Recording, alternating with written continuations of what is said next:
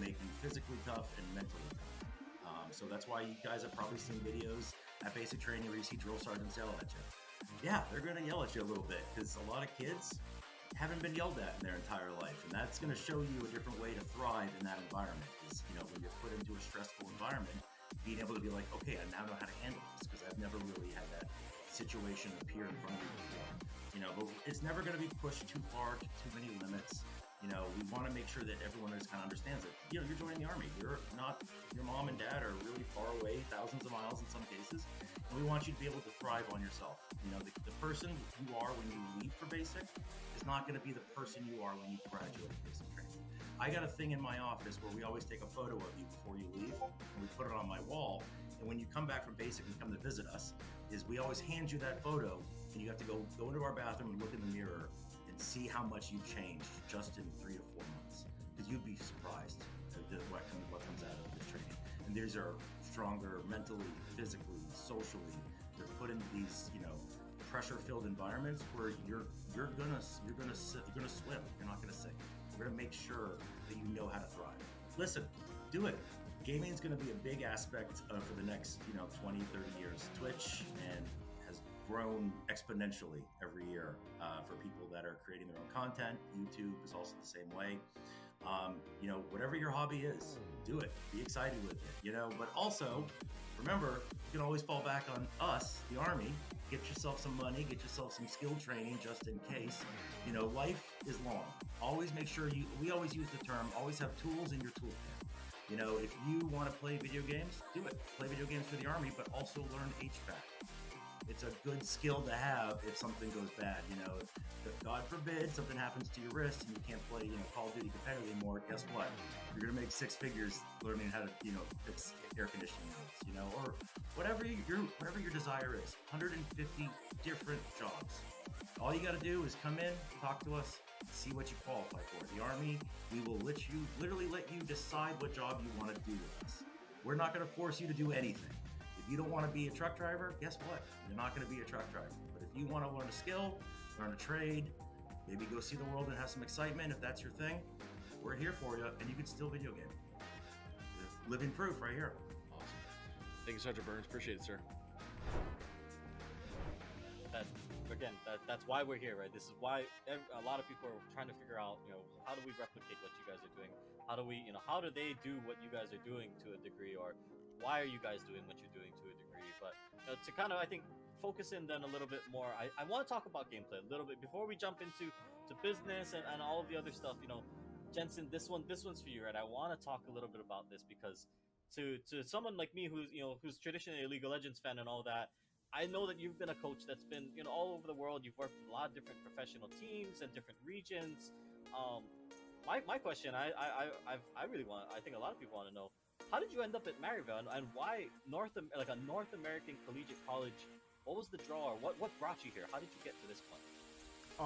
When I first came to NA, I worked with the models with the academy team, and I realized that there's low culture challenges that exist that's very unique to NA and esports, right? Where this is very interesting intersection.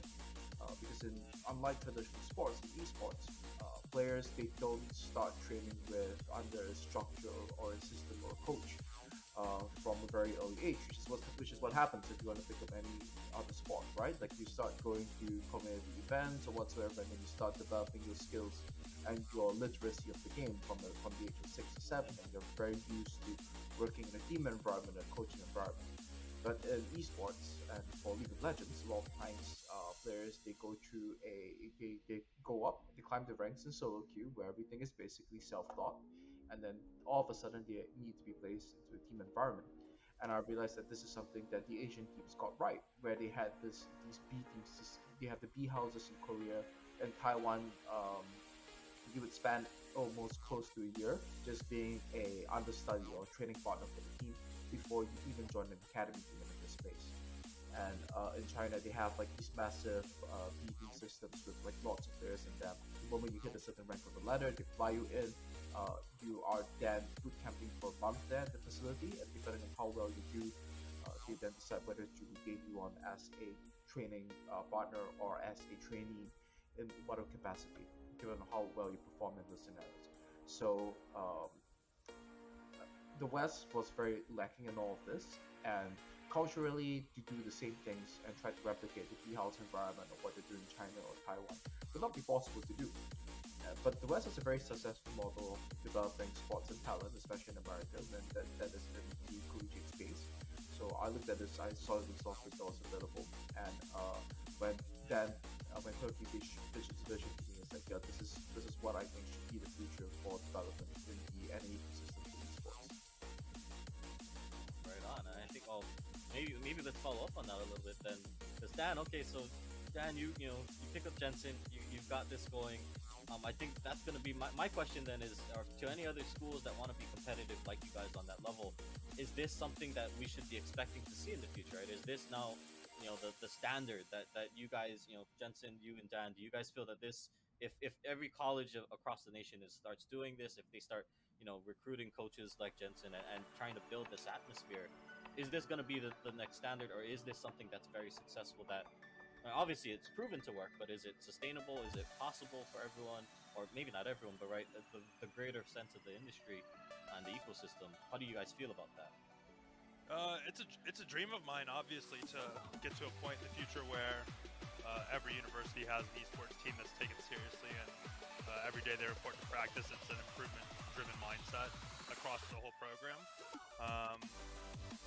I think for me though, like the reason isn't necessarily like to see like a March Madness with millions of dollars flowing through it. For me, it's a little bit more simpler than that. The reason why this is my vision is just because it's best for player development, just players in general. What we see in tier 2 ecosystems almost across the industry, that's like below academy, I would say, like right before you, I would consider academy professional, because you're making a salary, higher salary than exists in a lot of semi-pro sports, actually. But in the tier 2 ecosystem, you kind of go from like your parents' bedroom making no money on a Discord server with a coach that hasn't been certified by any national body, to playing academy, and that's horrifying to me. So while I don't see collegiate as being, or maybe it does end up being this way, but it doesn't have to be the definitive path to pro. I want it to at least be an option, like a parallel option, similar to how you can go through the Canadian hockey system, where you can choose to spend a couple extra years developing and maturing physically and emotionally in the NCAA model before you go to the show in the NHL. I'd like to see that reality in esports. This isn't something where there's a century of history to the competition. So it's a very powerful tool, especially when you're trying to convince your parents that this is a worthwhile pursuit, that you can get a college degree. And it's one of those things where, at least in America, with how expensive college is, getting scholarships after your after your 18 and 20-year-old years is usually harder academically. You usually get the majority of your scholarships going into school when you're an 18-year-old freshman. And the way that the current path to pro is set up, a lot of players are foregoing that span of time to try to go pro for no pay. And so for me, it's more about like a health of a pipeline, health of the ecosystem, health of kind of the player experience of pursuing this, and that's the big thing for me. Obvious it's a dream. I want Maryville to serve as like a case study and a model for that.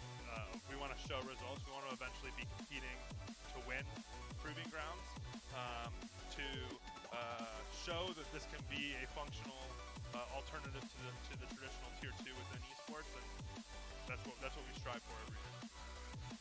I can add to that a little bit, just from a business perspective. I think, we're very fortunate to have Jensen and Dan here at Maryville, but I think if you're a university looking at, just adding a coach, maybe not to the magnitude of Jensen, but I think you have to look at the metrics. I think if you look at what the ROI and the business case of adding relevant esports within your university, what that means to your student life and all those different things, all those things that they try to check boxes within higher ed.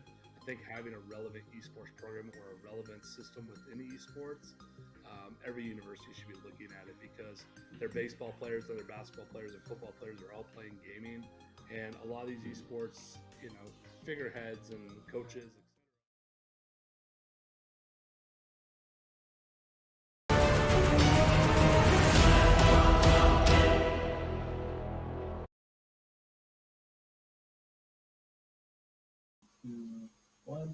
Hello, everyone, and welcome back to the Collegiate Esports Commissioners Cup East Online Qualifier Regional. And I'm so excited for this, sponsored by the U.S. Army and Army ROTC. I'm your host, like always, Paulie Hype, and I'm here to bring to you all the hype and, of course, all the college esports. So, without further ado, we are now going to start our esports U2 stream with some Rocket League, and we have some phenomenal casting for you that will be brought to you by Hail Monkey Man and Danger Taco. Before we go over to them, just a quick recap on our top 4 schools: Stockton University, Lackawanna College, Penn State, and Arcadia Knights. This match, semifinal, is going to be Arcadia Knights versus Penn State, the number 2 and the number 3 seed, respectively. This is going to be an amazing showcase of some Rocket League action, and I can't wait for it. So before we go over to them, a quick 10 seconds for you Rocket League fans. Let's bring the hype. Danger Taco, Hail Monkey Man, you better bring it over the right way for college esports and Rocket League. Over to you guys, and let's see all the Rocket League action.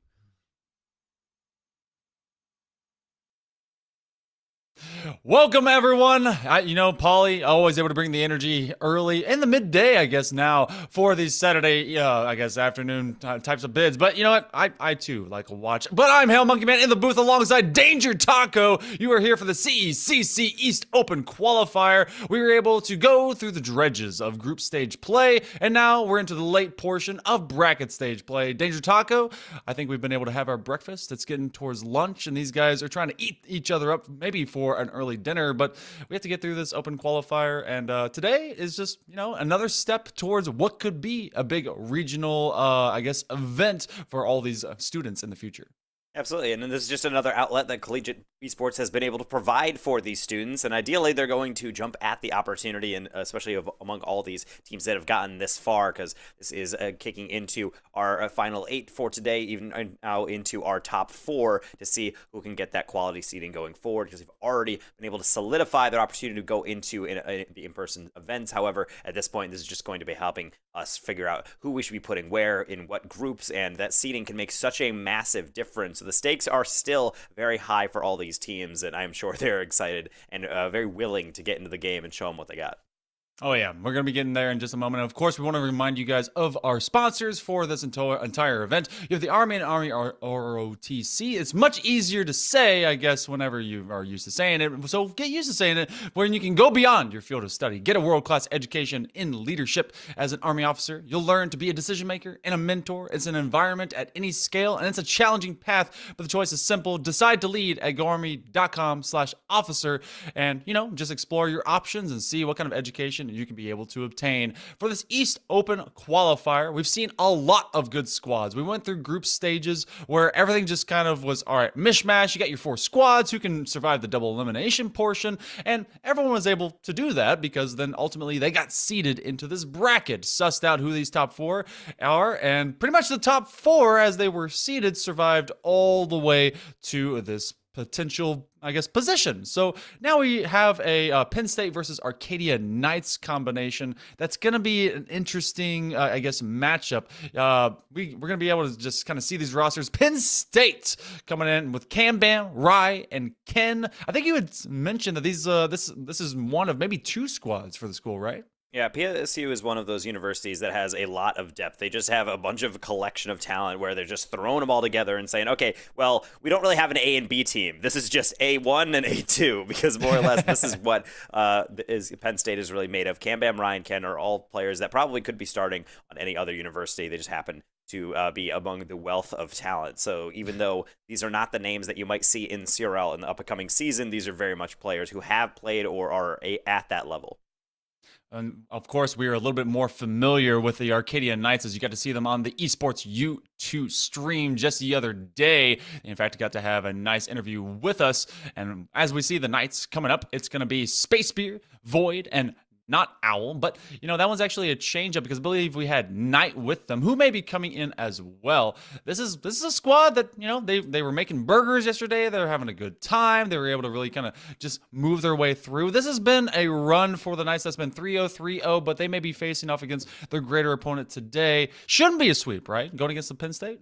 I mean, it's tough to tell because it's every team matches up against each other differently. And the main thing that about Arcadia that I always love is that we saw it in elements in the interview yesterday. Every single player that I've ever interviewed across any broadcast, when you talk to the Arcadia players, the one theme that's consistent is not that they do not care because they take the game seriously, but they're always so laid back. And it's always about we're having fun, we're joking around in comms, it's just we're going for goofy stuff. But when they really turn it on, they're a dangerous team. They just really like each other's company. They really enjoy this game. And I think that aspect of just not maybe like burrowing down and taking it incredibly serious and you're completely locked in all the time, it actually really helps them keep it free flowing. They're a super entertaining team to watch, and they certainly have upset so many teams and many brackets over the years. And I think they've only gotten better as they've continued to recruit these top talent. Well, you know what? As long as they're comfortable enough to be serving each other gourmet burgers straight at the mic and at the controller, then that's exactly the kind of camaraderie you want to be able to see. But we've got Penn State. We've got the Knights. Will one of these squads be able to make it out of this? It's going to be top 1 and number 3 seeds out of the outcome for this semifinal going into our big regional qualifier later this year. Let's get into game number 1. It's another best of 5. Who will stay alive and be able to maybe take that number 1 position?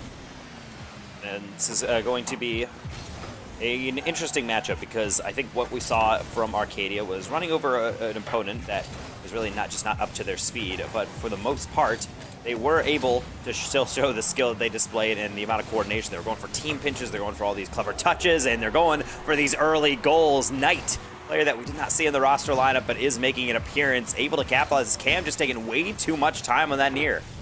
That's one that I thought. Oh, actually, there was one other player that didn't recognize in the lineup as well for Penn State. That was Peach, because I think we saw Rye, we saw Ken, but did not see Peach, who maybe Peachy keen to get out on the field. But yeah, Knight was in the combination for Void as well as Not Owl. Really kind of had that darkness to them, but they've been able to be bright for these talent showcases. Arcadia with first blood here in the first 30 seconds. Rye trying to pass it over to Peach, who responds well. That's a 1-2-3. Goes over to Cam, trying to find the BAM, but it will just land a little bit short. We'll be able to see Penn State trying to mount up some offense because Arcadia, despite their boost control, as we see from Knight on their camera, not really getting these clears out. It doesn't help when 2 players miss either. The third player not going to get contact either. How does Penn State react to that? Apparently with a near post pass, that's not going to be enough. They're not acting quick enough to take advantage of the numbers, and they will unfortunately suffer another clear, but a thrilling opening minute is exactly as we probably all really hoped out of a series like this. And you want to see as the competition goes further into the bracket, how much closer can squads be? You have some of those dominant forces at the top of the hierarchy. They're at the top of the food chain, and they make sure that everyone knows about it. But this one has a little bit of attitude behind it, especially from the Arcadia side. They're comfortable with one another, but it's about being comfortable in the skin you're in as well as in the competition that you're participating with. That one's coming off the sidewall, and that's an extra touch. Good second effort by Void. They tackle forward and move through, and they get 2.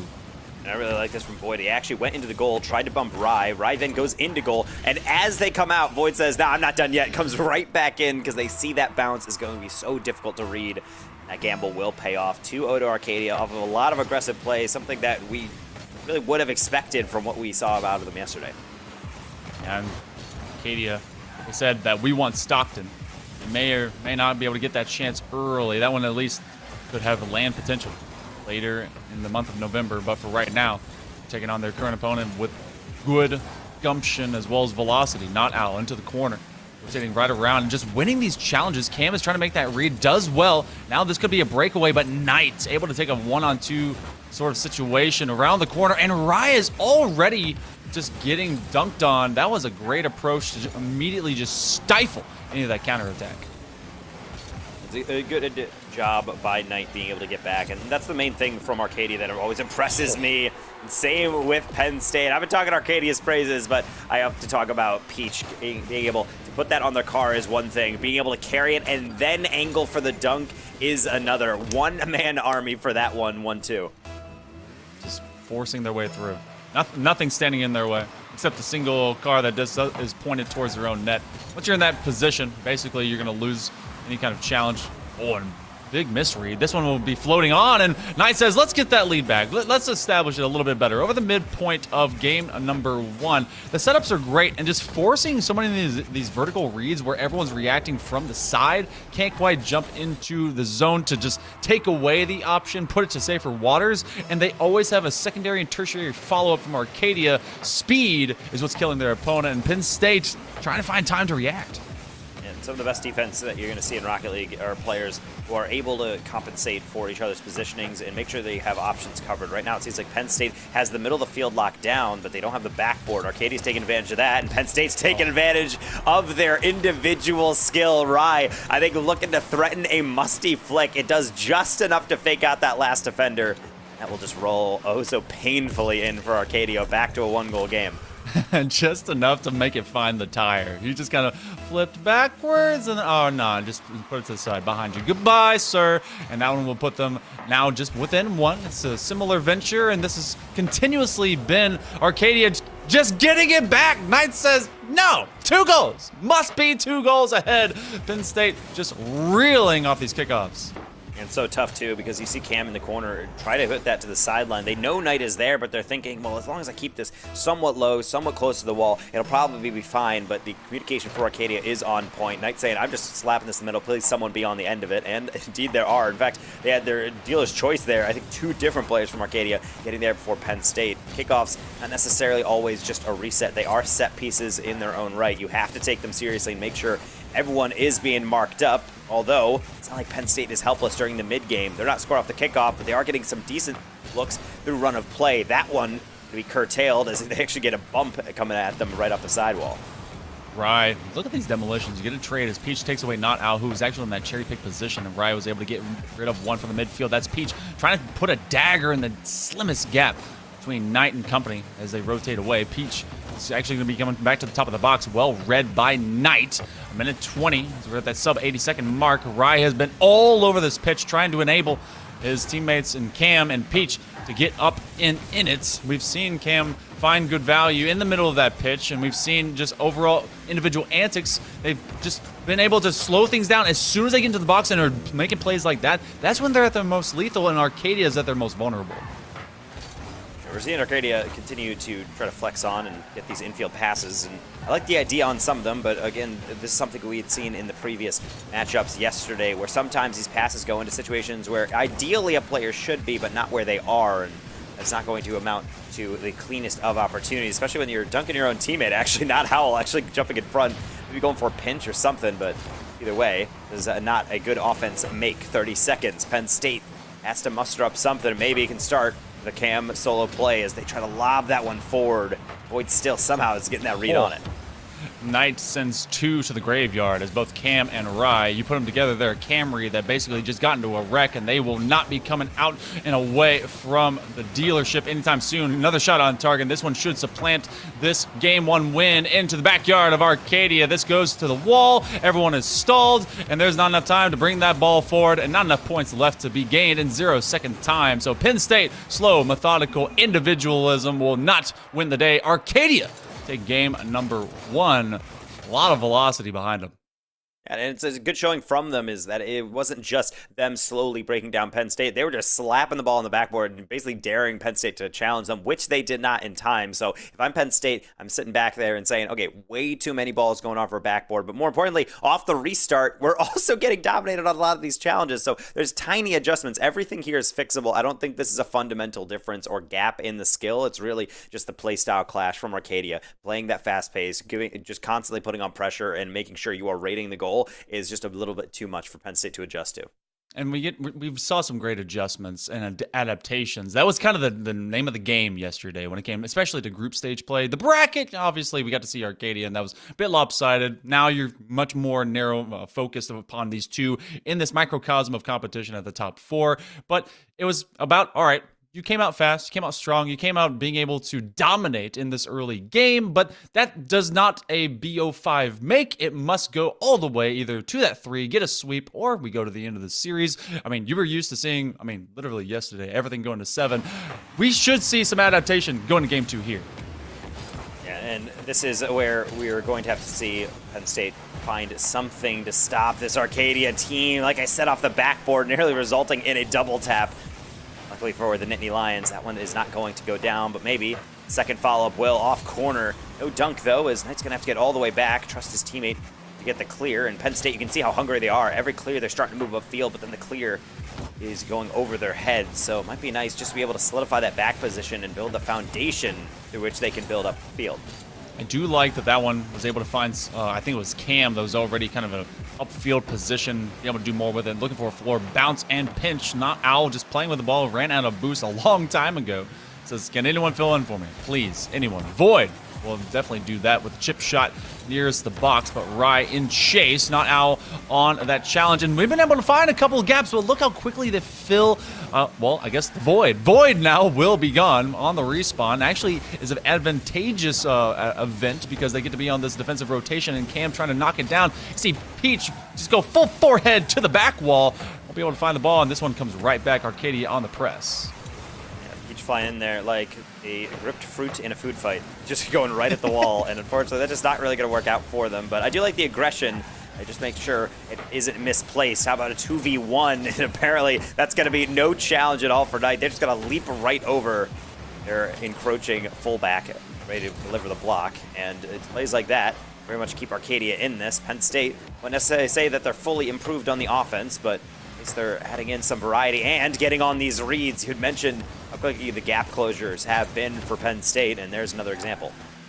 Pride is screaming in there. That's another setup, and that could be to a two-man option. Ends up having a little bit of help. Peach will move it through. Cam is credited with this assist as it kind of rolls out from the box, and a nice undercut to steal it away from Void. And Peach just proving that they are as big as a grapefruit, and because, you know, Peach is got kind of that weak skin on the outside. No, that one will punch right in, and that will be first blood for Penn State. Very well done to be able to just get in the way. I mean, granted, we do see an Arcadia player kind of give that last touch on goal, and I would not call that an own goal by any measure. It was Peach being able to put it in a difficult position and then get, I would say, based on the ping pong, it's about 5 50s back to back to back. So that is all you really need to do. Outside of defend, Cam, not going to be worried at all about that. Sets up the Musty, even gets the follow through. That's going to roll high. Not Owl has to spin around to the backboard to get that one, and the extension through. I do like that one, but Rye, very perceptive, very prescient, are able to get that touch away, and Peach is on their way to a double tap, barely robbed away by Knight. The follow through from Penn State. These 50s will continue to be near goal, but not quite on yet. They've really evolved what they did slow in the box on individual plays, now into much quicker successions and greater presses and just all these pushes from beyond the box, and it has a lot more tempo to the temper that they're trying to bring into Arcadia. But the rampart will not fall completely. You've had a cannon shot go all the way into the back wall, and the throne room was like, but no one has died as of yet. Less than 2 minutes to go. Peach trying to be able to just elevate this one and force the boost usage. Void does climb the ladder to go into the corner. The minute 50 mark, Arcadia is looking for their first shot, and that's a try to redirect. Peach at least had the attempt, and this could be a full clear, but you do have one man on deck. Ride can't make the read, and the flick will be on target. We're tied at 1, just above 100 seconds remaining. And this isn't necessarily a flick that'll win you any prizes for Goal of the Week from Void, but it is very unfortunate to see from Penn State, because what Void lacked in really the dazzle, the razzle-dazzle of that, they do have in the intelligence. They see Penn State have one player chasing him from the left. You have a player in goal slowly creeping up, but leaving that back post open, so Void just chooses accuracy over power. Will slot it beautifully for the tie. Penn State, that is how really fragile their leads can be if they don't protect that end goal, especially on the counters. We know what Arcadia can do when given time and space. Per example, off the backboard, Cam gets his first save, not the second, not Owl for number 2. Such a swift comeback from the Knights. Knights, they were under so much duress for so long, and not out as soon as ever. There's basically no backboard defense, no contention, just a free space to take a shot. And even though it was just above the defenders, they have the entire goal to make use of. Looking for that put in. They have the put back, but no, it's a fake out maybe? Peach was able to draw 2 defenders, but this one becomes a transition the other direction. We're at the 72nd and less mark. A stutter step. Good roll now. That one may get you some accolades. Void finds another. I love this setup from Knight. They take it off the sidewall, immediately threaten the air dribble, go straight down, and right as Penn State recognizes that, Knight is not trying to beat it out. They just turn their car, take a 50, trying to channel it into the middle, which is obviously where it went because Void was there for the finish. That is so well worked from Arcadia. The communication is on point and then some. Wonder if they're still having that double cheeseburger that they were talking about yesterday. Maybe some good leftovers. Maybe some spaghetti today. I'm not sure. Burger is the breakfast of champions, Monkey Man. It really is. You know, you either get that or maybe some cold pizza. But I mean, everyone's living the life of Riley on the side of Arcadia. 45 seconds to go. That's a passing play, and that's going to be a shot on target. Void has their hat trick. That one was well drawn up and well read. Just, you know, communication's clicking today. Yeah, I'm sorry, Penn State, if you thought you were back in the series. Apparently down the stretch, it is very much Arcadia's game, and you're just playing in it. As they will just march on down, and it seems like now it's just at will. The floodgates are very much open. Even on kickoff, there's a bunch of whiffs going on. And even after all that, it's going to go in again. Void for a very greedy goal number 4. Spread the wealth, my man. That 1, 2, 3, 4, and then 5. The 5 misses, and Void says, okay, I'm going to take my turn. Let me hit this ball. Just chaos. You send all 4 2-on-2 onto that kickoff, even one over top, and Penn State's just, they've got to be laughing at this point. We understand this is kind of a seeding match. They're definitely trying to be able to get up to that number 1 marker. But when you have some instances like that, you have to kind of dust this one off saying, okay, game 3, here we come. But it's not a say-die moment for Penn State, as they're going to try and draw up what is remaining in this game and see if they can be able to draw some extra, even if it's just morale boosting or some good looks going into the next. And this is very much a game from Penn State that game number 1 was one in which you have to take notes and figure out the tiny things going wrong. This is where you need to bring it to seal it and figure out, my goodness, is the dam really filling up with some cracks right now, because this is just a torrential downpour, a storm of epic proportions from Arcadia. They just rained down pain on the other side, and that is just an epic play from them, because they came from behind technically in this match, and then after that it was just all of them. So if I'm Penn State, my first thought is we need to figure out what's going on in this midfield, and more importantly, how to stop Void. The man is scoring at will. I mean, he's scoring at will, but he's also being set up really, really well between Not Owl and company. I mean, Knight was able to get, I think, near 100% goal participation on that entire game. So this is an effective team. They were down 0-1, and it was weird because I feel like that was all the way up until, what, the maybe a minute and a half mark, and they were then able to find one. And then, yeah, the one tiny crack, one just micro fissure in the dam, and then just I could be able to launch myself through that. I'm somewhat of a grown man, kind of, sort of, maybe not mentally, but we're there at least. And maybe these kids are able to do the exact same thing here. I call them kids. They're out there like burly men, able to take a melee to the side of Penn State. Penn State, they started great, and then as soon as they leaned back and allowed those counterattacks, it was just broken apart. And Nittany Lions looking like kittens right now, but that's okay, because that is why we have full series going on here. There's still best of 5. They're trying to make sure they get the best usage out of the remaining 3. This is a reverse sweep required. The way Arcadia is playing, I would not want to be a team that is responsible for taking them down, but anything is possible, I am sure. Penn State is fully aware of that. They're actually sister team, having to suffer nearly a reverse sweep to get into CRL, so they know how quickly this can happen in the collegiate space. Cam over the top, not gonna go in, but the follow-up is sure. That's one of those that you know it's either going to be a clip and a half or it's going to be a setup for your squad. Especially, it's just a matter of pancaking it to the back wall. Cam, at the very end of it, they knew, all right, I don't have any clearance space. So Peach, come on up. And it's just Price's right time, and they were able to guess it straight on the mark. First 25 seconds goes to Penn State. Got to build upon it.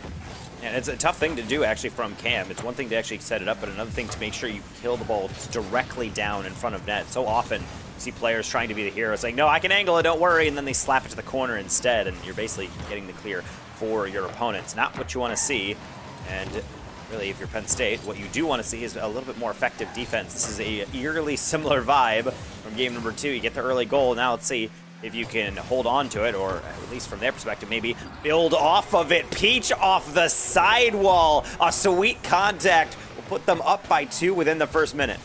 He's just waiting for anything that's a good feed. Rye was able to elevate this right into the corner. What a fantastic roll. And that position, they didn't have to work too hard to come from top of the box. They were more into like a back pocket sort of rotation just nearby. And because of that, it was as if they had set it up for themselves for an individual play. This is the first time that Penn State has multiple goals above Arcadia. Oh, and a little bit of an assist. Knight ends up being given an inadvertent back pass, but it doesn't quite go through. And this is where Arcadia needs to be for Penn State to start rocking and rolling through a possible reverse sweep. But we are so early into game number 3. Arcadia, lots of time to be able to recoup. We're seeing a bit of deflection here as Arcadia was trying to leap on top of it. Not going to work out for them. Cam just loves those musties, and he doesn't even need to hit one to score, as you can see. He's so close, finding its way on the near post. Peach now, last defender, has to get compensated for. A little bit of demo.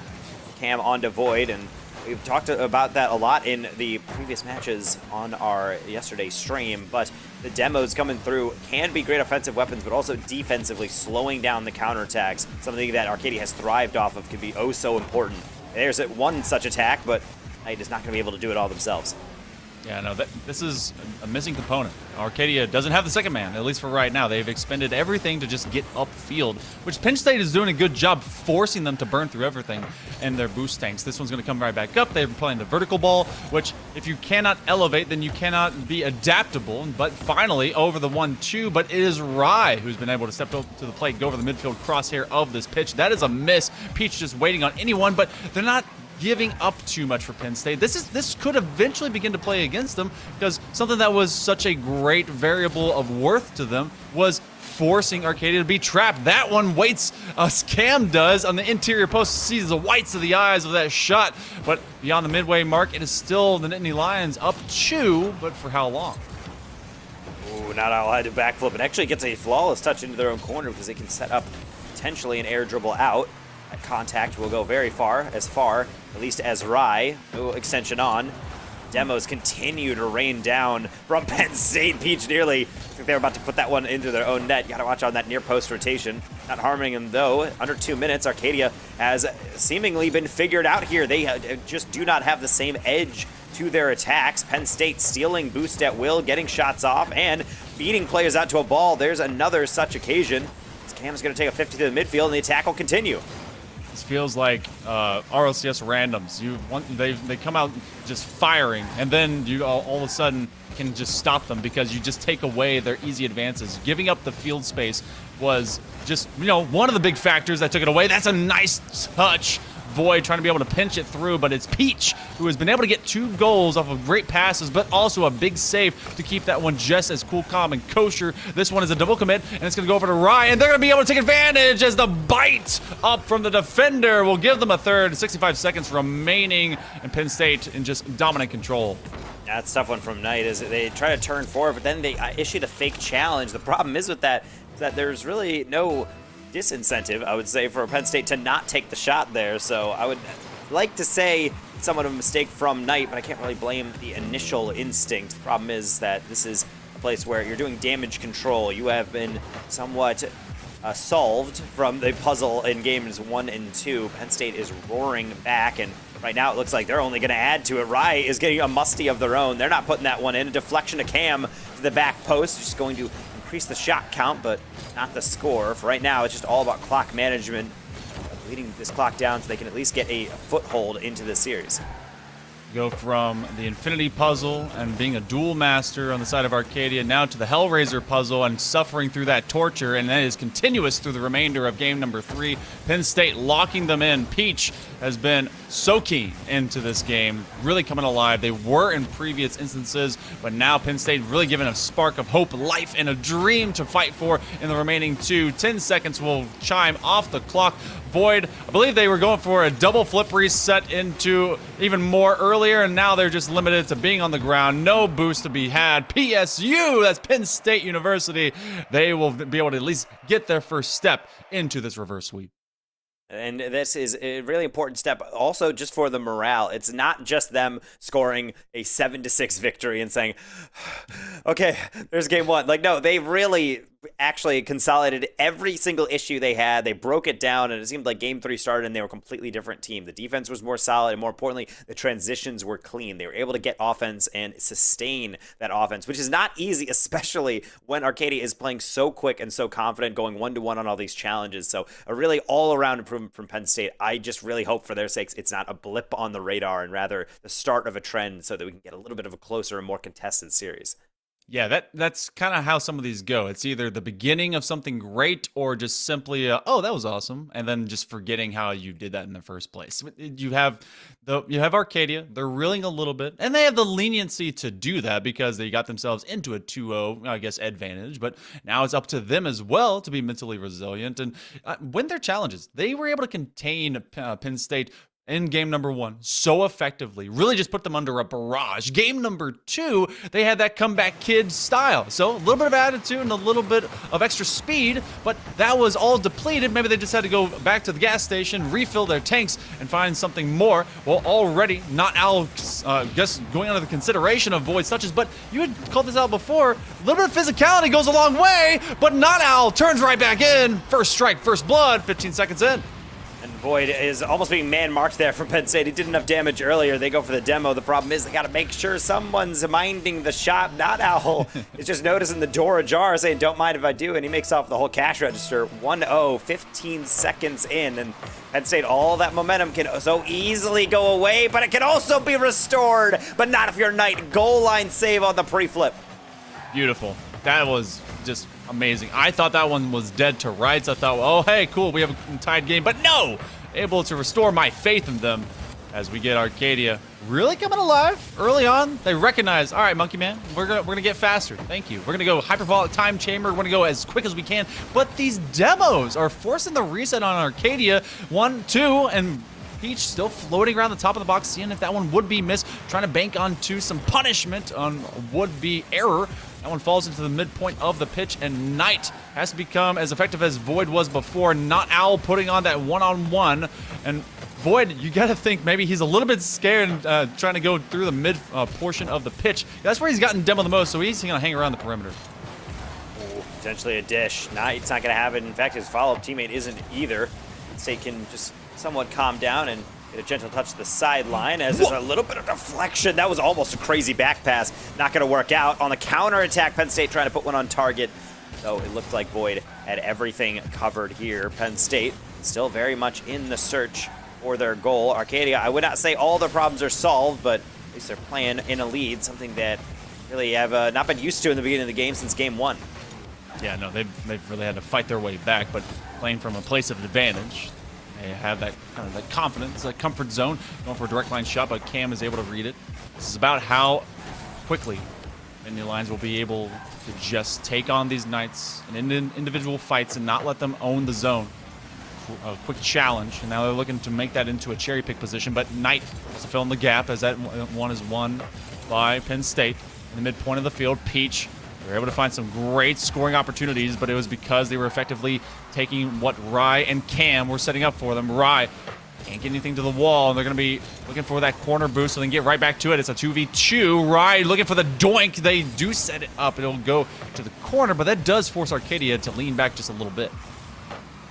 Cam striking that one deep, and I like the idea, but Arcadia seemingly going for that corner boost instead, has to peel away, get the clear. So Arcadia certainly being kept on their toes. Penn State getting an assortment of different approaches. They're going for the long ball. They're going for these infield passes. I think that has actually been a huge part of their improvement. Problem is the 50s have not been part of that one. That's going to lob up perfectly for Void, and they are a striker of all strikers in this series. Yet another goal into their tally.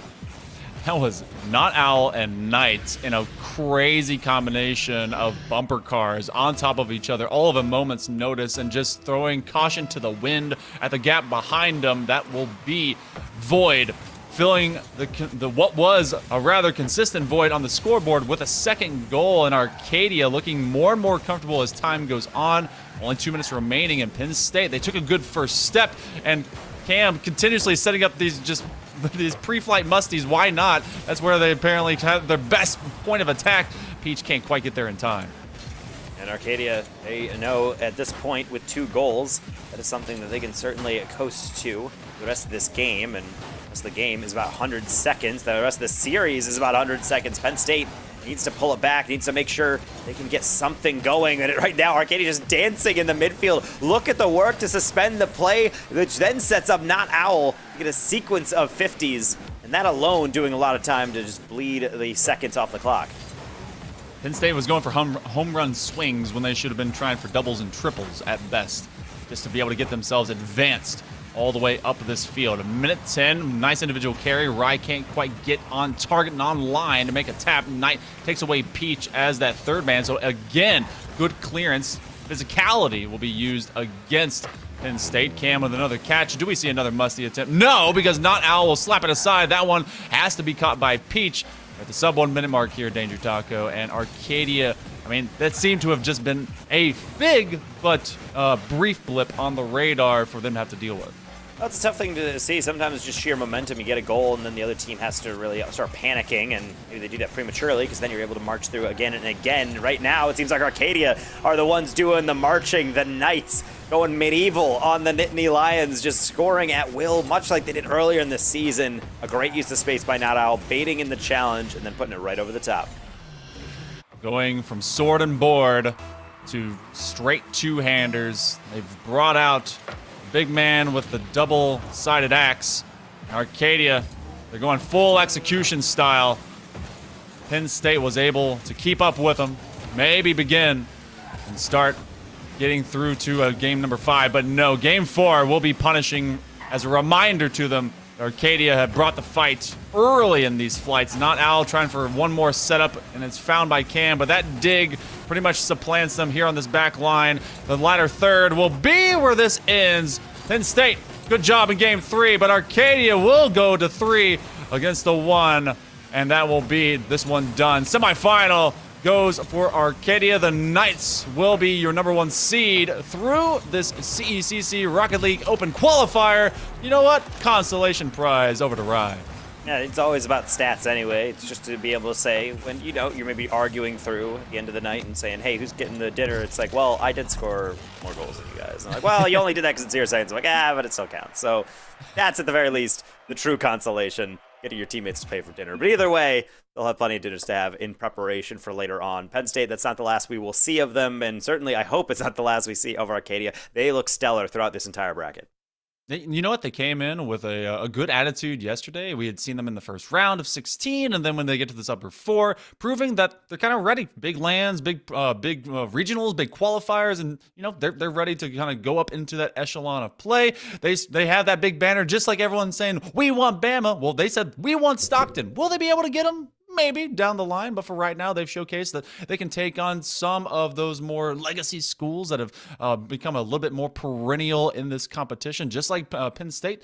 But we're going to be taking a short break. We're looking for an interview from Arcadia. Will they have burgers ready for us on the barbecue?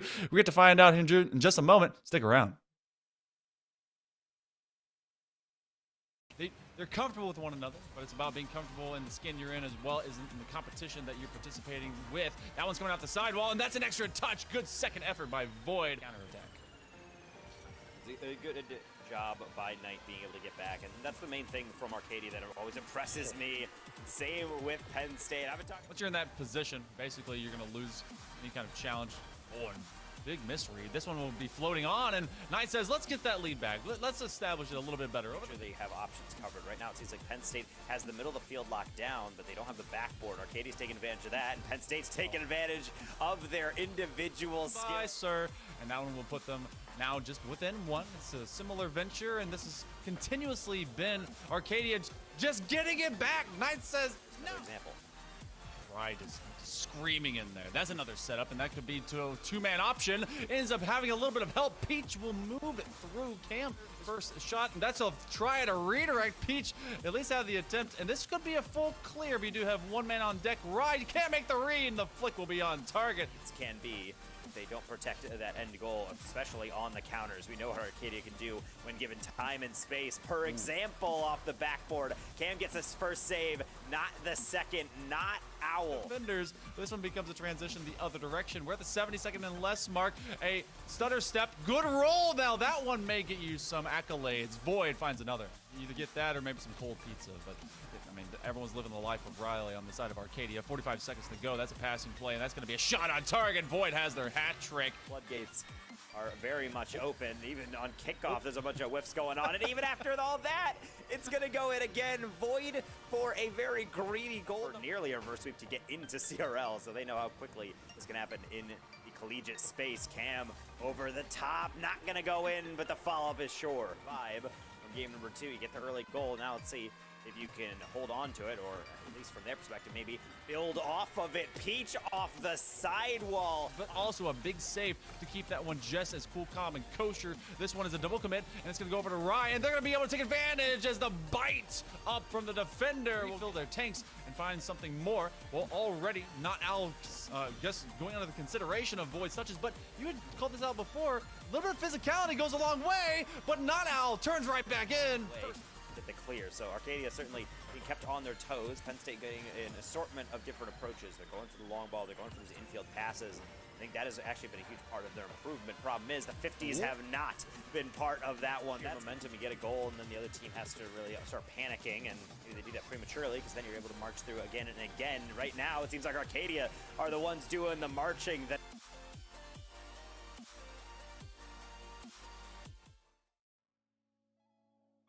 Hello. Happy New Year's, everyone, and welcome back to the ECAC Esports channel. As always, my name is Kyler Tando, and I once again have the privilege of introducing you all to some of the best collegiate esports plays. Now, I know when we left off last year, I teased a little bit about some big news on the horizon, but that news is finally ready to break. Now, this year, in partnership with CSMG and their newly launched Esports U network, we will now be able to bring you guys double the amount of ECAC matches. So, with double the matches comes double the highlights. And with that said, I mean, obviously, right, do the math here. It means that we get to take this series of videos to a weekly top 8 instead of just the top 4 like we did in the past. But anyways, that's enough out of me. I'm sure you guys are ready for some hype plays and crazy moments. So without further ado, here you go. In our season opening clip, we have Ghost and Ox with a devastating 1-2 combo that just breaks SLU at the knees. Or is it boosters? Can't fall through. Nice bounce, but a nice goal! Right past the defender. Ox makes it look easy. I'm so surprised because I couldn't. At number 7, Rawfam pounds his chest and decrees that he is the strongest in the jungle with this sick 3K to flip the point. The arms and keeps everyone alive through that. Amplification Matrix came through, but we didn't get the same benefit we saw last time with the Amplified Fire Strike. Instead is Angry Monkey time from the fan with a 3K. Call that the Primal Blade.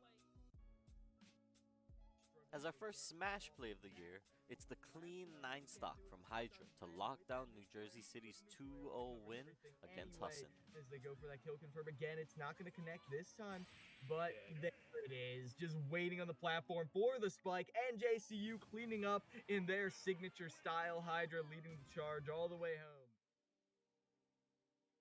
Next up, it's every shorty player's dream, and what's going to be a Welcome back, everyone. We're getting into an interview. I'm Hail Monkey Man in the booth alongside Danger Taco. And Taco, one more time at the end of our broadcast, we're getting into a talk with some Arcadia Knights. One in particular, we're bringing in Void from Arcadia. Congratulations, Void, as we get to, see a showcase of y'all's skills. You really brought it to the limit. And, how you doing today? How you feel about that victory? It was pretty cool. It was annoying waking up pretty early on a weekend, but had to see it through. Had to show up for the boys for the one time. I love the dudes at PSU. They're all goats. Love them really much. I bid them all the best of luck with their season. But yeah, it was a good win. It certainly was a good win. And when we did speak with you previously, with y'all yesterday, it was you were eating a burger while you were playing. This time, you have moved to a different meal. Do you feel like that has helped you? And what was that meal for our viewers? For the viewers, it was a fried egg sandwich. The goat, not Al made it. Breakfast was on him. The burger came in clutch, but I think the eggs really helped me strive to hit those shots. You know, the eggs buff go crazy. It's a good dose of protein. I need to know because you guys give a lot of information, not just from your gameplay, but also from pre-play. And we kind of ask about everything from the school as well as you guys. You put that you enjoy skydiving. Does a little bit of that thrill riding really play into how you go into play some Rocket League? Because we see you go to the sky, take some big shots. You were taking some massive shots. Do you use that motivation maybe of getting all that adrenaline, bring it to the game? Yeah, skydiving is a pretty fun hobby of mine. I've been doing it for a little bit. I haven't been able to do it recently because of college, you know, broke college student. But with that thrill, it's kind of really helped me learn to kind of keep my nerves in check. My freshman year was pretty rough. I used to get really nervous. But with that kind of experience and kind of just facing 3,000 feet in the air, you know, it's really helped me kind of strive to be a better player and I guess find myself a more better player on the field. Wow. And I think we definitely do see that in how you guys play. One thing that is, I would say, the most consistent thing about the Arcadia team, whenever I interview anyone, whether it's Space Beer, whether it's you, whether it's really anyone who wants to step in the booth, is that you guys tend to have a lot of fun when you guys play. You seem very laid back in the interviews, and I feel like it comes out in your play style. Do you feel like that's an asset your team carries forward? Because I feel like when I talk to these players, they're so locked in all the time. But with you guys, it's like, no, we're having a blast. Do you feel like that actually does help you guys out in these high stress series? Oh, absolutely. We always play every game like we're the absolute best. We like to give sass and have egos. You've seen Space Beer. The dude drives around in a Ford F-150 and still clips on people, which is hilarious. But it really does help because when you kind of play more laid back and have fun, it really lays off the nerves and allows you to kind of have your full free will in a game. As you see, like all these players, they're locked in. They only see one thing and they're kind of taking the game too serious, which is like, for me, when I take something way too serious, I just don't do so well. So I've kind of learned to have fun. Losses happen, wins happen, but lately it's just been kind of like we're really egotistical and we just think we're better than everybody. You know what? That confidence really does permeate into your style of play and onto the field. Y'all's gamer lean, instead of elbows on knees, is more just laid back, looking at the ceiling and just having a great time. So that's awesome to know, awesome to hear. Any final shout outs for any of your fans, maybe your family, your boys out there? You did a job well done today and able to get that #1 seed. Just anyone out there you would love to be able to get some of that support reciprocal to. I want to shout out my mom and Bill Rogers. Bill Rogers, director at our school, coolest dude ever. And shout out my boy Max, love that dude. And yeah, that's all I got. Hey, you know what? Y'all did a great job. Congratulations again, winning your semifinal. You guys will be taking that upper seed, and we'll be able to see you guys later on at the big regional qualifier. Job well done today, man.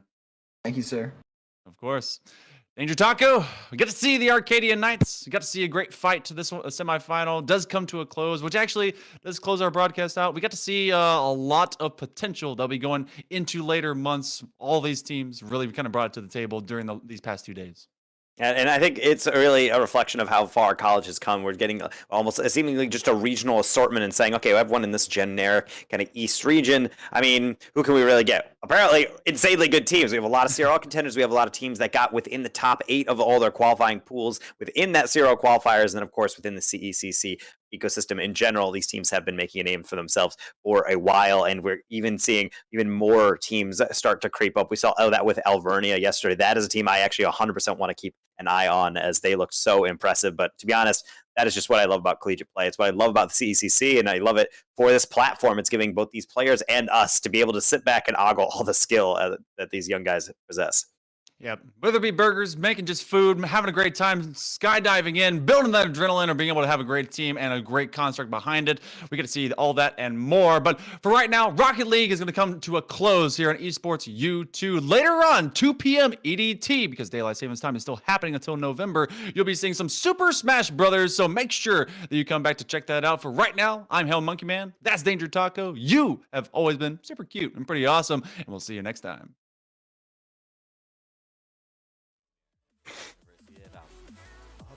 and personal. This is the one player who's got a chance with his read. No timing here. So step forward now into the angle. Certainly good for one. There's the one. No one's respawned. He's reloaded. This never happens to a shorty player. Nebula's up now. In our next clip, who needs teammates when you've got a wall? Grim surely doesn't. Snaps and passes. They tried their best, and that is an open goal. But unfortunately, off the top, it's going to be the header in. Tit for tat, Grim takes it in on their own. Spicy little double tap right there. You saw him looking for it, but that's not an easy read. Rounding out our top three, it wouldn't be a highlight video without our first ace of the season. D. Duraco, this one's for you. Enjoy. LGSD. A great shot. There. Oh, Robin, deep push for an ace. Rocco looking for one of their own. It's going to be a 4K already coming. Now he's one. So hard rotate through. And the kill. Rocco picking up the ace early and during a true single player. In our runner-up spot, AZ Tropical has a bunch of things to do with this split. The SD into... Well, he's got a lot. Just take a look. All right. 2 stocks to 6 for the Fanshawe team. Start out strong, 45%, 54 uncontested. Let's see what Andy has to offer, because right now he's getting zucked by the Street Fighter. Very good option coverage with those up tilts, but you're going to get jabbed once, and there's the uppercut right there, sent straight off the top. AZ Tropical now battling it out on Yoshi's story. Looking kind of tough. And as I was saying, if a character is going to start steamrolling, it's definitely a character with so much crazy zero depth potential in the team because, wow, only 19% so far. If this isn't a single character, this is going to fire a missile. Oh my god! Getting dared right in the face. AZ Tropical only 2 stocks away from tying. And in our number 1 spot in the you hate to see it category, what's higher than a high noon? Well, the Cummings has the answer. Making important and inexorable progress.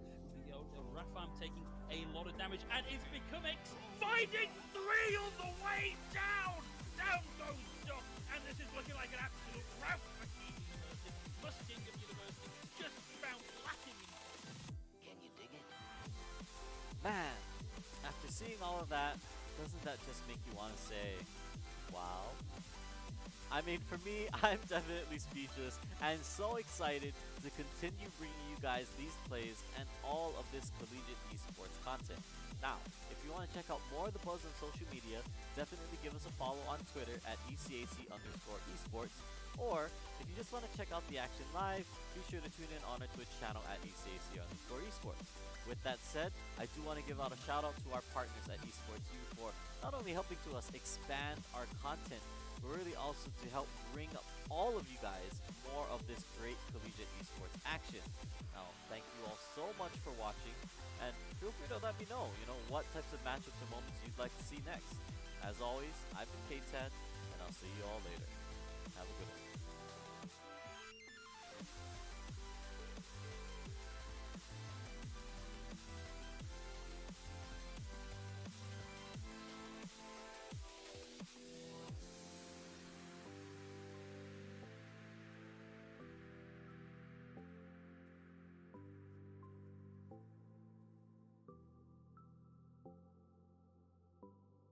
Is that we don't have these preconceived notions, and we're willing to listen to our membership and read the room, read college athletics and how it's connected and how it's not, and take what we have expertise in championships, but also throw out some of the other stuff. I remember when we first started, there were some conferences were applying their amateurism rules to all of their esports competitors, and I think we knew enough to know that no, that's not going to work in an esports culture. It's got to be very different. And by the way, the NCAA was going in a different direction. You can see the train had already left the station on that, and so it's an incredibly dynamic area and ever changing, and will continue to change. And just as we didn't know when we started what it's going to be looking like, I think similarly we still don't know what it's going to be in another 5 years.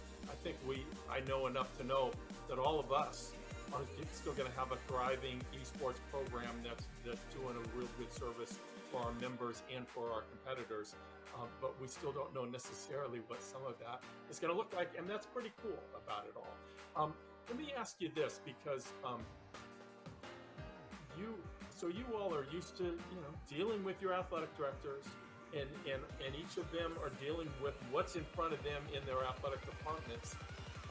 My guess is at least some of your schools are that this is not necessarily operating within the athletic department. And can you talk about how you navigate that in a conference office, and maybe the best way to handle that, or do you have preferences? Do you try to steer them one way or the other? And just talk a little bit about that, if you don't mind.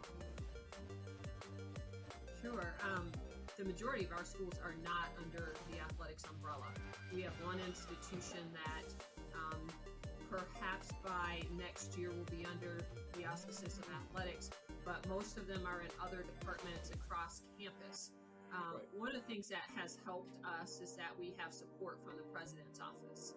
And so in order to participate in Mountain West events, you have to have an adult non-student administrator that oversees that, the eSport program. And that's where we get assistance with, eligibility checks and, please complete your roster, things like that. I don't know in the future, and it depends on, who's sitting in the athletics director's chairs, whether or not more esports teams will go under the umbrella of athletics. And I'm kind of indifferent in terms of whether it should, because I don't want esports to go down the road that some conventional sports have gone down with the NCAA. So we have a unique opportunity to kind of craft esports in a way that fits what esports is, as opposed to trying to fit it into a conventional athletics box, so to speak. Right. I think the success of our program in getting participation is exactly that. The fact that we're not tying it in necessarily to athletics and NCAA eligibility. Like Carolyn, we probably have 3 or 4 schools that are under athletics. And I know it puts them in a difficult position sometimes trying to make some decision. I got a request recently to consider allowing part-time students to participate during this year, because some schools struggle sometimes to fill out all the games that they want to play with us. And we held off on that for now. We deferred to the institution and say, what's your policy for those that are under student development or activities? What's your policy for allowing students to participate? And if you certify that they're eligible under your current policies, then that's good for us. I also think, and I was part of some of the conversations early on with the NCAA years ago about the NCAA getting involved as a Division II representative, and I was crossing my fingers that wouldn't happen. Just because I think this needs time to grow. Can I ask a question, because you mentioned part-time enrollment, and one of the things that we've done here is that as a conference, we've just set eligibility standards, full-time enrollment, making progress towards your degree as the institution defines it. Are you guys doing something like that as well? Because we've gotten that part-time enrollment question and we've said no. Yeah, no, I don't think we've gotten that far down the line, Carolyn, to ask for that. I think we kind of put it on the institution, but we do say that the student has to be a full-time. Now, they could be a full-time grad student, but they have to be full-time as the institution. Yeah, our eligibility requirements are just as simple as can be. You have to be a full-time student in good standing. Yes. And after that, and that's about it. Now I think we wanted as few impediments to getting this thing rolling as possible in the outset. I do think as schools get more competitive, they will start to distrust one another, and that's why we have this 500-page NCAA manual, because schools distrust one another. But we're not there yet. Right now there's still a collective, let's move this forward. And the fact that the NCAA is not administering it, I think, is really helpful to the growth of it all. And yes, we allow grad students. We don't even have a 4 or 5 year clock. if you are full-time enrolled for 10 years in good standing, you can do, and why not? Why would we not say that that's okay? Now, eventually, like I said, we may change our minds if the schools require it. They say, no, this is crazy. Look what they're doing over there. We don't like, but I think we're still a long way from it. Alex, do you have anything? Yeah, I mean, I echo everything that really Carolyn has said. You're gonna have to forgive me. What was the original question? It's been a minute. I know. I'm sorry.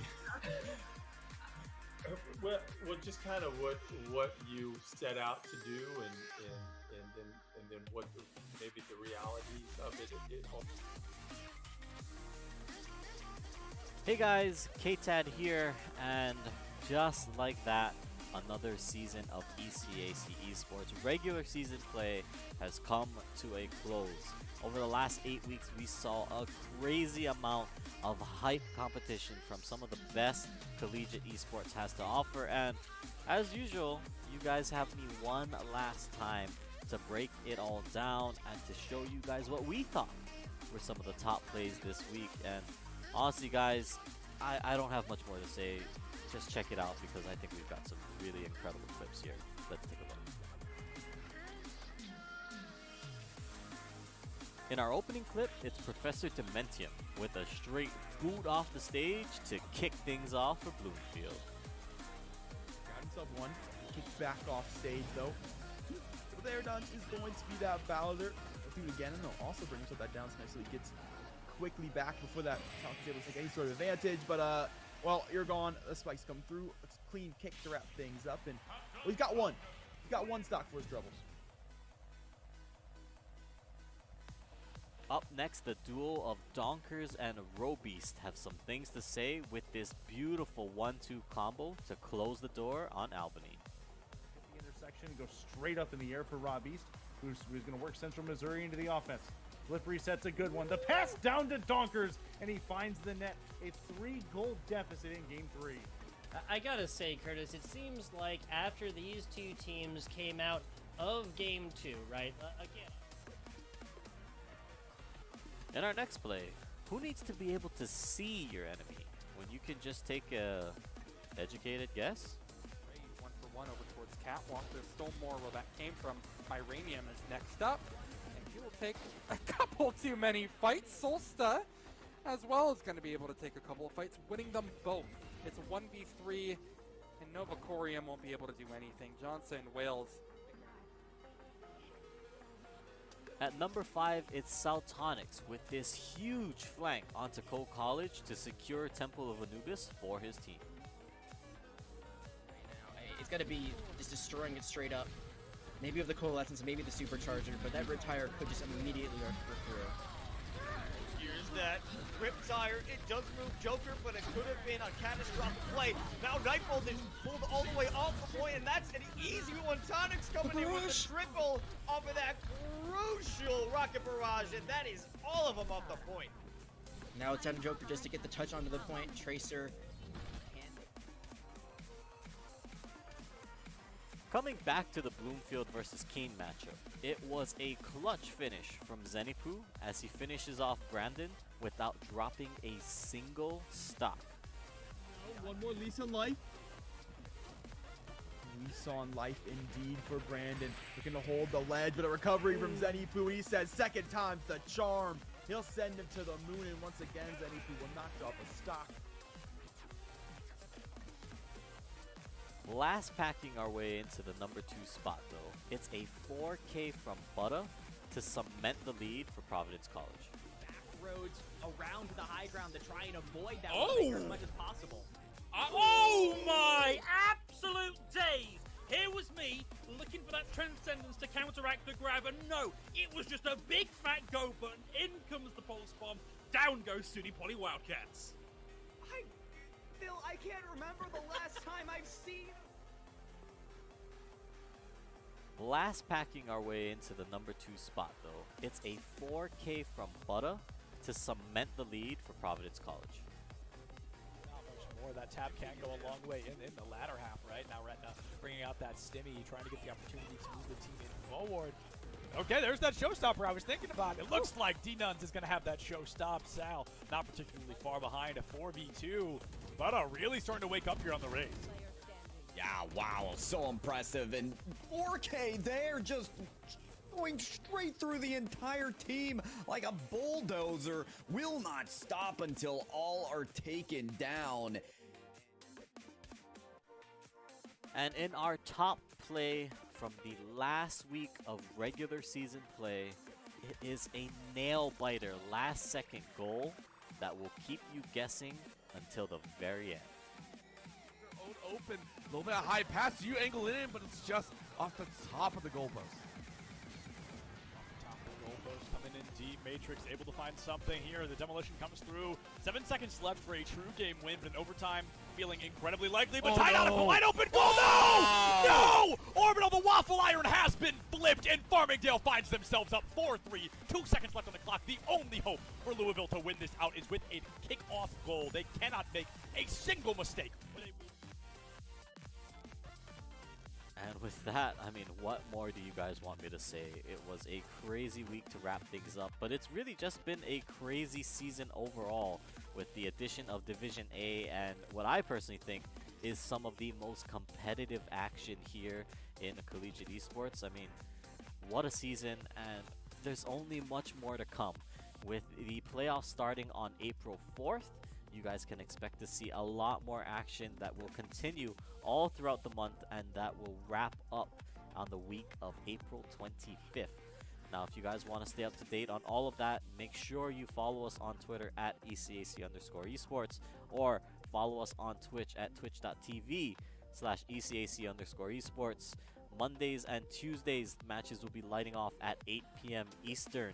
On Wednesdays, it is going to be the doubleheader of Rocket League and Overwatch at 7 p.m. Eastern. So make sure you guys are tuned in. And as for me and the rest of the crew behind the scenes that works on not only just the production, but these highlight videos for you guys, we just want to say thank you for joining us for what has been another incredible season. And we look forward to so much more that we're going to bring you guys in the next school year, in the fall and the spring and beyond. We've got a lot of great things coming, so stick around, don't go anywhere. Come back right here to this channel, to this Twitter, to this Twitch, to this YouTube, wherever it is you see this. Stay tuned, because even more is on the way. Thank you guys once again. I've been K-Tad. It's been a wonderful season, and we'll see you next time.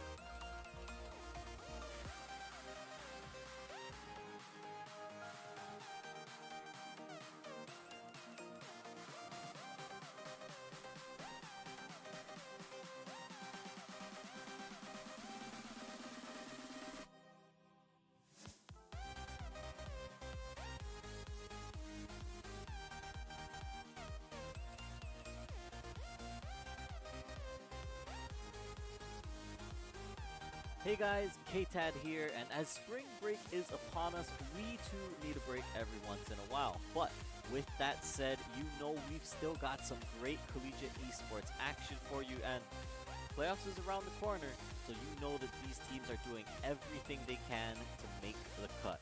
Let's get into it. Starting us off, it's a POTG for POST, as Hydra spins to win and keeps his team alive in their series against the Colonels. So if you did that everything needed, you know that the reverse if it's going to equate processor with the best. At number 7, Floppy's got a show to put on for us as he juggles Sen around the stage. How will they make it back on? Just immediately opting to go for the ledge, eating an up hit, and really not going to be dying quite yet. He is quite a hefty boy, but what a follow-up. Yeah, ping pong. It's overtime out the gate for our number 6 clip, and eBest Drew hangs us a little to the left to clutch it up for Farmingdale. Gets it over one, has Indemnity to work through now to flick over him. Chance, oh, it's top of the box for St. Drew. That's a goal, game 1 winner for Farmingdale. Yeah, that's eBest Drew right here. Fantastic shot reception, or that pass reception, I should say. After Otto puts this across the top right here. Up next is Curious George with the Cura Ace to clutch up the round for Keen. And yes, the editors came up with the name of this clip, not me. Now you're going to be talking about a bolster close punch here. It would probably be in the best interest of Keen to go ahead and save the weapon. Not exactly sure how their guns are looking, how their economy is looking. This just seems so unfavorable for them. They're sort of making it work, mind you. Curious George, he's going ahead and giving it the old college try. He's going to make it an ace, but does he have the time behind the snake bite? You can go ahead and stick on it. And by God, again! Keen just cannot keep getting away with it. They're disjointed, they're scrappy as all hell. It's the old faithful in our number 4 spot as Putna and Kofe toss out a huge grab dragon to flip the point and secure map number 1 for Nickel State. We're gonna have to fade out this immortality. First, we're gonna see that committed on the back of the grab, but the Dragon Strike is massive. A 4-shot for Kofe. And with that, the Colonels will take control of the point once again.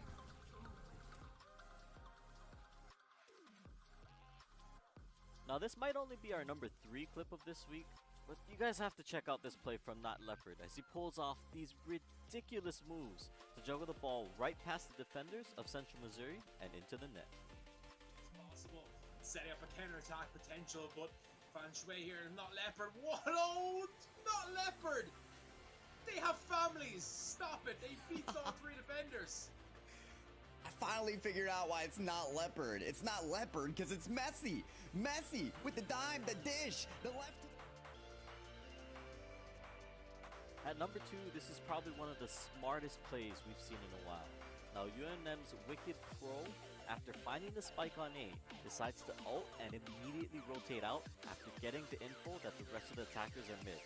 What happens next? Well, just watch. Frustrated about that one. Oh, and this is a great play going around from the smoke from the belt. They have the perfect opportunity, and once that falls, everyone will be revealed. They'll be hit with the decay. This could be huge. Yes. Mishiro caught on the zip line. Wicked gets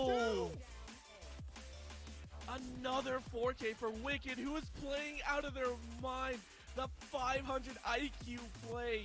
You knew that it was a weird angle to have that Viper spit. You knew that they were going to check everywhere inside. Alright, number 1, let me break this down for you. Series 3, last man standing. The anchor in Atata as he somehow manages to bring Illinois Wesleyan back from being in a 1v3 for this series. Big lead here for Wayne State. We'll see. You know, Atata's not out of the counters yet, and they might be looking, I mean, they're definitely looking to take this away with their 3 stocks. You can't play too risky. Okay, we see the NPA flash there. They're going to make it back to ledge. We also saw a pretty Hail Mary forward smash there at low percent at that. The risk reward on that is a little skewed. Ooh, look at this jab reset into the forward smash. What a beautiful combo. They just feel confident in their team, and there's nothing more that I love with that. But the mess is already trying to make a statement saying that you should have brought the person who could take the stocks first. That is amazing right there. We saw the PK fire. Multi-hits goes for the downer. There's an off-stage air dodge. Suddenly, this is looking very bad for Younglink and potentially Wayne State as a whole. Side, don't let them grab you. You still got to be careful. Ness is a threat no matter where they are on the stage. Nice rising fair to kind of even that out. Good blade beam to catch the PK fire. Maybe the PK fire is in reaction. There's a climb hazard. This is Ness's time. That forward tilt takes it. And IWU, Illinois Wesleyan Titans, takes it over Wayne State College 2-1 across the set. The final game going 2 stocks to Atata over Chef Louis 0 stocks. Oh my goodness, what a heart-wrenching. Well, there you have it. What a crazy week it was, and honestly, I know it's only going to get even crazier as we move on. Now, the competition is fierce not only just in Division A, but even some of these open division matches are going the distance and coming down to the wire. Now, as always, if you want to stay up to date on everything, give us a follow on Twitter at ECAC_esports. Or if you guys want to check out the matches live, we broadcast Mondays and Tuesdays at 8 p.m. Eastern, Wednesdays at 7. Once again, a special shout out to our partners at Esports U for providing additional coverage of our matches on their network. But I mean, that's it. That's all I've got for you guys this week. We're only 2 more weeks out after this, and I mean, I'm really curious to see how the playoffs shakes out this year. But don't go anywhere, guys. Come back right here every week, every time. Same day, same time. You guys know how it runs. Don't go anywhere. I'll see you guys next time.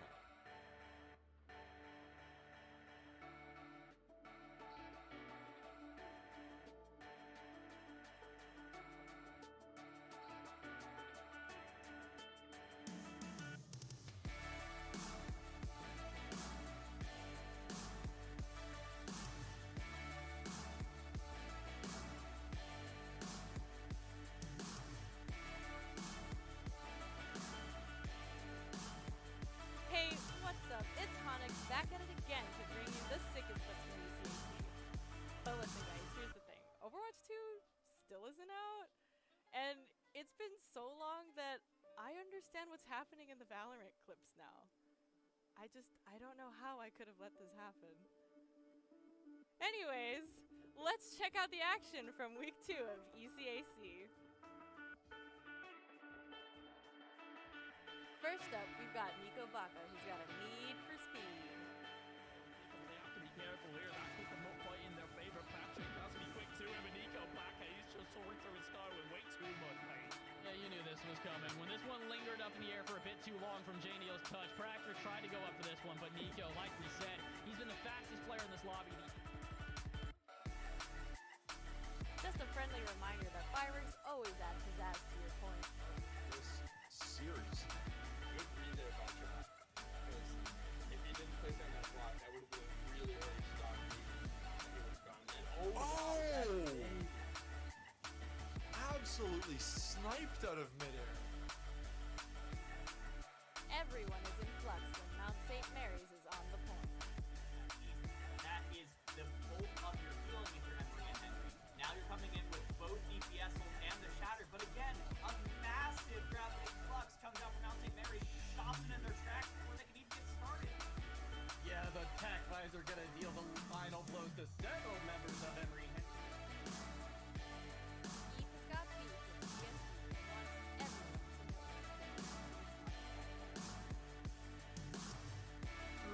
I'm a little bit afraid here that the live stream's gonna come out, but he is waiting. He's being a little patient. He did not get the first one, and maybe Ian was able to win the first one, but he would not have to wait. Someone, not me, is going to have to tell Halo that sharing isn't always caring. You break out Halo. Getting into it 59% before they touch for even a point of a percent in this counting. There is Arsene, but he may disappear just as quickly as he has up here. Oh my goodness, Kilomiles. That is a 0 to death if I have ever seen one. Taylor. Don't let your guard down. You never know when Rhino will come charging in. All the way back. That just goes to show how much they're not wanting to make it, but Rhino with all the control gets the one on the board. Talk about getting one in there. He actually picked it up initially, like a mini pass to himself. That an expert is expecting an expert to do something expertly, right? That is just about as simple as it gets, right? Just literally boiling it down to our basic rocket right there. Oh my god, and again! Rhino does it twice in about 3 seconds. We're bringing it around town with Chowan University. Fights out short. Town though just gets the better of it. Great spray control, takes 2 down with him, and already Chowan is looking at a 2-0 right now. Gonna try an entry onto the site with quickness, not willing to take his foot off the pedal, and Town's got a third. The last 2 coming from CT, and Town wants to put the nail in the coffin right here, right now. One there, he's gonna hear them both. Here's the head in front of him, 4 before he goes down, and all it takes is just to finish this one. Last but certainly not least, Big J5 coming in hot with a big 5K. And Kentucky, they may get the second point for free. Oh, Great that shot from headshot. Nick Dan. The Oh, second another headshot. one. What? He's got another dragon already. The third. Wait, he finds three. Nick J, he's looking for a fourth. Oh my God, he finds it. He is single-handedly destroying Kentucky right now. Oh my goodness. 4 eliminations, 1 Hanzo, and a brand new Dragons Online deployment. Wow, I miss these awesome clips, and it's only week 2, so make sure to keep up with the action on Twitch at ECAC_esports, Mondays and Tuesdays at 8, and Wednesdays at 7. And make sure to follow their Twitter at ECAC_esports. And thank you to our partner eSportsU and Team U for hanging out with me today. See you next time.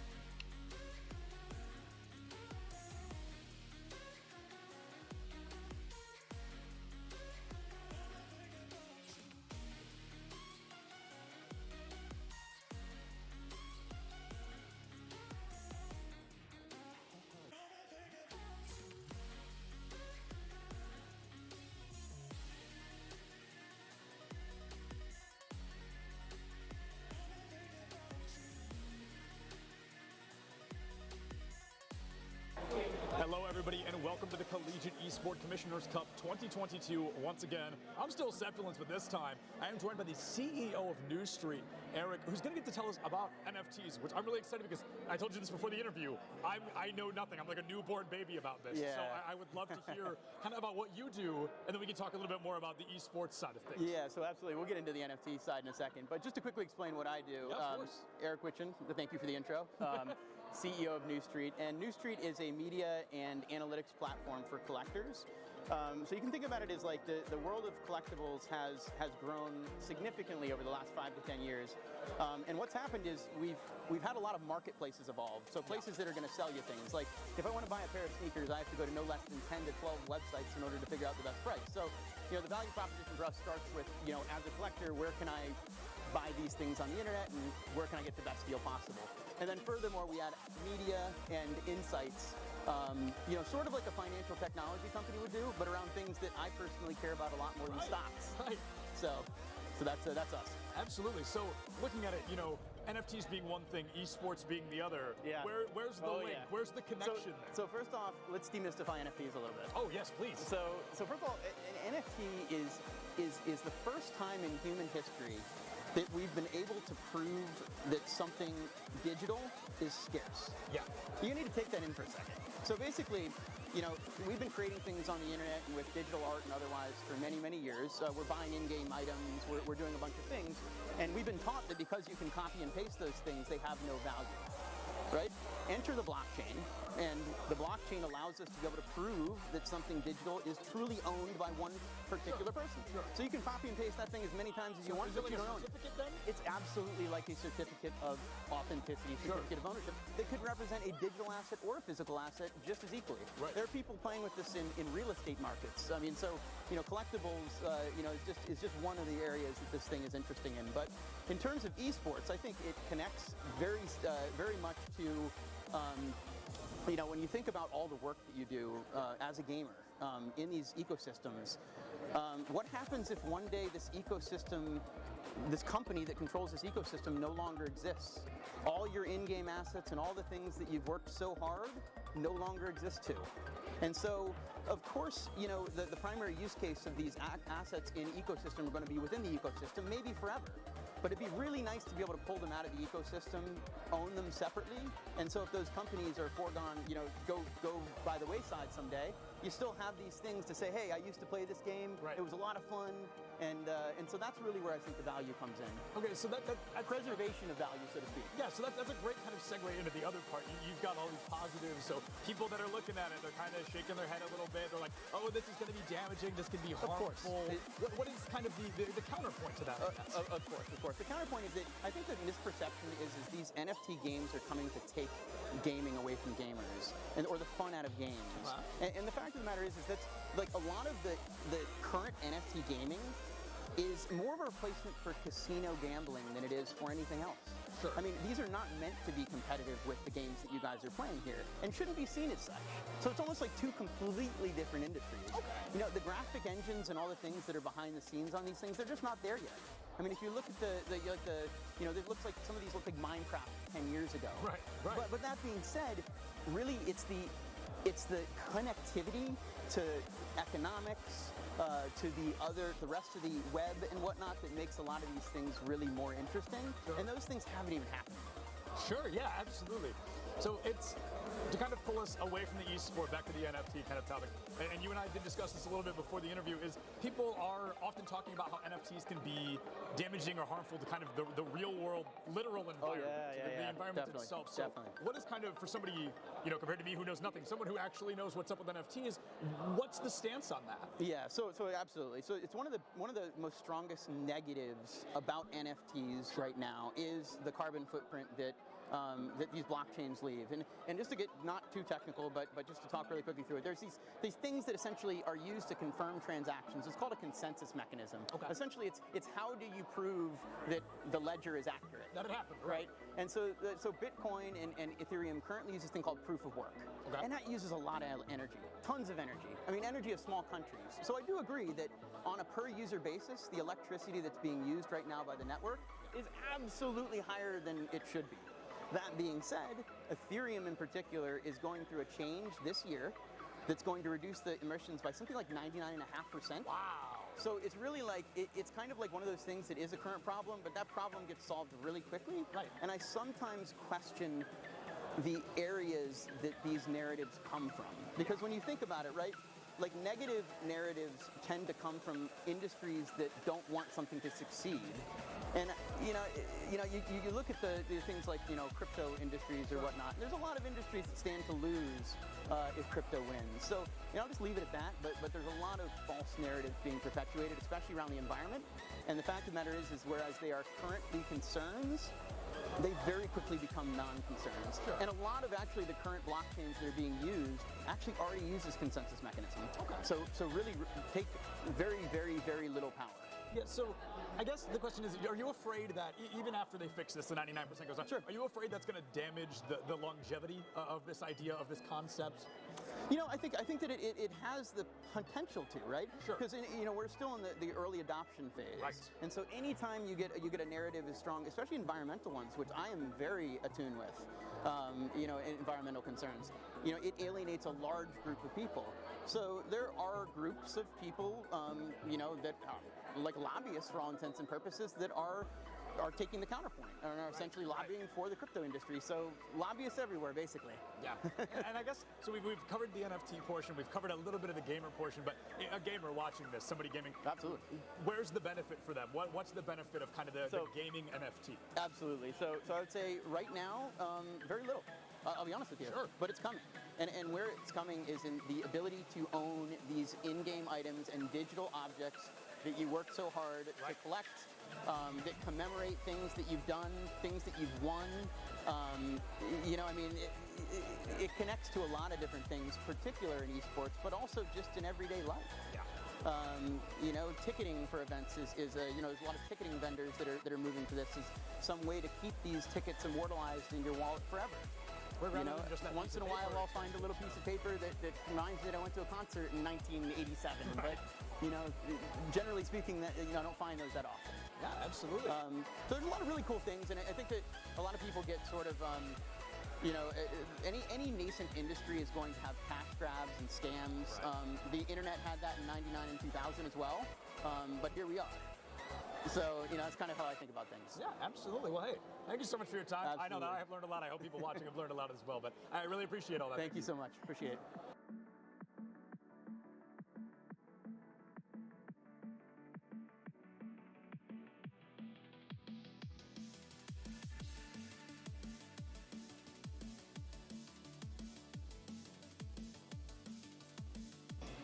Hello, everybody, and welcome back to the Collegiate Esport Commissioners Cup.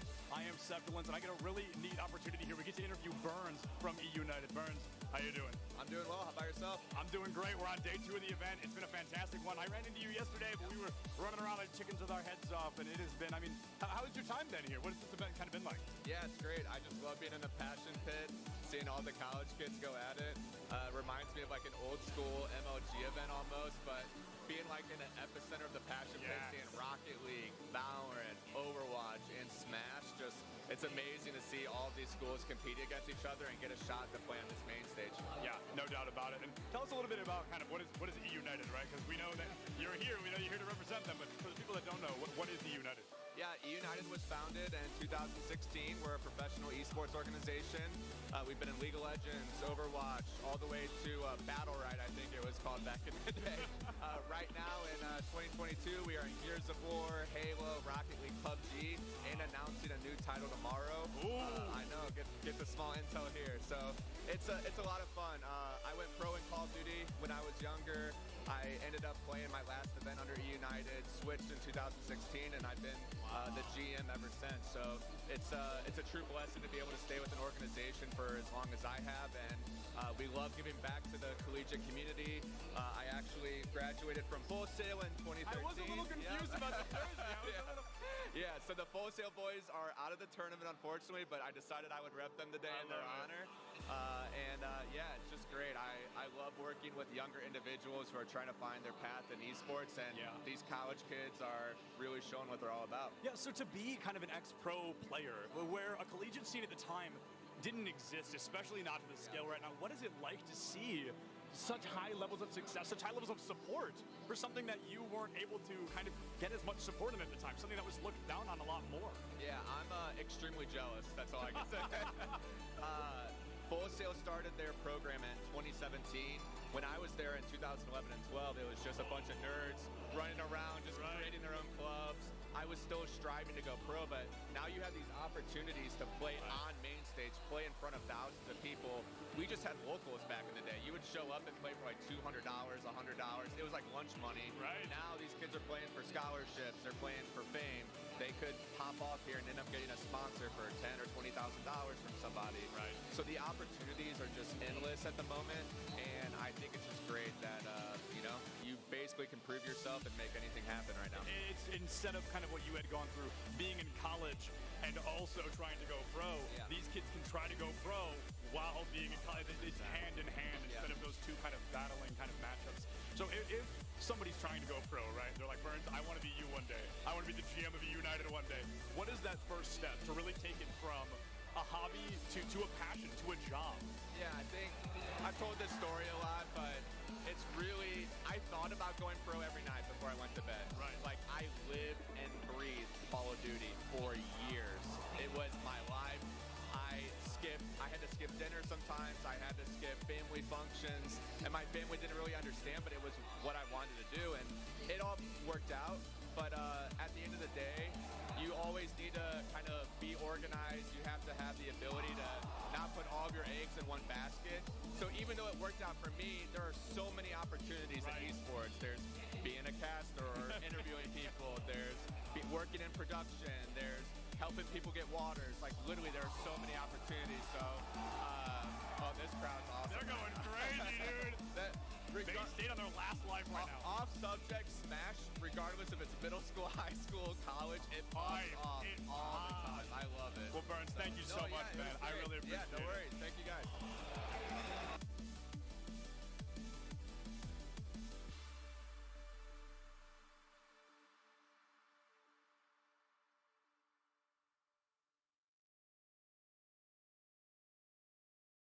Hello, everybody, and welcome back to the Collegiate Esport Commissioners Cup 2022. I am Septilance, joined by Ethan, another cancer survivor and esports enjoyer, brought to us by the Leukemia and Lymphoma Society. So, Ethan, of course, if you're comfortable, can you kind of walk us through what cancer you had and how long you were battling it for? Of course. I have B-cell lymphoblastic lymphoma, which is a blood cancer. And I was diagnosed in March of 2017, and the day after we started treatment. And we had daily, weekly, and monthly chemo treatment appointments for nearly 4 years. Wow. And then of June of 2020, I finally took my last dose of chemo meds and finished. And I was in remission. That's wonderful. I mean, that's fantastic. And you and I were talking a lot about kind of how you have a really unique kind of connection to esports, right? We talked about this off camera, and how you aren't a streamer like Brenda was, and you're not a player. You're simply an observer. You're a spectator, and how even being outside of the game can still be so impactful. So during that difficult time, what video games or esports did you find yourself kind of magnetized towards, attracted to? Esports have always been something that has been close to me, and video games have always been close to me. But it really shone and really attached to me during treatment because I was isolated. I was in the hospital for nearly weeks at a time. And watching streams in esports, I was able to interact with other people that I couldn't do physically in the hospital. It brings people together. It's a great community. And with video games, I'm able to log on to Minecraft with friends. Right. Go and screw around in the world. Yeah. When they got back home from school and we could talk and just enjoy each other's time even while I'm in the hospital. Absolutely. And that's really interesting as well because you and I had the chance to talk about how a lot of people are hesitant towards esports, right? And kind of video games as a whole, but you give such a unique kind of circumstance about what it can mean to somebody outside of the traditional life, outside of kind of what we've lived in. So if somebody were to kind of look at you and your connection to esports, how do you think you would kind of explain the impact it's had for you? Has it just kind of been that constant flow of positivity in such a dark time? Yeah, I would explain that people are afraid because it's not traditional. Right. It's not something like football that's been here for dozens and a ton of years. Yeah. This is something new and something that's bloomed from the first computer ever made, and that esports is able to bring people together. It's a big community that reaches all around the world. And that's the most important part of it, that it could reach people that you cannot talk to physically. Yeah. You can all enjoy something together, even when you're apart. Beautifully said. Very well said. And before we kind of end our interview, I want to give you the opportunity, if there's anything that, I know you mentioned you don't stream, but if there's anybody you want to like shout out or just say thank you to, or anything you'd want to plug, I want to make sure you have that time. I definitely want to plug LLS. And there's not really anything else I want to plug. Just LLS itself, it's so important, They work so hard. Do you kind of want to explain something that we actually probably should have done earlier? Do you want to explain what that is and kind of how that brought you here?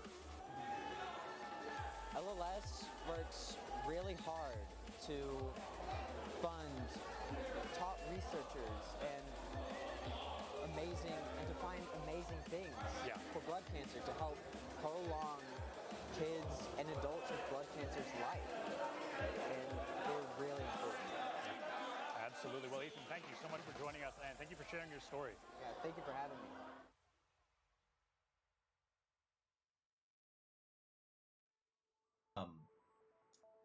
I really think that there's been a sorely missed opportunity for developers to take a step back from competition and take a step forward with community. And if they do that, I think we all win. Because community, I would argue, is the one thing that no one's trying to solve. We're trying to solve recruitment. We're trying to solve competition. Tell me where's community? Honestly, any one of you, go ahead. Shout out what's the national community for Scholastic right now. Any title, tell me. Yeah. Where do I go? How do I meet and hang out? Of the storm, community 0. There's nothing. It doesn't exist anymore. And it doesn't exist statewide. It doesn't exist school-wide. It doesn't exist region-wide. It doesn't exist nationally. It doesn't exist digitally on Twitch. It doesn't exist digitally on Discord. It doesn't exist through any form of skill-based development. It doesn't exist on any form of, skill-based learning or just pure socialization and fandom. Huge missed opportunity. You want to take their time and make it more efficient, in my opinion, tell Riot Scholastic politely to stop what they're doing with competitive, and their integration with LCS should be, Twitch, symposiums and summits and conversations and learning and all sorts of wonderful things, and promoting camps and educational learning activities and RSSA sponsored curriculum. That will move the needle. I don't see any of that. So Chris, that was pretty much the last topic. You kind of wrapped it in a nice package called community. And I was kind of thinking more from an organizer and a broadcaster point of view around growing fandom. And how do we get fandom around collegiate esports to look more like traditional sports across the board? And, that helps us go out and sell sponsorships in the place, of which trickles down to all our member schools that we represent. But when we go to brands and we can't check that box of, 1 billion impressions and 1 million views, we still are challenged with selling those sponsorships. So my last and final is, do we have any secrets around how to grow fandom or grow community let's just start with on campus? I got the big one real quick. Okay. Best way to grow community: food nights. Has nothing to do with playing the game. I'll give you a real life example. We used to do dollar burger night at the University of Cincinnati. We'd just go out to Bar Louie. We used to have dollar burgers every Wednesday. We'd post in at this time it was Facebook groups, tell people where to show up. 6 people, 12 people showed up the first week. By the 3rd month, we had 40 plus people coming. And it was the biggest revenue night of the week for Bar Louie every week, purely because of us. But we had friendships, we had relationships, we had roommates, we had all sorts of great, wonderful things come from that. And that translated to our LANs, our club meetings, and everything from that. It was nothing beats food nights. Just like pro sports, we need to focus on tribalism. And the way that you create tribalism is you have to prioritize in-person experience, in my opinion. I think that there's a lot of companies trying to become unicorn online platforms, but at the end of the day, I think we need pockets and hubs around the country that serve as regional and local hubs. Once you get a group of people together that share their love for the team that is on their campus, they start to develop a bond around that.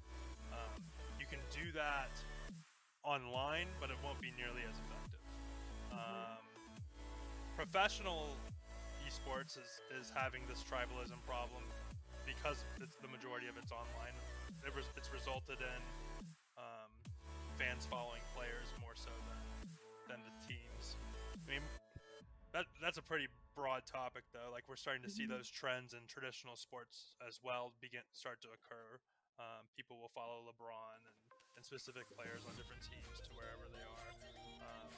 But I think for collegiate specifically, schools need to create meaningful live experiences. And if we're talking explicitly about fandom, you have to make the students on your campus care about the team first. That's the biggest thing. Either you create a level of pride through community engagement, or through the team itself. At a lot of schools, the groundwork is there for this. Like, there are schools like UBC, Ohio State, with Buckeye Gaming Collective, that have clubs that number in the 2,000 to 3,000 range, right? So they have a base to begin with. At a school like Maryville, we kind of developed it the opposite way. When I came in and started building our esports program, we had 3 kids in our esports club. And so we've kind of built the team, and then the club has followed, which is kind of the opposite for a lot of schools. But I think that we have to develop tribalism, and that starts with meaningful live events. And the more that these events, the longer that these events continue to be only online, the less effective it is in creating that final goal. Agreed. Doc, you wrap it up for us, please. I would just say this: clubs ebb and flow based on their leadership. But if all students, all clubs, all groups are given regular and meaningful invitations to come in, use the space, create what you want out of this, then it will continue to thrive despite the change in leadership. I can just imagine that Cincy student group with Chris heavy in the leadership there just being amazing. But there's not always someone with his skill set at the helm. So you just need to be open and look for opportunities to serve, even though it can be more difficult, especially in the scheduling of the space. I know a lot of people that don't like anybody else but the players they're recruited to use their space. As much as we can, if we want to build community, we have to open the space to people that we wouldn't normally see in there and let them do the types of things that they want to do. One more thing, so like on a national level though, if we want to raise the general viewership of all of collegiate esports and not just different pockets, that's a hard one because people watch esports to see people do stuff that they're better than that, right? So naturally at the collegiate level, we're going to be at a lower level than pro. So it's hard to get people to watch for that reason, but what we can sell are narratives and storylines, matchup histories, and as we start to build a longer history of collegiate esports, I actually truly believe that some of the CLOL storylines are more rich than what exists in Academy and 100%. And the LCS, but no one's really covering it. No one's really drilling down into it. No one's creating narrative content. So I think that that's the key to getting people to care about it. Like if there's a storyline, people attach themselves to it. Yeah. I'll add one more thing before we end. The largest organizations on any university campus. This is a very blanket statement. Could be wrong for you. It's right for many. Campus ministry and Greek life are always the largest groups on campus. Why? It's because of the concept of family. Let me explain. With a club or a program, many people identify, oh, I am a gamer, but I am also A, B, C. And usually it's I am A, B, C, and I'm also a gamer. Not everyone is a gamer first and foremost. You're only going to capture that population if you're promoting purely competitive and purely esports.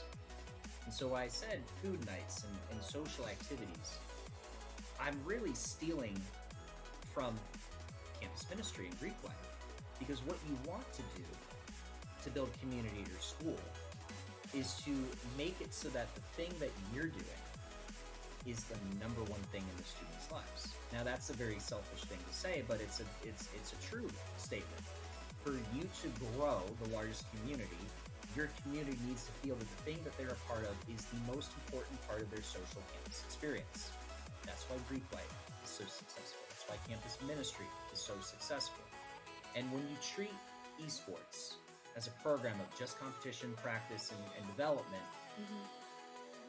that's an outlet. That's not a way of life. Not for at scale. Not when 55% of the campus body of a Division I school identifies as a gamer in some way, shape, or form. You're not going to touch that 55%. You're going to touch 5%, maybe. Probably going to touch 0.05% or 0.5% at a Division I school. And so what you really need to do is build that community authentically by, as Doc said back in, what are the people prioritizing, and do that. And how do they enjoy their life? What would they find meaningful through that? And then do everything else, because the financials and everything else, the planning and all that matters too, and that's why we have a talent problem in scholastic sports. But I will wrap up and say for the national level, Dan's completely right on narrative.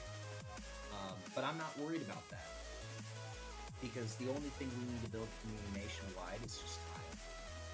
We are 2 generations away from critical mass. And all it takes is that the current generation of students to grow up, get in the professional workforce, and have kids and raise them on the things that they were fans of. It's how baseball grew. It's how basketball grew. It's how rugby and all those other sports grow and sustain. Cornhole grew. But in all seriousness, all we need is time. All we need to do is ensure that our products get better, our opportunities become more authentic, accessibility remains open, and monetization remains enough to us to continue to what we're doing and grow. That's so cute. UCF, and it's really cute. I'm gonna move down here. How do we feel? The odds for UCF? What are we thinking? They got it. No, we got this. We got it. Go Knights, charge on. 100%. My friend Nick is behind you. He's gonna record it. Don't look at him. You'll ruin the shot. Don't look at him. Come on. Let's go! Let's go!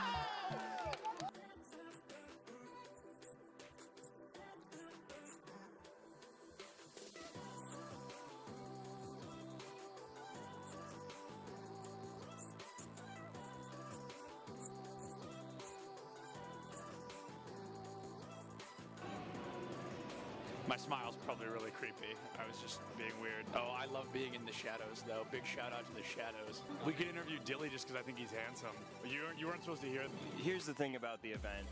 I'm the greatest that's ever lived. Literally true. I know him. I think everyone knows that. I think everyone's aware of that. Hey, do you have a VIP access badge on? I actually have an all access. Oh, an all access. I thought it said VIP access. And that's only available for the best. That's true. He's right. That's a main stage TO right there. If this goes live, I'm suing everybody. It's all right. A video of me, the first clip is me saying, don't put that in. And then it was the first, cut the cameras. Oh, you're recording already? Great. So this is this is Bay State versus UCF. I believe something that we saw yesterday on day one of the tournament, but instead we're gonna have that run back here. I think they're fighting for a spot in Grand Finals. Anarchy, one of the best Greninja players in the United States, currently struggling against a Terry. Terry notorious for that DLC privilege, being a very strong character with some very strong abilities. Greninja, not so much, considered one of the weaker characters in the game. A Falco player, one of the best in the United States, and he just got spiked by a Terry. Same Terry that took out Anarchy literally minutes ago. UCF still up by 2 stocks. This guy is looking to rip this team apart single-handedly. That is, I mean, nuts, to say the very least. Absolutely absurd. That was a disgusting spike. I cannot believe that happened. Will you hold the microphone so I can sign this? Sorry.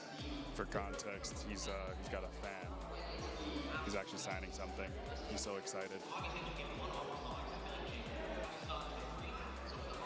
What was it like to not hear my voice for 2 minutes? For 30 seconds maybe, what was it like? Probably bliss. I was signing a mouse pad, which is really cool. I've never done that before. Nobody's ever asked me for a signature, so I'm gonna start blushing, but I'm really excited about that. And then he wants a picture. Can you take a picture of us? I said, is it bad? She went, no. I'm gonna go ahead and take that as a yes. Turns out I can't tie a tie sitting down. What do you think is the appropriate face-to-screen ratio for a Valorant player? Face to screen, like how close I sit? Yeah, like how close should a player sit? Personally, I play really, really close. I think it depends on your eyesight, but for me, I like playing close because it helps me focus on my crosshair. Is the value of sitting close to the crosshair being the only thing in your line of sight? Yeah, that's pretty much the main benefit of it. It's so funny how close some of these guys sit. Oh my goodness. What do you think is the healthy face-to-screen distance for a Valorant player? I think it's all kind of personal preference. I guess I would consider myself like pretty close when I play because I like to zone in on my crosshair. It is the second person to say that. It's all about the crosshair. And then what's up with the horizontal keyboard? I don't know, like it just kind of fits like the form when I'm close to monitor. Like I don't know, it might sound cringy, but I like to like be one with my gun. No, bro, I feel it. I feel it absolutely.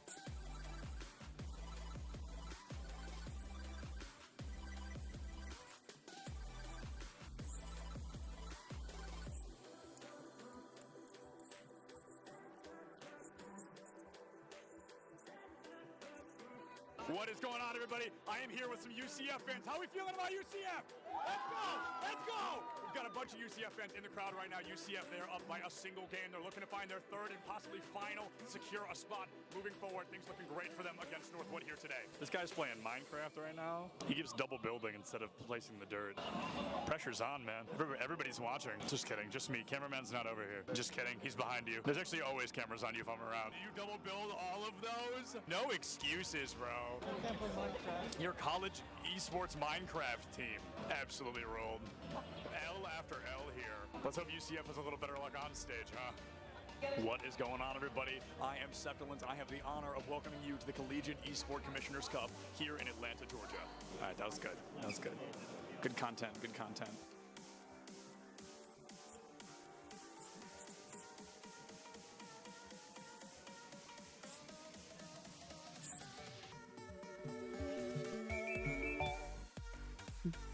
Hi everyone, my name is Heather Garozzo, also known as Sapphire. I'm so excited to join you here today. This is an initiative that means a lot to me.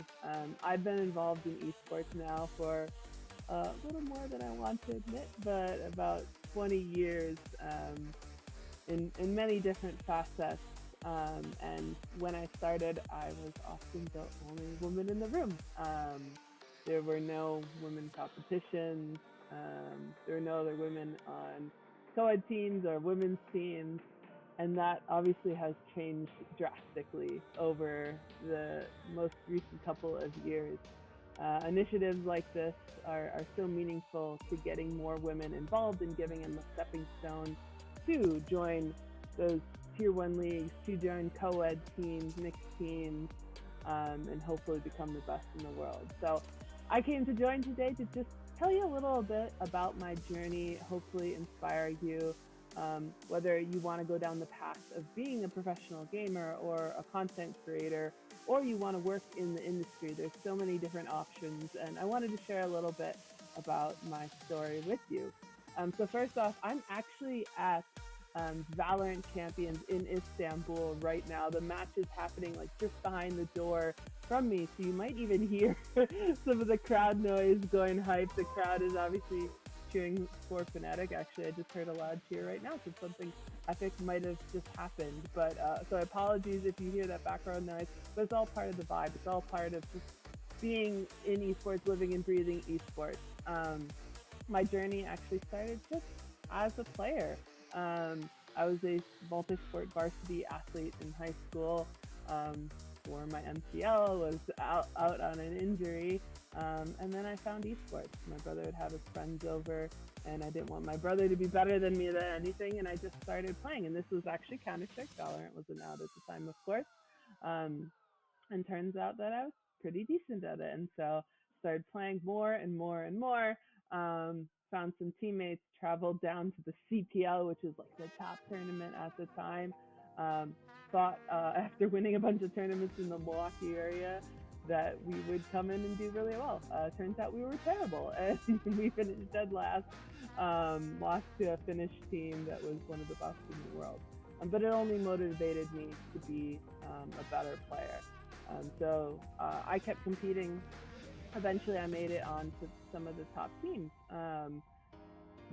I was in co-ed teams, played in ESEA Invite, which is now the equivalent of ESL Pro League, and also played on some co-ed teams, played with teammates like Miss Harvey, Potter, who is now the coach of Evil Geniuses, Alice Wu, that played with Complexity's Valorant team. Some of the things that I learned in my competing journey, it's not just about my physical skill in the game, not just how quick you could react to something, but communication, teamwork. These things are so important. At Valorant Champions right now, I get the opportunity to listen into the teams and listen to their communication. It's amazing how they refine their craft and refine how they communicate with their teammates. It's something so fascinating. So I encourage you, one of the things I like to tell up-and-coming players is record your team's comms and listen back. Did you give the right calls? Could you have done better calls? Those calls have been shorter and more precise? And those are some of the things I learned as a player. Throughout that playing journey, one of the highlights was in 2012 when I traveled to Paris and competed in the Esports World Cup, which was the top tournament for women at the time. And we came in and we won the World Championship, which was so exciting. It's so amazing to play in front of crowds of thousands of people. They were cheering against us because we were playing against a European team and we were an American team. But that feeling is just like unlike anything else when you can raise that trophy and they play the national anthem of your country. I hope many of you playing in this competition will get to experience some of that one day. It's truly an honor. Some of the other things besides competing and winning trophies, I played in 250 tournaments over the years. I believe that's the most for any woman. It's hard to keep track in the early days, but beyond competing, I work in the industry. So I'm the vice president at Dignitas. It's one of the oldest operating esports teams. We had for many years one of the top women's teams in the world. I also founded a women's initiative called Radiance and operate women's esports tournaments just like this. And I've realized how important that is. A lot of people will ask, why do the women need their own tournaments? Why can't they just play with the guys? And my response back is, if you look at a game like Valorant, there's a reason why there are so many women competing in this game compared to other esports titles. It's because these women's initiatives exist, and they give women something to work towards, something to get started. It gives them a more safe environment, a harassment-free environment, to kick off their careers. And I hope one day we don't need women's tournaments. That's the end goal, is because more women are competing and more women are going to start to shine in those tier 1 teams. My last point is, as I said, working in the industry, there's so many different job opportunities. You don't have to be the best player in the world. You don't have to be comfortable on camera and be a content creator.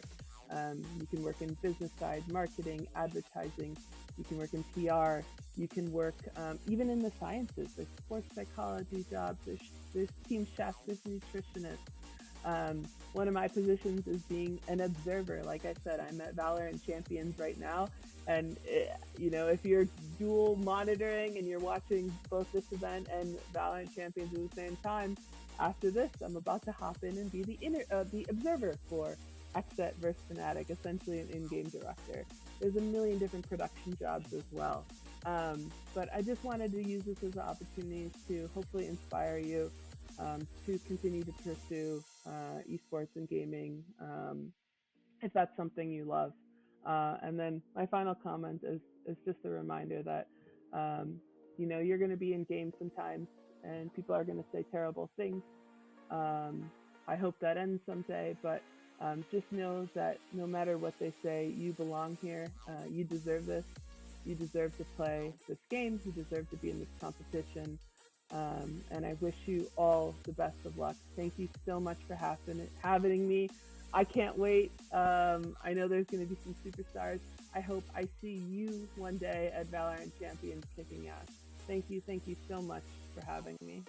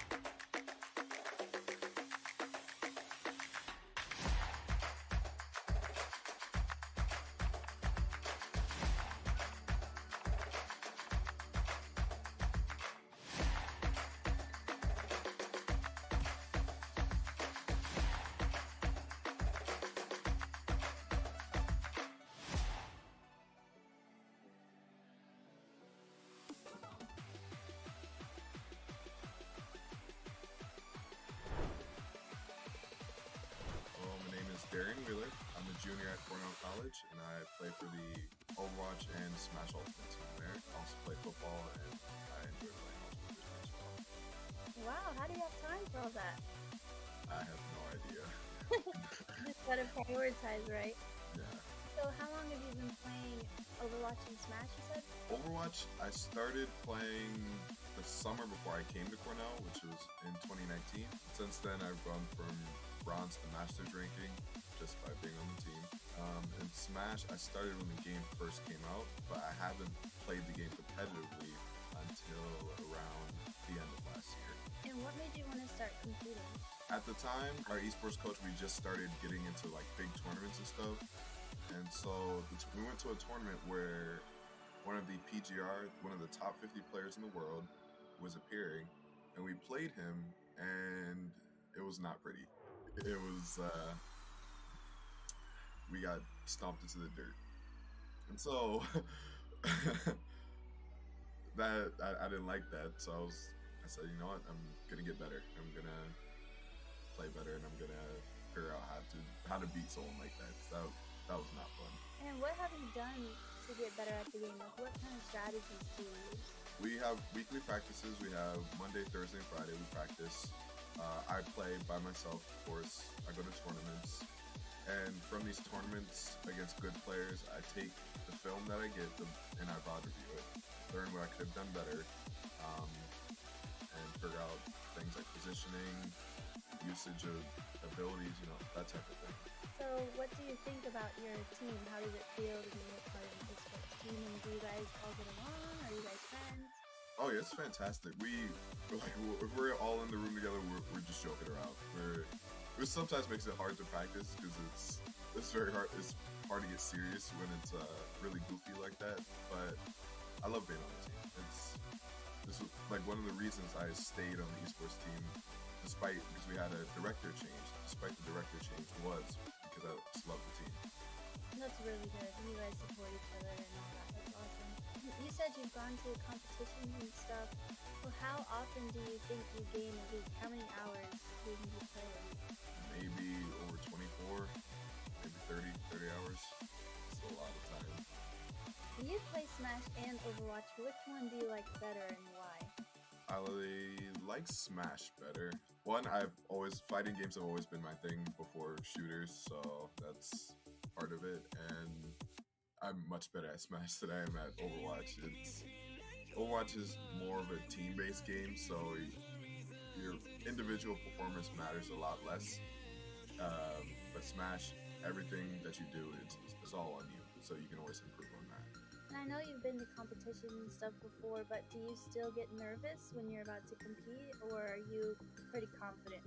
Oh man, yeah, I get nervous still. It depends though. I usually have music playing, calm my nerves, but especially if I'm going against a player who I know is very high ranked, very well known, very good. In tense situations, I'll always just get nervous, and it just doesn't go well if that happens. But yeah, I still get nervous. Yeah, I think that's natural though. Are there any specific teams or schools that your team kind of watches out for, or that you really want to beat? Iowa State, their team is crazy. So they have most of the top ranking players in Iowa. So those guys they have a big target on their backs. Can you tell me a little bit about what you think about CECC, and do you think your team will go to Atlanta? Currently, our team we're going over a massive overhaul because we're down a lot of players to transfers and other things, but it's still possible. I think we can do it. Okay, yeah, we hope to see you there. Backtracking a little bit, what are you studying in school? What's your major? Biochemistry. Okay. Jeez, you do it all. What the heck? What do you plan to do with biochemistry? And do you ever see any overlap between what you're learning in school and esports? My initial plans were to possibly go into medicine, but I'm leaning more towards biochemical research. So I don't know if that overlaps somehow, but if it can, that'd be great. Would you ever want to be an esports coach? Of course. It's so fun. It's so fun. Yeah, when you're not doing medicine and you find time between football and the ultimate frisbee, maybe you can be an esports coach. I'll find time to do it all, I guess. Yeah. Are there any players on your team that stick out to you, whether it be a success story, their growth, or even yourself, that you want to talk about? Let's see. Well, of course, myself is a good success story, I guess. Because when I joined the Smash and Overwatch team in 2019, I was garbage. Like, it was bad. Like I said earlier, I was bronze rank in Overwatch, which lowest possible rank. It's terrible down there. And then from there, I went to Masters, which is the second highest rank, which is just ridiculous. And then in Smash, I was also bad, and now I'm one of the top ranking players in Iowa. So it's pretty good. So what has been your proudest moment or specific moment? I know you jumped ranks there, but has there been any specific moments in game or tournament that really you're proud of? It was last year we had a Smash tournament, Smash Ultimate tournament. It was a Wi-Fi tournament. To qualify for the national, national part of it, we needed to beat this one school, and this school had some really good players. Like I think they had a link player, and I forget the rest of them. But we were losing. I fumbled hard. I lost all 3 stocks, and I didn't take any. It was bad. And then my team rallied, and we beat them, and the whole room exploded. It was fantastic. Everyone was jumping all over the place. It was a great time. Can you imagine the energy? That's really awesome. So my last question for you is, do you have any goals for the rest of this school year that you want to accomplish? Well, for Overwatch, I do want to rank up again. I want to get GM. And for Smash Ultimate, I want to get a higher rank. I think, so in East Iowa, I'm ranked, I think 4th or 3rd, but I want to be 1st. I want to be the top of the ranking. I don't like being under 2 other people. It doesn't feel right. Well, I'm sure you can do it. Is there anything that you would like to add about your team or you before we go? Anything you want the world to know about you? Join our team. We're great people. I don't know. Good. That's good. Well, thank you again so much for your time and doing this interview with me and fitting me in your schedule of all the stuff you have going on. I really appreciate it. No problem. No problem. I hope you have a good rest of your day. Thank you. You too.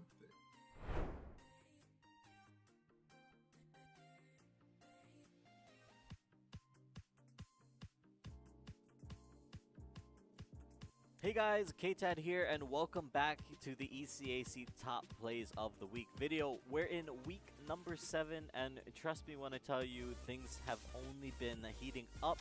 These teams are fighting for a chance to make it into the playoffs, and because of that, I mean, there's so much crazy action to get into, and, you know, don't take my word for it. Let's check out the plays. Starting us off, it's a play that'll have you asking yourself, how did he do that? As Melee juggles and ping-pongs blighted right off the stage. Because the projectiles are so ever-present, that reflector right there that you just saw is going to be in the back of Melee's mind throughout this set. But right now, Melee's doing a good job of getting around it, has the percent lead, and make it 64 right now on blighted stock. It's still being worked away at the combo setup. At number 7, Red Ninja is just cleaning up the West as he gets this nice 3K to cap off the series. Had a lot of fun with it too. How does that win? I don't know. How does that, in any world, how does that possibly win? Here's what I can say, right? You have Big J5 running around in the back line on Roadhog just trying to cause havoc, right? You have a Symmetra teleporting all over the place.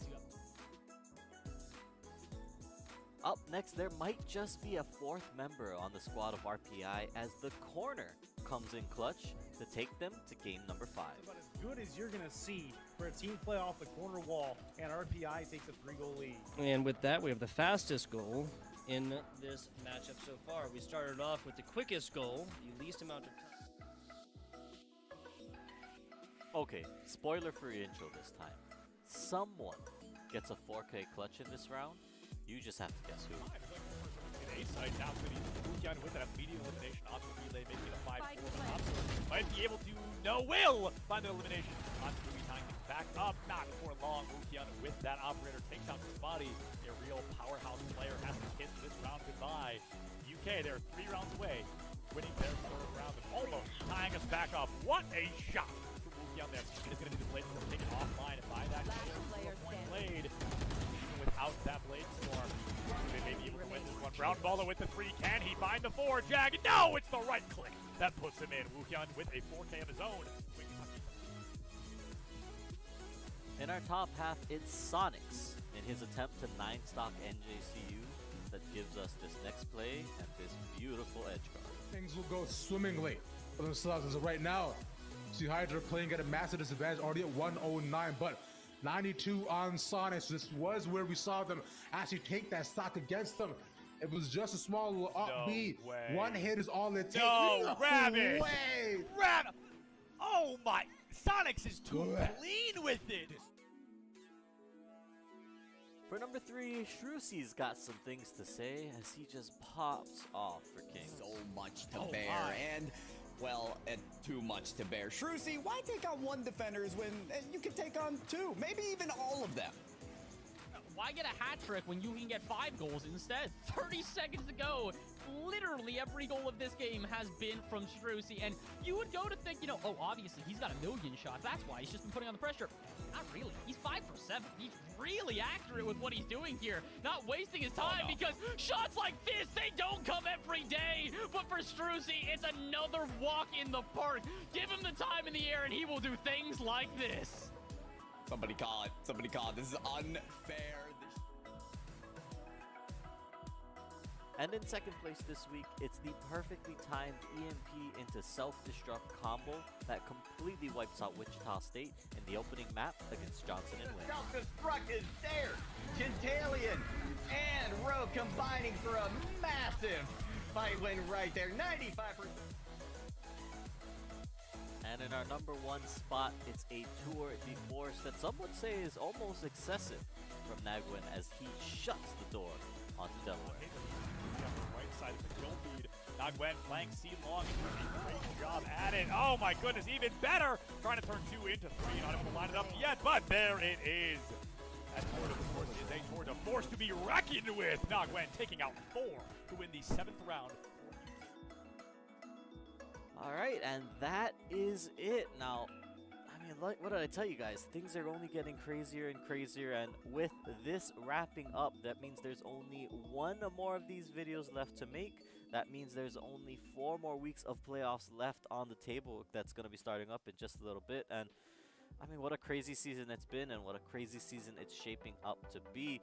Special thank you again to our partners at Esports U for providing us that extra broadcast coverage. But if you guys want to stay up to date, I mean, you already know where to go. But hey, if you haven't, if you don't know yet, you want to give us a follow on Twitter at ECAC_esports, and you want to make sure you tune into the action live at twitch.tv/ECAC_esports. We are live on Mondays and Tuesdays at 8 p.m. Eastern, Wednesdays at 7. Trust me, you guys want to be there. We've only got so much action left in the season. And then, hey, before you know it, we'll be back again right around the corner for fall semester. But once again, I've been KTAD. Thank you guys for joining me, and I'll see you next time.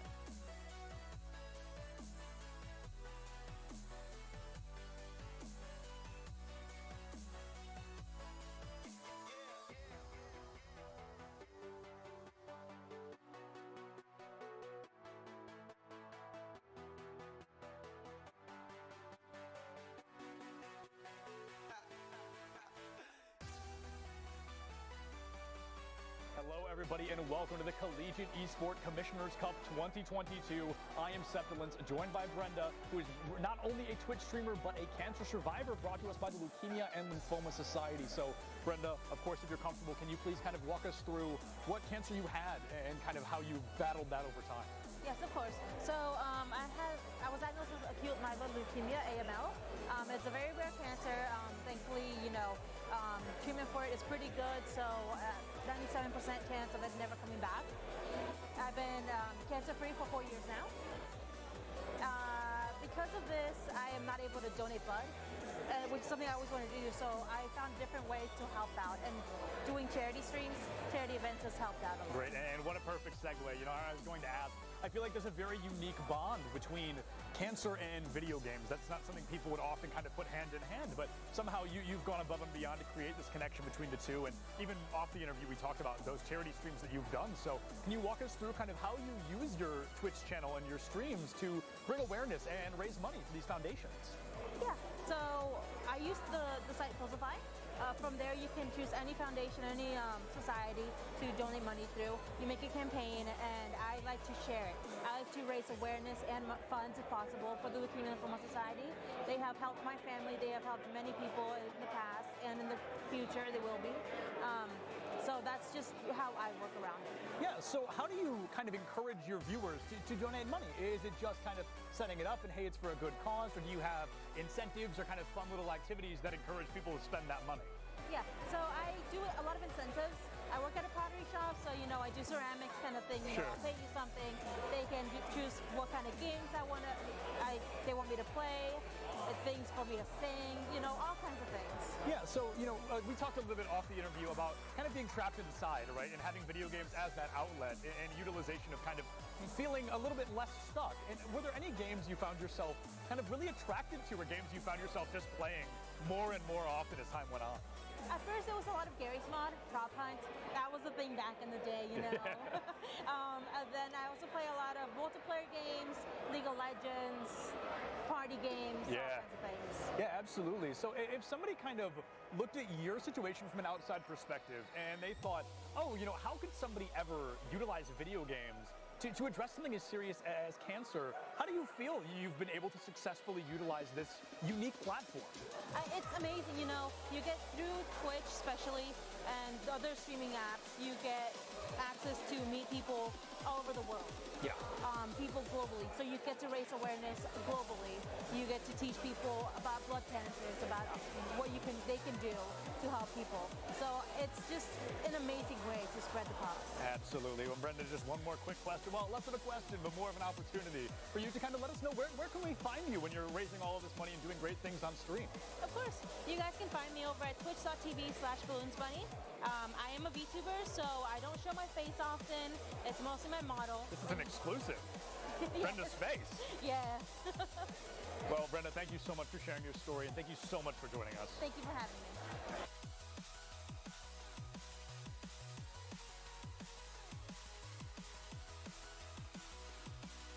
Hey guys, KTAD here, and welcome back to another ECAC Top Plays of the Week video. Now, normally I know we like to switch the hosts out every week, and you know, I know there's a roster that we want to bring up to you guys, and don't worry, we've got that coming with some returning faces from last season, as well as hopefully some new ones this time out. But again, you guys got me for one more week, it'll be okay, I'll see you guys at the end anyways. Now, in any case, as per the usual, we've got a bunch of incredible collegiate esports action coming at you, with some of the coverage brought to you in partnership by Esports Youth, so huge shout out to them. But, you know, I know you guys don't want to hear me talk about it anymore. It's okay. Let's just jump straight into the action. Here you go. Starting us off this week, we've got Gorilla as he power slams the ball into the net.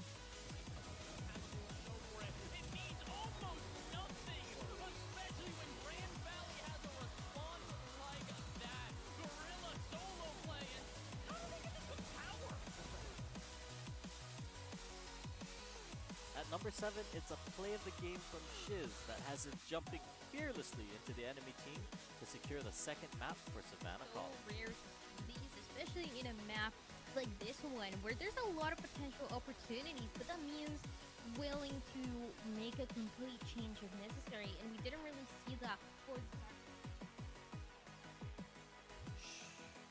Gotta be a bit sneaky here as Matthew's got the huge flank to get the 3K and secure the round. That's a massive frag. They know Jet is heaven. Smokes are going to come down. Is down in that corner of heaven. And now Nova's in a very tricky situation. She's going to ult out. Doesn't have a great amount of visibility as she plays back now. Oh, Matthew with a 3K. That round itself was on the brink of defeat for LC. Don't get turned around here as Hispanic pulls the will over Michael's eyes to send him right off the stage. This is a very dangerous opportunity here. See? Oh, what a beautiful what a beautiful reflector! Stopping the recovery from being able to come back on, forcing this into oneself, and we. In our top half, it's Mr. Nene as he whips and does the dance with 3 different members of LIU to clutch up the round. Last live granted, he's got a Vandal. He makes the trade, now a one-on-one. Can he find it? Doesn't have the intel. If he does have it, he might understand that he's hell. Rishak will come out. He knows he's there now. Rishak's intel. He looks to peek. He gets the kill. Third kill, Mr. Nene. Gonna close out that round for LC. You can never count out James Madison so long as Impulse is lurking in the wings with his crazy death block.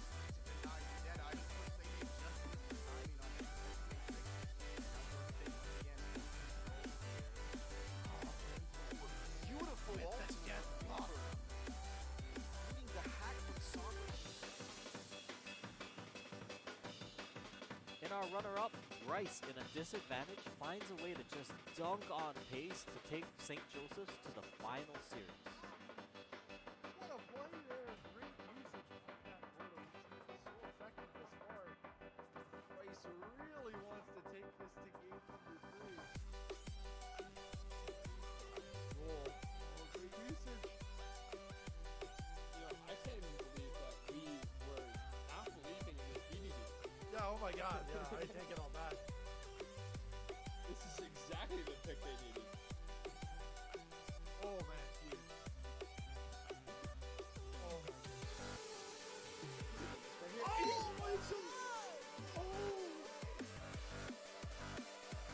And at number 1, it's Captain Insano off the top rope to suplex Grand Valley onto the mat.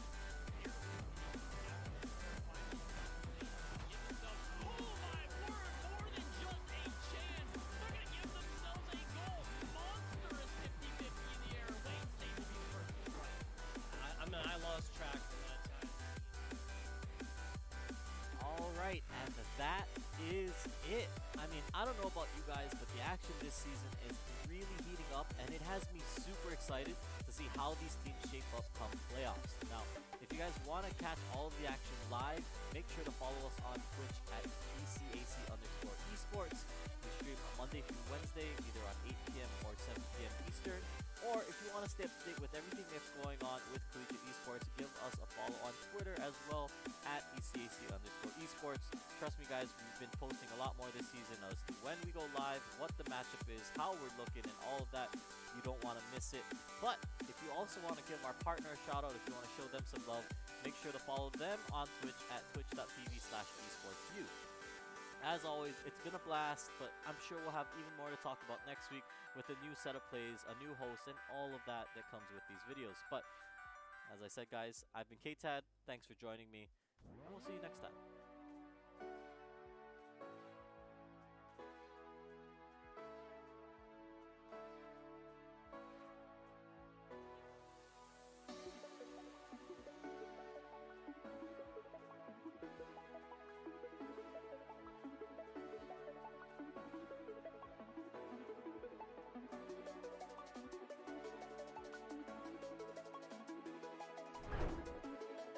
My name is Jacob. I'm 21 and it's my first year in this.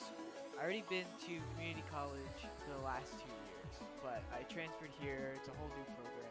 What made you transfer? I wanted to do something different. I already have an associate's degree in business administration. And I wanted to take this with audio production, music engineering. So what do you want to do with that? The main goal is to work in like music studios and like help with like the music creation process. Anywhere kind of in the audio recording realm is fine. And do you have a go-to genre of music that you like? I don't know. It's all over the place. Yeah, no judgment. It's all over the place. So how do you like the program that you're in now? Do you like your school? Yes. Yeah, I really do. And with this whole esports thing, I think it's made it better because like it's new, you know. You don't do it. Not everyone has it, and it's something that I'm very interested in.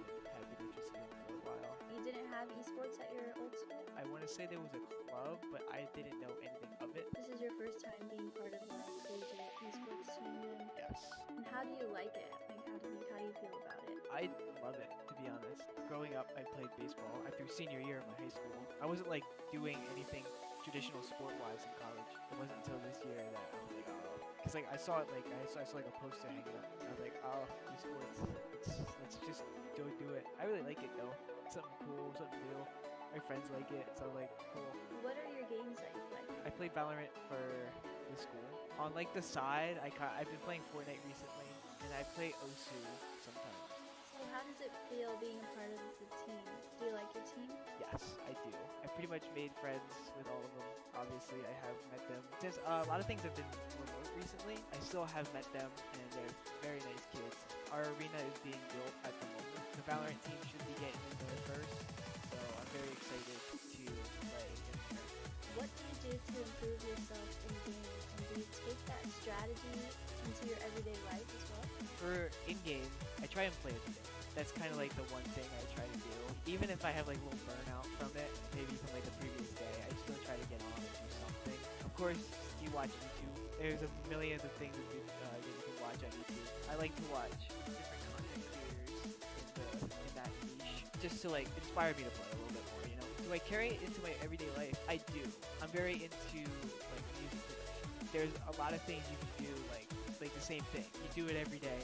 You watch YouTube in that niche. You take things you learn and you apply it. There's a lot of similarities of things like if you want to do something, you very much have to dive deep into that niche of things you want to do. If you had to guess, or just kind of spitball here, how many hours a week do you think you spend gaming? Honestly, I've never thought about it. I'm on my computer almost every day. It's up there. It's up there. It's up there. Between playing with friends and kind of just doing stuff by myself, it's up there. You spoke about burnout when it comes to playing, and you play every day. What do you do to kind of get yourself back into the zone? What do you do when you're experiencing burnout? It kind of goes back to like watching content creators, like the people I watch on YouTube. I'll see if they post anything new, or I'll just watch whatever they have, and I'll get inspired to do it, and I'll just be like, all right, well, time to hop on.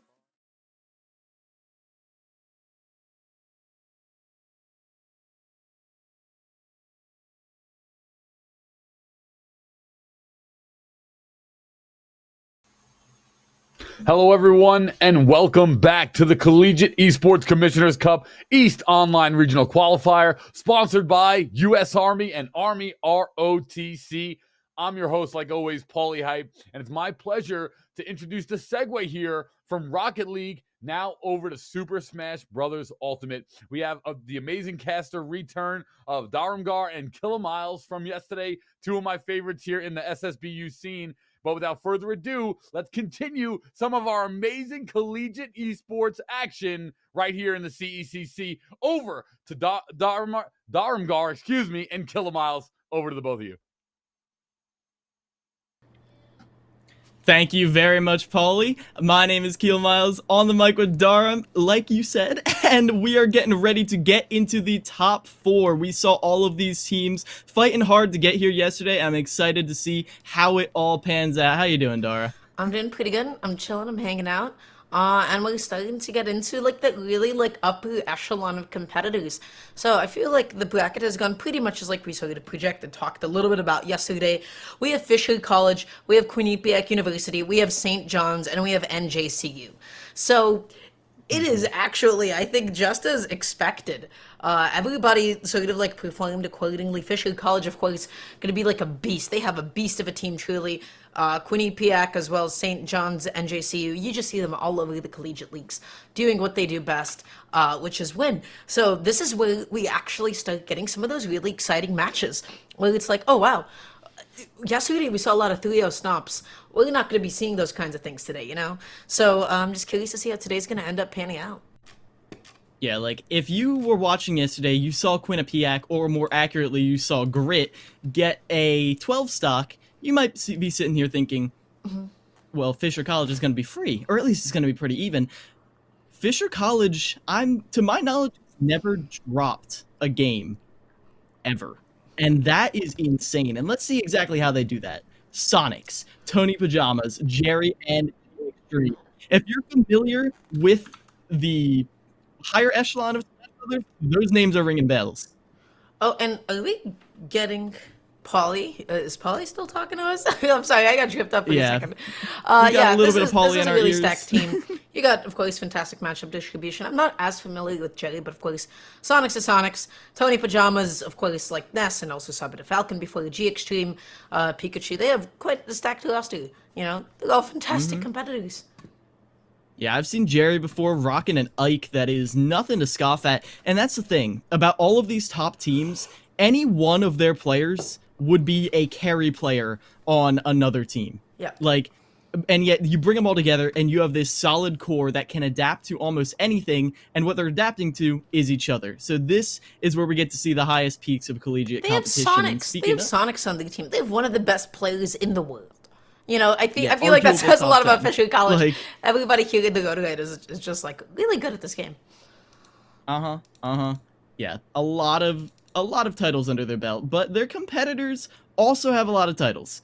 It is not an unwinnable. Here's where we get to the part where Fisher College does get challenged. The question on everyone's mind, I don't want to undersell it, is can anyone stop Fisher College from tearing through the bracket? And the team who is going to take their swing first is going to be Quinnipiac. Now, we got to see them yesterday. Well, them, in quotes. But, yeah.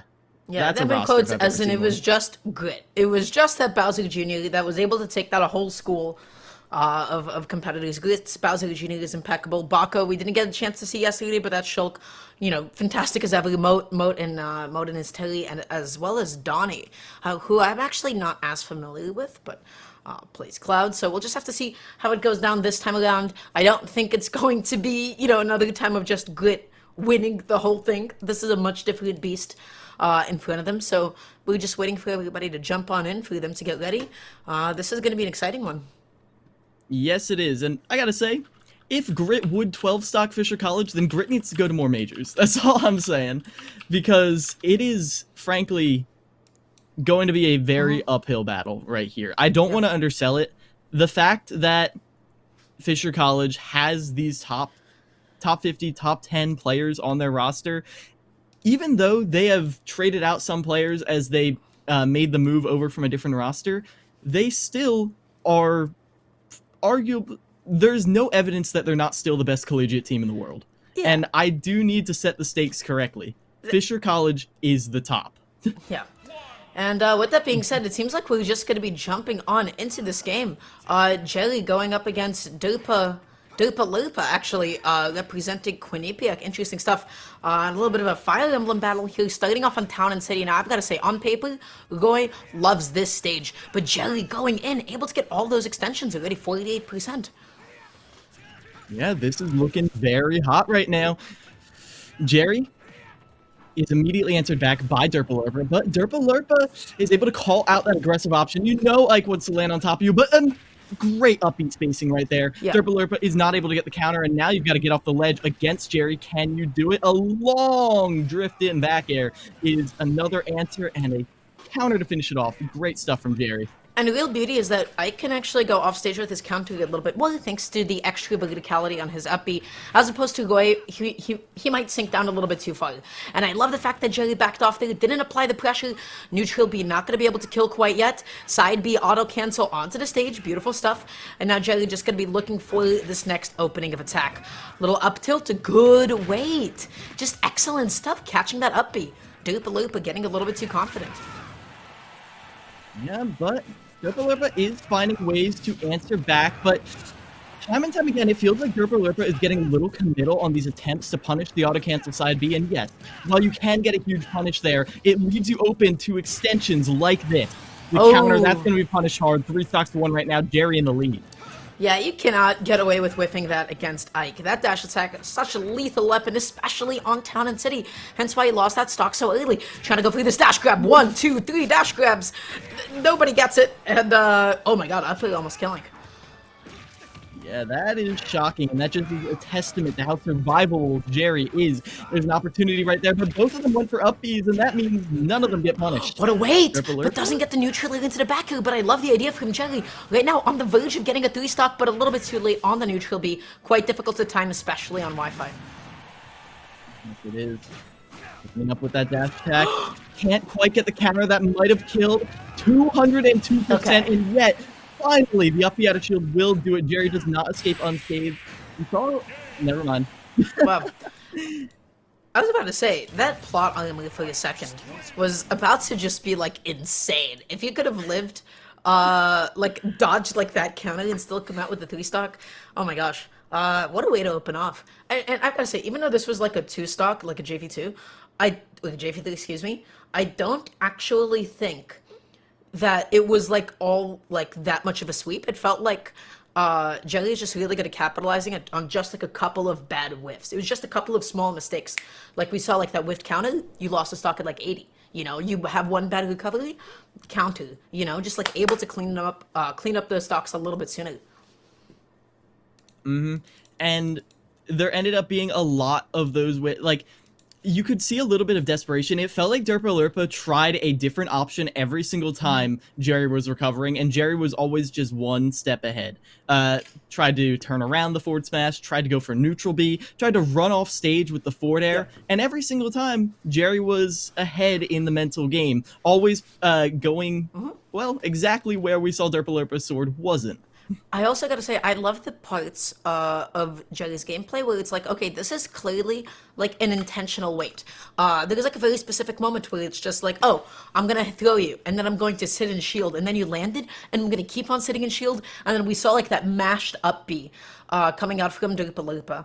Jerry's just able to sit there nice and planted, stay nice and safe, and then be able to get a whiff punish on that. But we saw like that situation of just like, yo, I'm not going to press, I'm not going to swing, I'm going to wait for you to swing, I'm going to wait for you to mess up, and then you're able to get a massive punish that way. So again, Jerry's patience, Jerry's resets, just, he did a phenomenal job. Yes, he did, and I feel like the Ike is a pretty solid character to open up with, especially when Jerry is very good at mitigating Ike's weaknesses. I harken back to that first initial perfectly spaced up B that didn't get clipped by the counter. Like, usually you force Ike to use his up B. That stock's gone if you have a counter. Yeah. Not this time. Yeah, you can just get past like that counter hitbox, and then, you know, because it's a multi-hit, you're coming back down. So that's just like a little bit unfortunate. It is a pretty inconsistent thing to time. But yeah, ultimately, I feel like a lot of that game boiled down to the fact that Jerry's survivability was excellent. Still kept playing in a way where he was actively looking out for whiffs. And just avoided a lot of Goy's win conditions. So, going to be going on to the next game.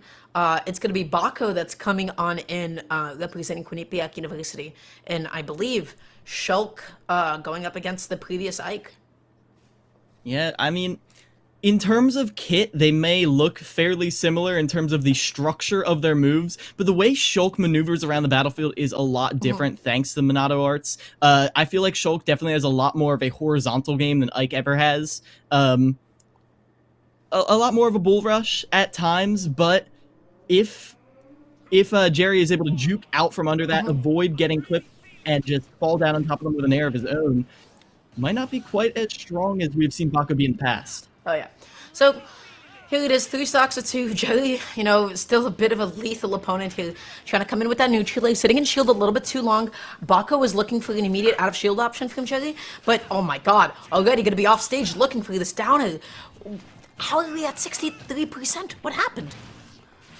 I have no idea. That throw off stage was crucial right there in keeping Bako in disadvantage. A counter is what actually breaks the stalemate for Bako. Goes for another one, but Jerry's not going to get caught by that twice. Down throw, not quite a true combo, and Bako gets the counter hit. Opportunity at ledge right here. Can Bako get the finisher? What a bizarre clank. The landing hitbox of up B to be able to clank with that F-tilt on the ground, that is not an interaction that you see happen often at all.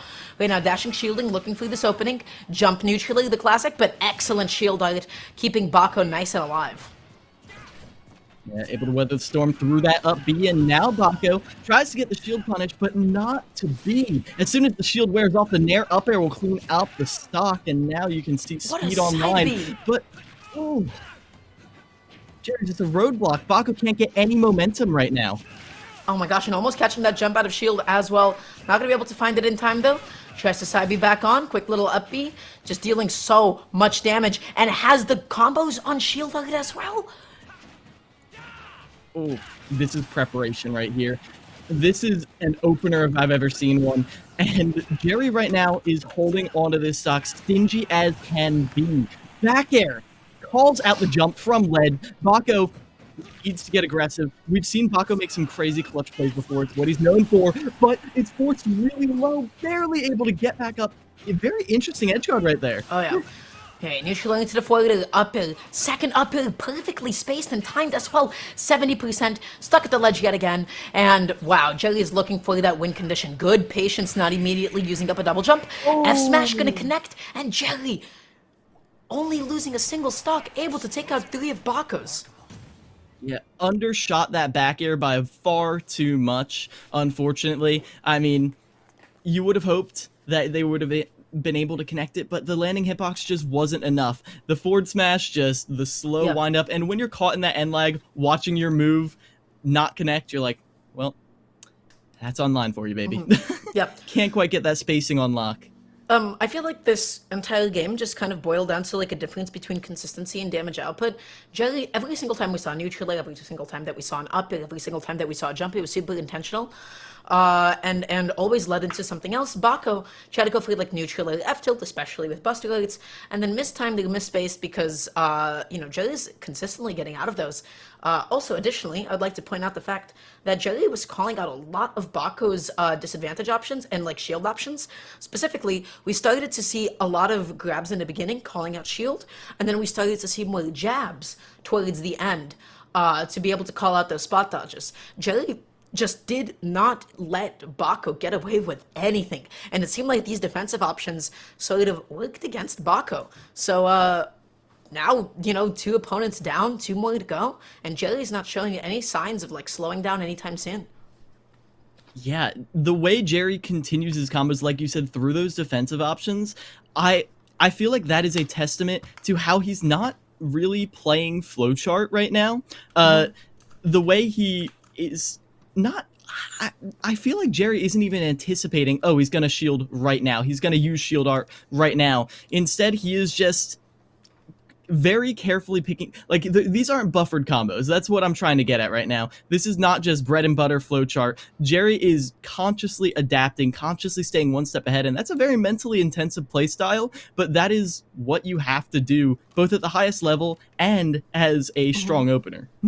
Absolutely. So it seems like the next, contestant that Quinnipiac is going to be tossing on into the ring to give it a shot is going to be Soul Cake. So Soul Cake going up against Jerry, a little bit of Sonic Ike. This is a bit of an interesting matchup. I feel like it's actually really difficult for Ike to pressure Sonic just because, he is not necessarily the fastest and he needs to jump in on you.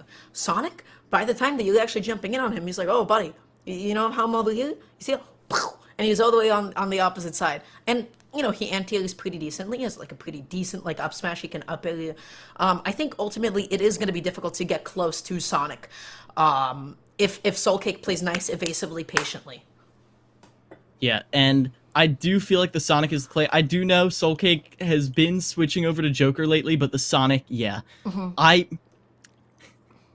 was talking, though, about how the horizontal burst was going to be one of Bako's main strengths, and we saw just how much Jerry deconstructed that. So now with one stock on the board, let's see if Soul Cake can learn from, well, the shortcomings that we saw in the Bako set.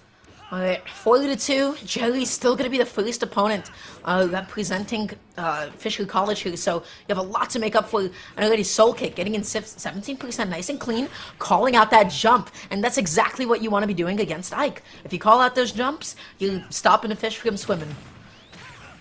Yeah, and charging the spin attack right in Jerry's face, and Jerry really wasn't able to do that. Empty land, though, finally calls out the fact that Soul Cake is looking to get punish those landing nairs as much as they can. Just looking for the back hit of that neutral. Excellent cross-up into the neutral beater, but just a couple of hits, just a couple of conversions, and Jerry's able to even up that damage. Catching that drop shield, almost catching that air dodge too. Neutral, but excellent down air from Soul Cake, landing nice and quick. You gotta take the stock off. You cannot bleed anymore. And that's exactly what Jerry is looking for in that air dodge. Ooh, Jerry wasn't able to get the punish, but still maintains advantage. The landing isn't quite called out, but Soul Cake kind of fishing a little bit, looking for that final kill confirm, but the landing called out by the F-tilt Dara. Jerry just keeps on putting in the work. Has earned so many stocks, 6-7 cumulative stocks for his team alone thus far. And now just going to be looking for this next opening. Neutrally, into the up tilt as well. Back away, tries to cover the tech in place with the up air, does not actually find it. And Soul Cake is not stopping this bleeding anytime soon. And Jerry just feels so far ahead in the pace right now. No shot. Not able to avoid getting clipped by that. It feels like Soul Cake is slipping and sliding around on the stage a little bit more than they want to, not falling into some of those nairs that they just weren't in the first part of this game. And still landing into that F-tilt. Now Soul Cake going to be at a death percent and doesn't make it back onto the stage. Where is the directional air dodge? They used it to avoid getting killed earlier, the air dodge of the blast zone. And now, because of that mistake, we see Soul Cake trying to just get his last stock. Can they find that final hit? No shot, right? And then, okay, oh, yes, finally going to be getting that F smash. Beautiful stuff, finally catching Jelly, jumping on in, but taking 2 more stocks down with him. That was a cumulative 8 stocks. 3 to 8 stocks, you know, I'm no broker, but that's a fantastic trade to make. Yeah, that is brutal right there. And we gotta mention, we haven't even seen Grit yet. Like, Grit wasn't the answer. It's possible Grit is going to be anchoring, but they know that you don't want to send that Bowser Jr. into such a heavily disjointed matchup. Now, I don't know. Like, I feel like Bowser Jr., he has the main tool to catch those landing. Like, he has the clown car to call out landing nairs, but then it doesn't really... As long as you play around that one option, it doesn't really work out. I feel like Sonic is just better Bowser Jr. in that situation. Yeah, Sonic is always better than Bowser Jr. You're so right. Yeah. But I am curious to see who Fisher College is going to be tossing in next. They got a whole pool of fantastic players to be able to pick from, so just going to be waiting on that. Everybody, thank you for your patience as we do wait for that once again. So yeah, they got Tony Pajamas, they got Jelly, they got G Extreme, they got MD, they got Nexus, they got Blue. They got a stacked roster. So we are just going to be waiting for them to get in.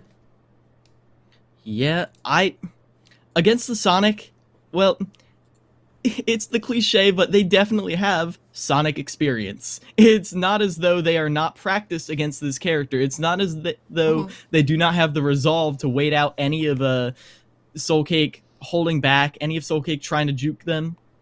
They're ready for this, all of them. And that has to be scary. But Soul Cake definitely has a game plan here. With 1 stock, what would you like to see Soul Cake's gameplay be like?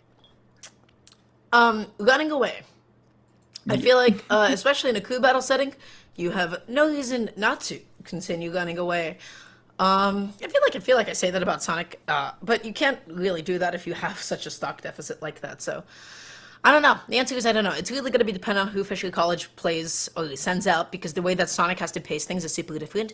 For instance, if they throw out G Extreme, who does play Steve, you don't actually get the privilege of playing totally away from Steve, because you don't want him to be able to get all of his resources and materials up, right? So you are, in a way, forced to approach because of just how dominant of a game plan Steve has. So just going to be waiting for Fisher College, seeing who they send next. It's going to be MD. It does look like it. Yeah, and that right there, the Pokemon trainer, I feel like PT definitely has the tools to chase down Soul Cake, or at least threaten Soul Cake once they're out of their burst range. Yeah, Laser Leaf, I believe, from Ivysaur, can stop Sonic Side B. I'm pretty sure that's the interaction. Don't quote me on that if I'm mistaken, but do feel free to quote me on that if I was correct about it, actually. That'd be quite nice of you. So, yeah, I mean, I feel like every single time I've seen PT Sonic, it's always been, like, pretty good for PT. It's hard for PT to even have, like, an awful matchup, you know? Mm-hmm. Yeah, in general, I enjoy how much PT is able to contest Sonic at the ledge, is able to keep up the pressure when Sonic is trying to hang out along platforms. Like, PT can take away one axis of movement. Like, just put up a roadblock either on the platforms or on the ground, and then cover whatever axis they don't cover with the Razor Leaf with their own body. And that's more Ivysaur than Razor Leaf, or than PT, but still. Yeah. But yeah, we'll just have to see how this one's going to end up playing out. Of course, Soul Cake going to have to forfeit 2 of those precious, beloved stocks. MD going to be on the Squirtle opening off, so let's just see how this one's going to end up. Okay. All right, Sonic Main. I got you, buddy. You gotta get a little slick with it. You know, Soul Cake actually rocks... Soul Cake has the red Sonic shoes and wears them to tournaments. That's all I'm saying. Soul Cake's prepared. Embodying the character. And speaking of bodied, that is how it's starting out for Soul Cake, as they almost got gimped by that. Soul Cake just rushing back to center stage, do not want to contest with that Squirtle. And what a dash attack with punishing out. Ivysaur is here to play, but doesn't get that side B. That was such a good idea for him, MD, to overshoot and cover the distance that Soul Cake would cross up on. Comes in with that side B. Okay, gonna be looking for an air dodge, doesn't find it quite yet. Finally getting a couple of hits in. Yeah, this is looking a little bit better for Soul Cake, finding that stable ground that Sonic needs, but that jump up to the platform called out with that down air, back air. Oh, calls it out with a fully charged forward smash. There's an opportunity for an edge guard, but that snap from all the way up saved MD's life. Tries to complete that up smash, doesn't find it. Nice, a little bit of patience, able to get that side B, and not into the up air. Jumps a little bit too close. I think he would have needed to full hop to actually get it. Covers the tech roll in, and Soul Cake got a stock. But when you're down this much, one stock is not enough. Yeah, it is certainly not. Soul Cake was able to get 2 off the board, which is actually the most that anyone from Quinnipiac has been able to get thus far. But now you're down to your anchor. You've got one last bastion of defense to keep this team alive. And they have options. I would assume it's Grit, just based on how hot Grit was playing the other day. However, it's hard to say for certain. There's no clear answer, not just to what MD is bringing to the table, but to the entirety of the backlog of Fisher College's roster. Yeah. So just gonna have to see who it's gonna be, who they're gonna end up throwing out there. Whoever it is, they've gotta take 6+ stocks to 8 stocks total.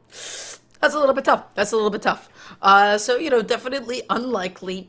It's not looking too good for them at this point in time. Fisher College is just as dominant as ever, and this is Quinnipiac. They're the ones that previously, 4-0'd another one of the previous teams, right? One of the previous schools. Can you imagine, if it was Fisher College going up against that seed? Oh, jeez. Yeah, that is the brutal reality of what Fisher College brings to the table. I keep bringing it up every single time we see it. A full roster of killers. Literally, I don't want to say they're the B team because they're not. They are on the main roster for a reason, but the players Fisher College is sending in aren't even their clutchest carry players. Yeah. These are players who have been prepped to play like that, but they don't necessarily need to. And so the fact that Fisher College is able to put on this much of a show proves why they are so revered in the collegiate scene. Yeah. So just going to be waiting to see who that final opponent that they're going to be sending in is. It's going to be actually Moat. So a little bit of Terry Pokemon trading action, I will say. This is not the best matchup for Terry, especially because as soon as Squirtle gets in there, couple of up airs, couple of up tilts, your damage output is actually phenomenal. Also, although Terry has a lot of recovery mix-ups in the form of his crack shoot, in the form of, his Bare Knuckle, he has a lot of ways to actually break that horizontal distance.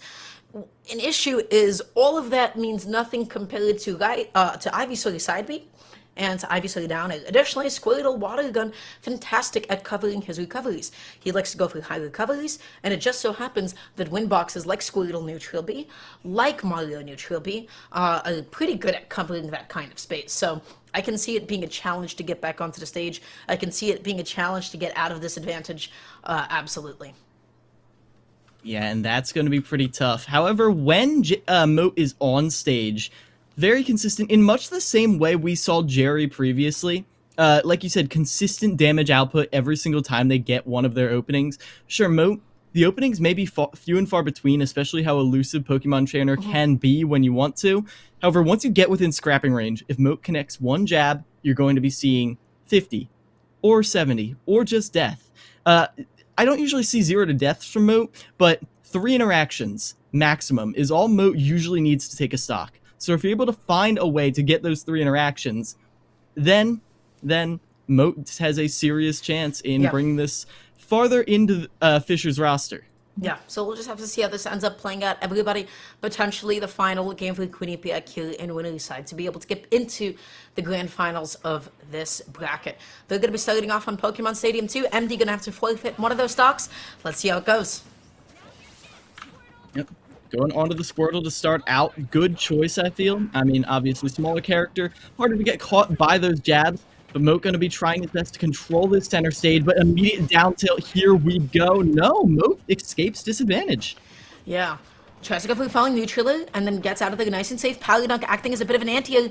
Drag down back here, not able to actually convert it into anything quite yet. It's like MD is slightly dropping some of these hits and nothing is a super clean hit. Oh my There is that God. punish you were talking about. Clinical. One clip off stage is all MD needed to make a clip of their own. That's tough. That's really rough. There's not a lot that you can do as Terry at that point in time. Your up B is not particularly fast. It doesn't sweet spot to the ledge either. And now MD just going to be waiting for the next whiff. Able to get that spot dodge punish. Doesn't get the up tilt. Tries to dash in to cover that second spot dodge. But Moat able to quickly mash on out of there. Tries to go through the F tilt into the grab. Does not find it. MD. Amazing coverage with that F smash. That crack shoot cannot hit Squirtle. So tiny. Yeah, and now you're in a juggling situation against Ivysaur. Oh! It was online, but let that get slapped right out of you. Charizard on the deck, and that's just to bring Squirtle back into the equation. But the SDI in, we called it out yesterday, and finally, these teams are hitting that SDI. Yeah, at this point, there's no excuse not to. Oh my gosh, that tether cancel into the Razor Leaf. Retreating back here is nice and safe. Terry, no out of shield options fast enough to be able to punish something like that. MD keeps on landing in over and over again, spacing out. Moat is struggling. Oh, and those oh my gosh, those extensions with the back air and calling out with that lingering nair too. Moat can barely get on the ground, and you saw as soon as Moat got on the ground, sat in shield for a full 2 seconds. Terrified right now, but definitely stabilizing. Pressure on the shield. Can Moat clean up the stock at the ledge?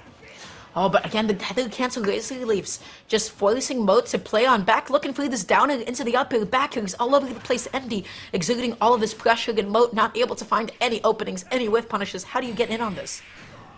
Wow. The answer is you don't. That will be all she wrote for Quinnipiac College, as MD partnering up with Jerry from the beginning is going to be enough to take down our 4th seed. Fisher College performing to expectation right there. That down air was actually phenomenal. You know, that was like the safest like possible down air.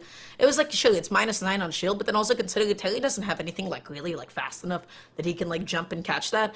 And then to be able to do that and then land with a down air like that, well, with an up air like that, excuse me, which would have been -6 on shield, that situation was so good for MD there. Because if it hits shield, it's like, okay, well, free shield pressure, I'm fine with that. I have no qualms about that. If I hit it, I kill you.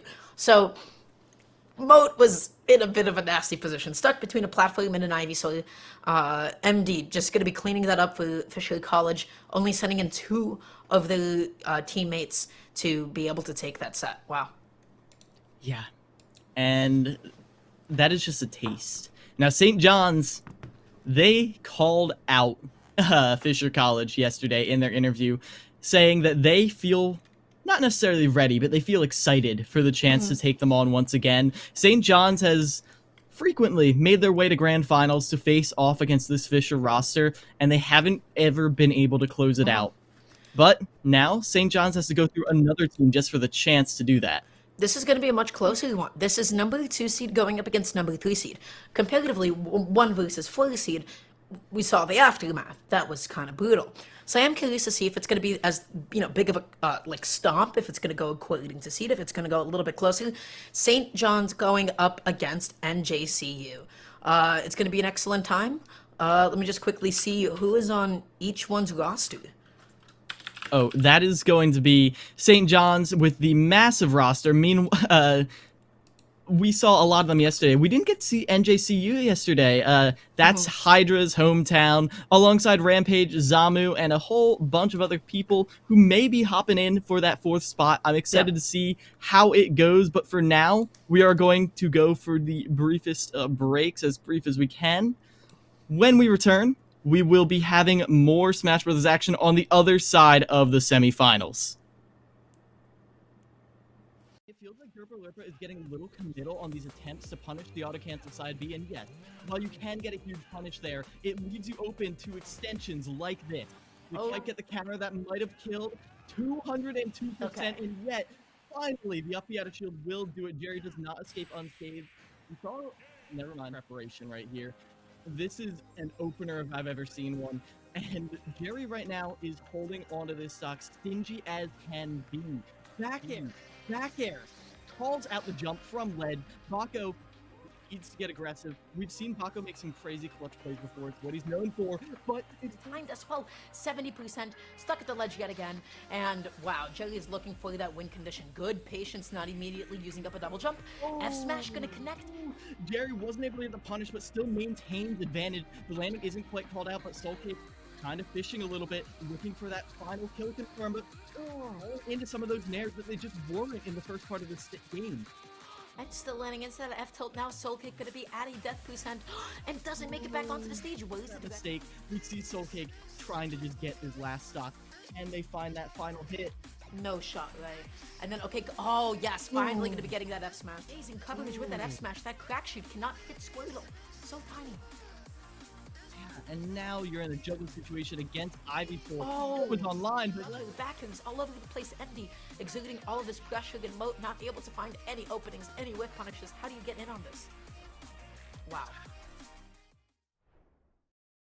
My name's Jacob. I'm 21 and it's my first year in this school. I already been to community college for the last 2 years, but I transferred here. It's a whole new program. What made you transfer? I wanted to do something different. I already have an associate's degree in business administration, and I wanted to come to this school and do audio production, just like music engineering stuff. So what do you want to do with that? The main goal is to work in like music studios and like help with like the music creation process. Anywhere kind of in the audio recording realm is fine with me. And do you have a go-to genre of music that you like? I don't know. It's all over the place, to be honest. Yeah, no judgment. It's all over, it's all over the place. So how do you like the program that you're in now? Do you like your school? Yes, I really do like this school, and with this whole esport thing, I think it just made it a little bit better because like it's new, you know. It's you don't do it. Not everyone has it, and it's something that I'm very interested in and have been interested in for a while. You didn't have esports at your old school? I want to say there was a club, but I didn't know anything of it. This is your first time being part of a collegiate esports team then? Yes. And how do you like it? Like how do you feel about it? I love it, to be honest. Growing up, I played baseball. Through senior year of my high school, I wasn't like doing anything traditional sport wise in college. It wasn't until this year that I was like, oh, because like I saw it, like I saw like a poster hanging up. I was like, oh, esports, let's just go do it. I really like it though. Something cool, something new.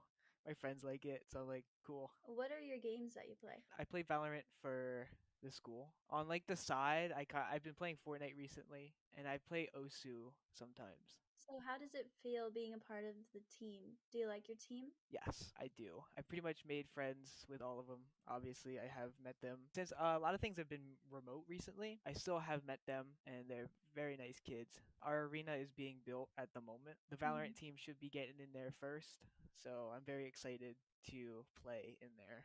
What do you do to improve yourself in game, and do you take that strategy into your everyday life as well? For in-game, I try and play every day. That's kind of like the one thing I try to do. Even if I have like a little burnout from it, maybe from like the previous day, I still try to get on and do something. Of course, you watch YouTube. There's a millions of things that you can watch on YouTube. I like to watch different content creators in that niche just to like inspire me to play a little bit more, you know. Do I carry it into my everyday life? I do.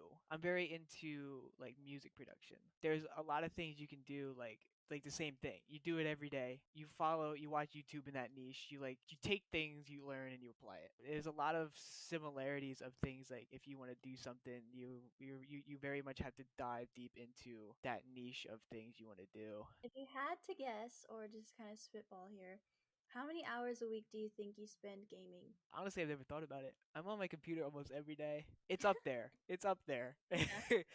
It's up there.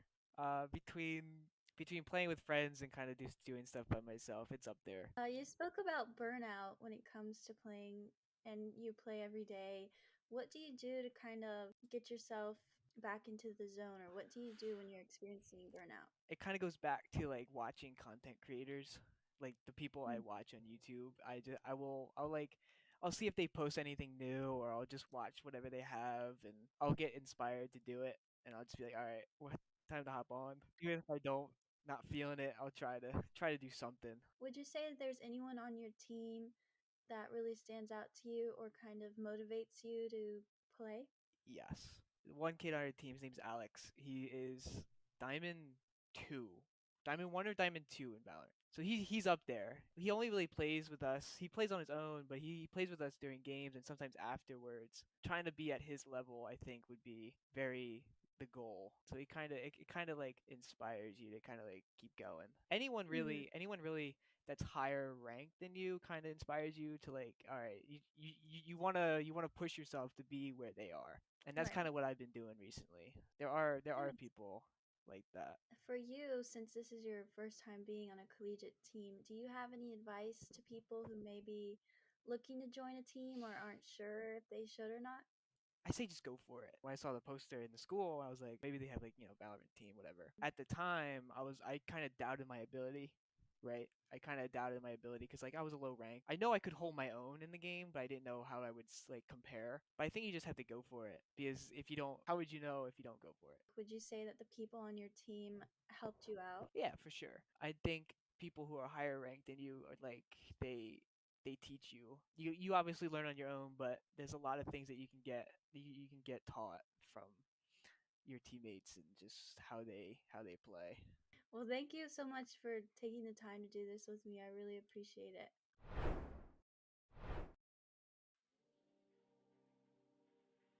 Hey guys, KTAD here. Now, I've been told I need to step in to create like a buffer zone between some of the other hosts so that the Valorant v Overwatch conflict may finally come to an end. But between you and me guys, I don't think they both realize that League's kind of already won that war. So don't tell them anything. But anyways, you guys already know why we're here, and if not, well, then you're in luck because we've got some of the best collegiate esports moments right here. Don't believe me? Well, that's okay, but here's your proof. Let's get into it. To start us off, we have the combo of Matt and Festive as they execute a brilliant mid-air handoff to close out Game 2 and tie up the series. Here in regulation, can Festive and Matt do it? Matt's there! Let's sit in, and we do get the go-ahead goal. Is it going to be enough to end it here in reg? 25 seconds left right here. About 2 minutes since our last goal. 5th total in this one. Is this looking like moderately? Feeling thirsty? Well, if you are, then Crollo's got what you need with these sick plays on Pac-Man. That is not. Always guaranteed to stock goes for the side special into that. That would have been an insane way to end it. And now Crollo looking for the fire hydrant edge guard. Slam dunk right there. Is there able to finish them off? At number 6, see if you can count the ultimates here, because when the dust settles, there can be only one survivor. Thomas College, but I don't know what Keene University are thinking. Well, okay, they're thinking it. What is going on in this fight? My days! 2 to the bomb, 3 to the tile, 1 to the self-destruct, and it's we just get the a team. lone It's diva. It's a lone What baby is diva. happening? No, okay. Hip is back there. You know what number play this is, right? Because J-Rod knows. And let me tell you, he's definitely keeping count. It's gonna be J-Rod who strikes first again with a nice headshot onto Boss. Gonna start moving down into Garage, and J-Rod is just roached now through Garage. Fireproof Wall has been committed. Lance tries to take a peek, but J-Rod's there, finds Pigeon Mac. We're looking at potentially an ace.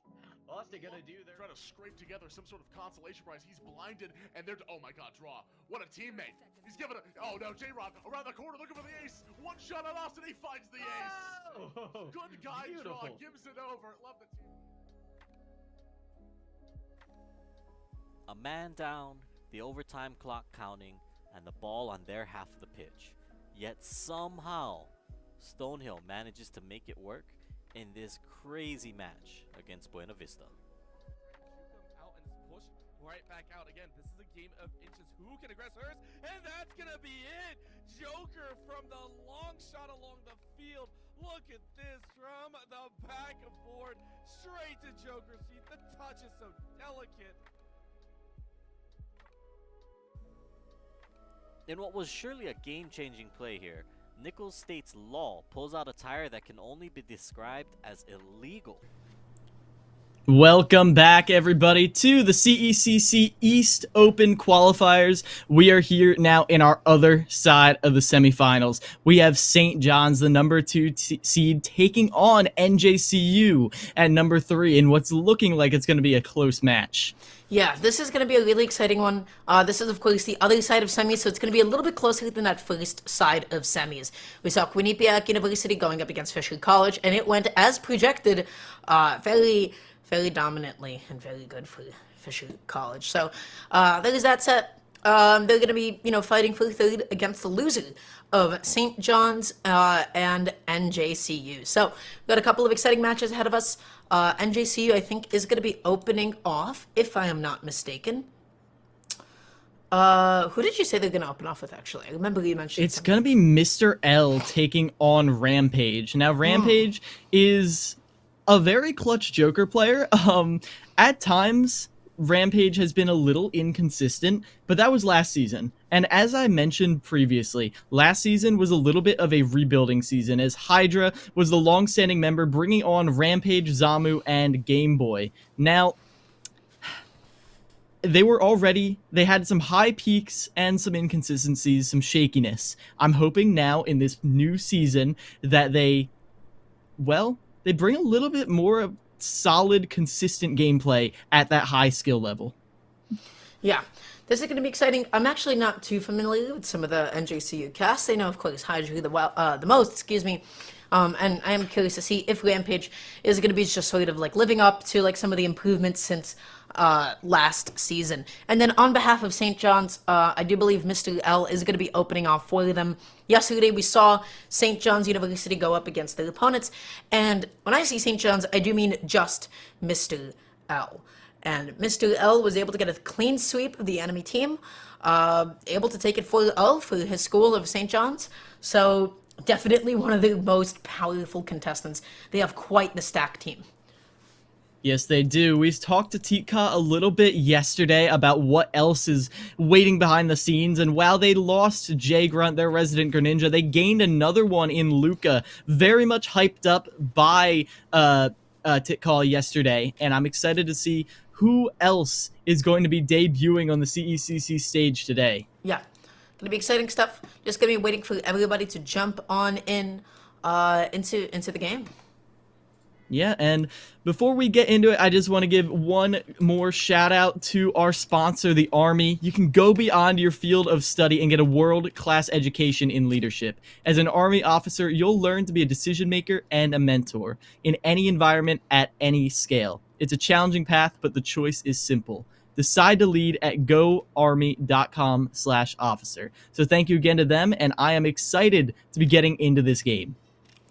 Yeah, so waiting for them to jump on in. They should be in the lobby waiting for the go-ahead at this point in time. Once again, guys, thank you so much. Hope you guys have been enjoying the show thus far. We have a lot of really exciting sets ahead of us today. Fisher College. The question I feel like on everybody's mind is like, who can take down Fisher College? It's quite a tall order, honestly, and not many can actually claim that they have in the past. I believe, historically it's like, oh, they've never even lost a single game. But everybody, we are now jumping in. Mr. L going up against Rampage.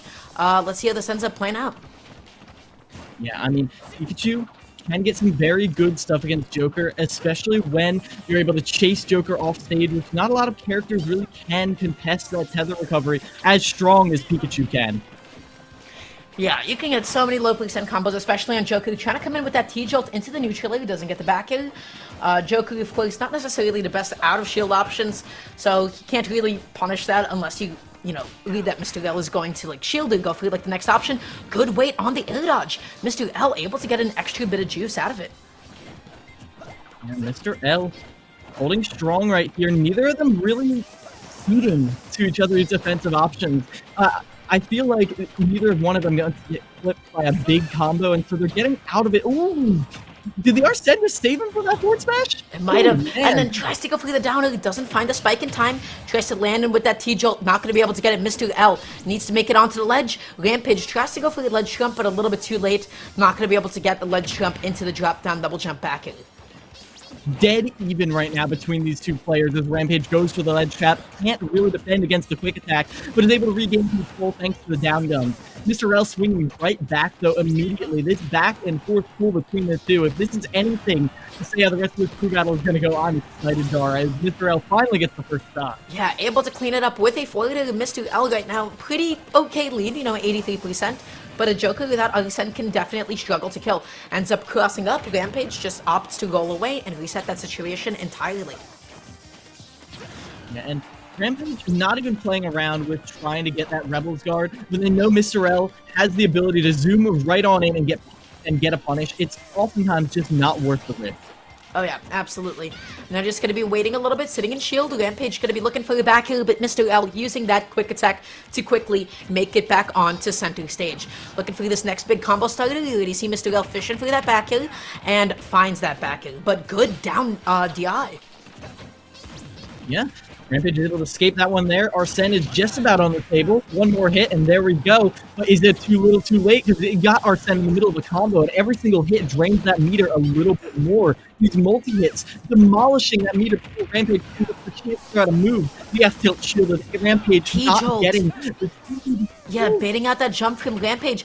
Can't make it back onto the stage. Able to get the drag down back from those T-jolts. Mr. L, 3-2-1 stock lead. And if anybody can steal stocks, it is Pikachu. You gotta get those back hills. You gotta get him off stage. But the question is, will Rampage get this stock? Yes, he will. Beautiful back hill is gonna close that one out.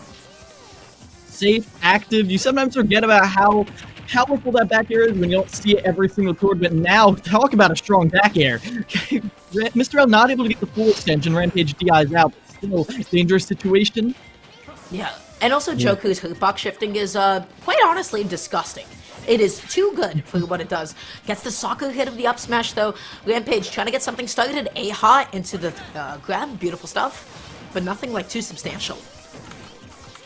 Yeah, not quite yet, as Rampage is playing very disciplined with this Arsene, understands that this stock could possibly be Rampage's last one in the tournament. A down throw doesn't connect in the forward air. Rampage counters outside of that, as now Mr. L looks for a way back on stage. Okay, gonna be looking for that back heel, dash in, able to get that grab, beautiful stuff, back through a free bit of stage control, gets that A-ha, just slipping under whatever Mr. L was putting out there, and now Rampage can take the stock. If you get one more at least, your teammate that's gonna be coming on and doesn't have that much more work to do. But the question is, how do you get that opening, especially when your opponent keeps coming in with quick attack? Yes, back there off stage. Mr. L has been forcing Rampage to respect his recovery every single time, and that's why, when you don't give it your full respect, that's what happens. You get clipped by one hit quick attack into the F smash. Rampage is out of here. Mr. L is looking to repeat what he did yesterday. Yeah, wow. Mr. L just did a fantastic job, only lost a single stock, and that entire time I just feel like, it is hard to hit Pikachu, and it's also difficult to match Pikachu's damage output. Joker just not able to get a lot of those consistent openings that you would really love to see. It's really difficult to space out Pikachu as he low profiles through everything that which you would like to attempt. So excellent performance from both of those players. Curious to see who NJCU is going to be tossing out next. I wouldn't be surprised if we do see the Hydra tossing at this point. I wouldn't be surprised if it's somebody else. Just have to see. Just have to wait. Yeah, Mr. L, I know, is a player that a lot of the teams, they save their anchors for. I wouldn't be shocked to see Hydra coming out. I would assume on the Palutena, not the Aegis, just for a little bit more consistent of a time getting back to stage.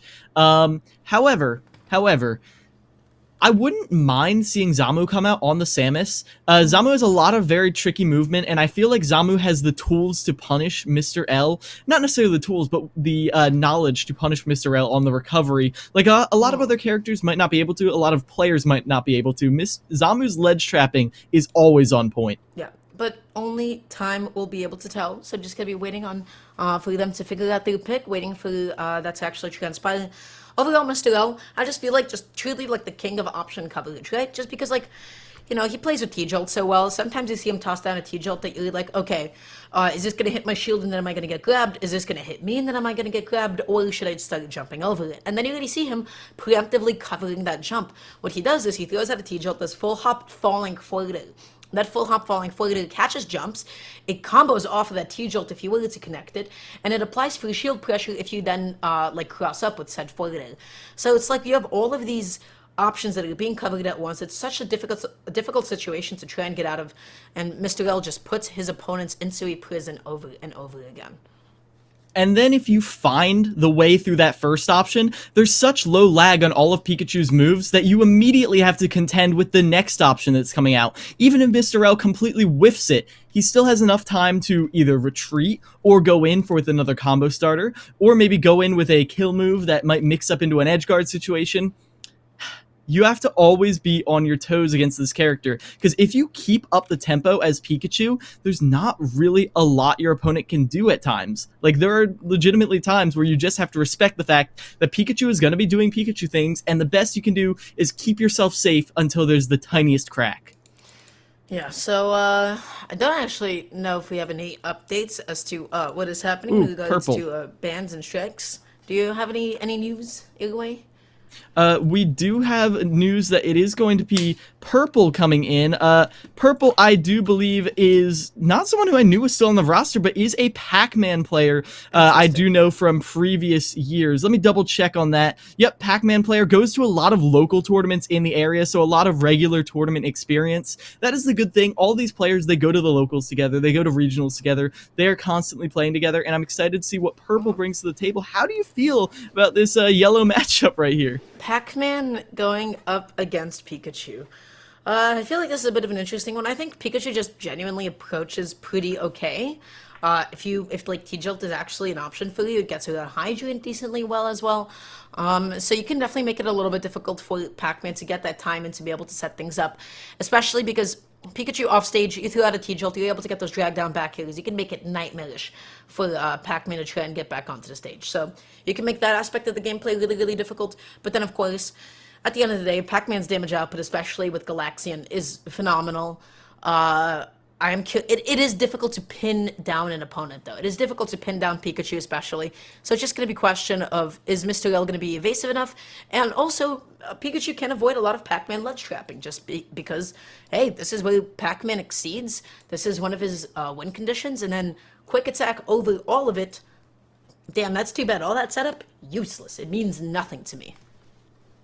Yeah, and that means one of the main things I'm going to be looking at is how Purple is able to get Pikachu off of him. The issue is a lot of Pikachu's moves are only safe if you parry them, or they are only safe if you don't parry them. And then you have to know with which specific fastfall timings you need to either parry or just drop shield regularly and attack. And that is something that is going to be very difficult to do, especially when you're sitting there with Bell in hand. It's usually a guaranteed kill if someone touches your shield and you've got a Bell right there, but not against Pikachu a lot of the time. Yep. So, still waiting for them to get started. Oh man, this is taking a while. So getting rid of for your patience, but they're getting into the lobby. It is game time. I hope soon. PS2. Yeah, we're going to PS2. And they banned the pretty much triplats in general. I feel like they don't want to contend with too many extensions. They want that wide open center stage, that little no man's land where they can force Mr. L to navigate through. Yeah. PS2 is really a stage for Pac-Man just because of like the platform positioning, the way that he likes to hide under said platforms as well. You can make it pretty difficult for Pikachu to jump on it. And Pikachu does thrive off of jump-ins, right? You need to be able to jump in and get those drag down neutralers, to be able to get those back areas, to be able to get a lot of stuff going. Especially if you just like set up shop, just say, hey, this is my house and I have a roof over my head. You can definitely make it difficult. So, yeah, let's get started. Mr. L gonna have to forfeit one of those stocks, but definitely still the one with the lead here. And I do like this strat because I do feel like you may need Hydra much later. But Mr. L is showing off that Pikachu can do whatever he wants off stage. But that is another thing I do have to mention. Pac-Man, maybe one of the few characters Pikachu can't consistently edgeguard. Yeah. And so hopefully Purple is able to leverage that. But okay, not able to get that jab punish on shield, the grab, not going to be able to get the distance that Mr. L was looking for. Trying to use these T-Jolts as a way to carve out an opening, jumps in empty, but Purple catching that landing with a dash grab. Classic Pac-Man conversions. Beautiful stuff. Primes the Hydrant with the neutral aid. So I am curious what the angle is going to be, and Mr. L just knocks it away. Yep, don't want to have to deal with that obstacle at all. But while Mr. L is busy doing that, Purple is able to just keep stage control for this entire time. Orange sends straight up, but it doesn't matter. Mr. L is finally controlling the ground a little bit more, forcing Purple into the air a lot. But even the parry on that down air, that's not enough. That's a multi-hit, my friend, as Mr. L is continually boxed out by Pac-Man. Oh, yeah.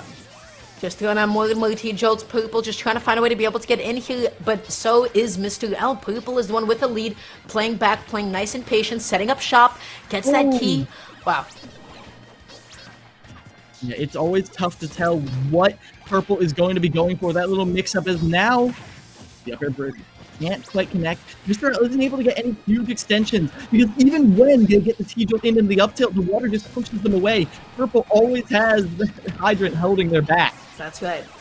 Just putting up that Hydrant yet again, just blocking all those hits thanks to it and just avoiding all those T-Jolts. Looking for the down smash coverage, doesn't get it in time. Little whiff punish for Mr. L with that dash attack, or with quick attack. Back to go does not kill, but the next one will. As Mr. L with Purple off stage. Opportunity right here. Oh my god. Oh my gosh. A massive trade right there, but perfect for Mr. L. I mean, you had to trade. It's really tough to contend with that side B hitbox, but Mr. L didn't care. That's a stop. Yeah, that move is a lot more active than you think it is, and slipping past that Hydrant water, just able to avoid it, but gets a drag down neutrally, best possible timing into the back here. Tries to go for the down B and sends in the wrong direction. Mr. L a little bit too far to the right. Yeah, some nice damage being stacked on. Calls out the quick attack mid-jolt, but now here comes the option. Wow, that Nair is just to get out of gel-free for Purple. Okay, just throwing out all these T-Jolts. Mr. L just slowing down the pace of the match. Gonna be missing that tech. Purple try to set up with Hydrant yet again. Wow, it seems like Mr. L just like sometimes is a little bit lost on how to approach. Yeah, it's getting a little tricky. It's evident that Purple's defenses are a lot more than Mr. L is used to contending with. Just throws the bell out into center stage so you can have it in hand, have the out of field option available to you. But now, I like that, is able to climb the Hydrant, get that back there, and then the bell again. They want that bell so bad. Almost throws it down as a bait for Mr. L, saying, come on, go attack. Yep. Okay, oh my gosh, fantastic use of the Hydrant again, just catching Mr. L, jumping on in. Gonna be using that quick attack to get to the opposite side in time. Nice parry on the key, but Mr. L just gonna be looking for any other way to at least get maybe one more stock. People not, willing to lose any more at this point. And we talked about it the other day, Pikachu can occasionally have trouble killing once you get out of those key percent ranges, and Purple is making it so difficult to find any of those setups off stage that love drag down smash. That's the setup. And some of those taunts, oh my god. Mr. L already just getting so much extra credit here. Has already taken a cumulative 5 stocks. Skull bashing all over the place. Stalling with the down B and actually getting a hit. What? That didn't connect. Pikachu? Okay, well, the attack missed, not 100% accuracy, and now Purple has to find another setup. They've been looking for that bell for so long, now we might start seeing a little bit of frustration here, Dara. That should not have happened. I hope you understand that. That should not have. That F smash and every single universe should have connected. And now Mr. L can't get those back here loops thanks to that Hydrant. All that water is going to be pushing him away. Mr. L just looking for this next opening, but just running right into that down air. He is on lock. Mr. L knows what Purple wants. I'm not sure it matters, though. Shield getting awfully low, but Mr. L is back to the T-Jolt pressure. Ooh, just falls off stage. Beautiful movement from Mr. L. Just still able to avoid that key. Now it is Bell that is in hand. Purple needs any way to close out this stock, but Mr. L knows exactly what the stakes are. Ooh, up and called out right there as Mr. L was not able to get that F smash. I was a little bit worried for Purple right there. This percent is slowly but surely racking up. Mr. L is using Pikachu's evasiveness perfectly right now. Yeah, and dealing so much psychic damage with all of those Pikachu, all those T-Jolts just coming on out there. Purple not able to find a way to close. Tries to go for the up air into the forward, but dealing a little bit too much knockback. Ooh, what a spot dodge. And now Purple is getting to that range where offstage setup could definitely kill. Ooh. Spell in hand once again, or it could be a key. I It's a little believe bit of it's a key. mix-up Yeah, in if Mr. it's Rel. flashing, it's going to be key. Yeah. It is. Okay.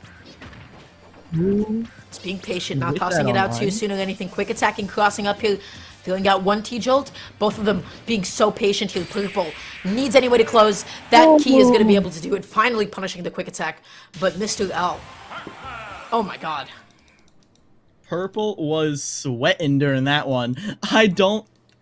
After that F smash didn't connect, I don't know how that happened. Was there a spot dodge we didn't see? Was there some sneaky hurtbox shifting? I'm not sure. Either way, after you miss a guaranteed kill like that, it is tough to get your mentality back in the game. The game should be over. At least that's what you're saying to yourself. But Purple was able to pull themselves together, clutch it out, but not before Mr. L made him work for it. Yeah, no, absolutely. That was a fantastic job.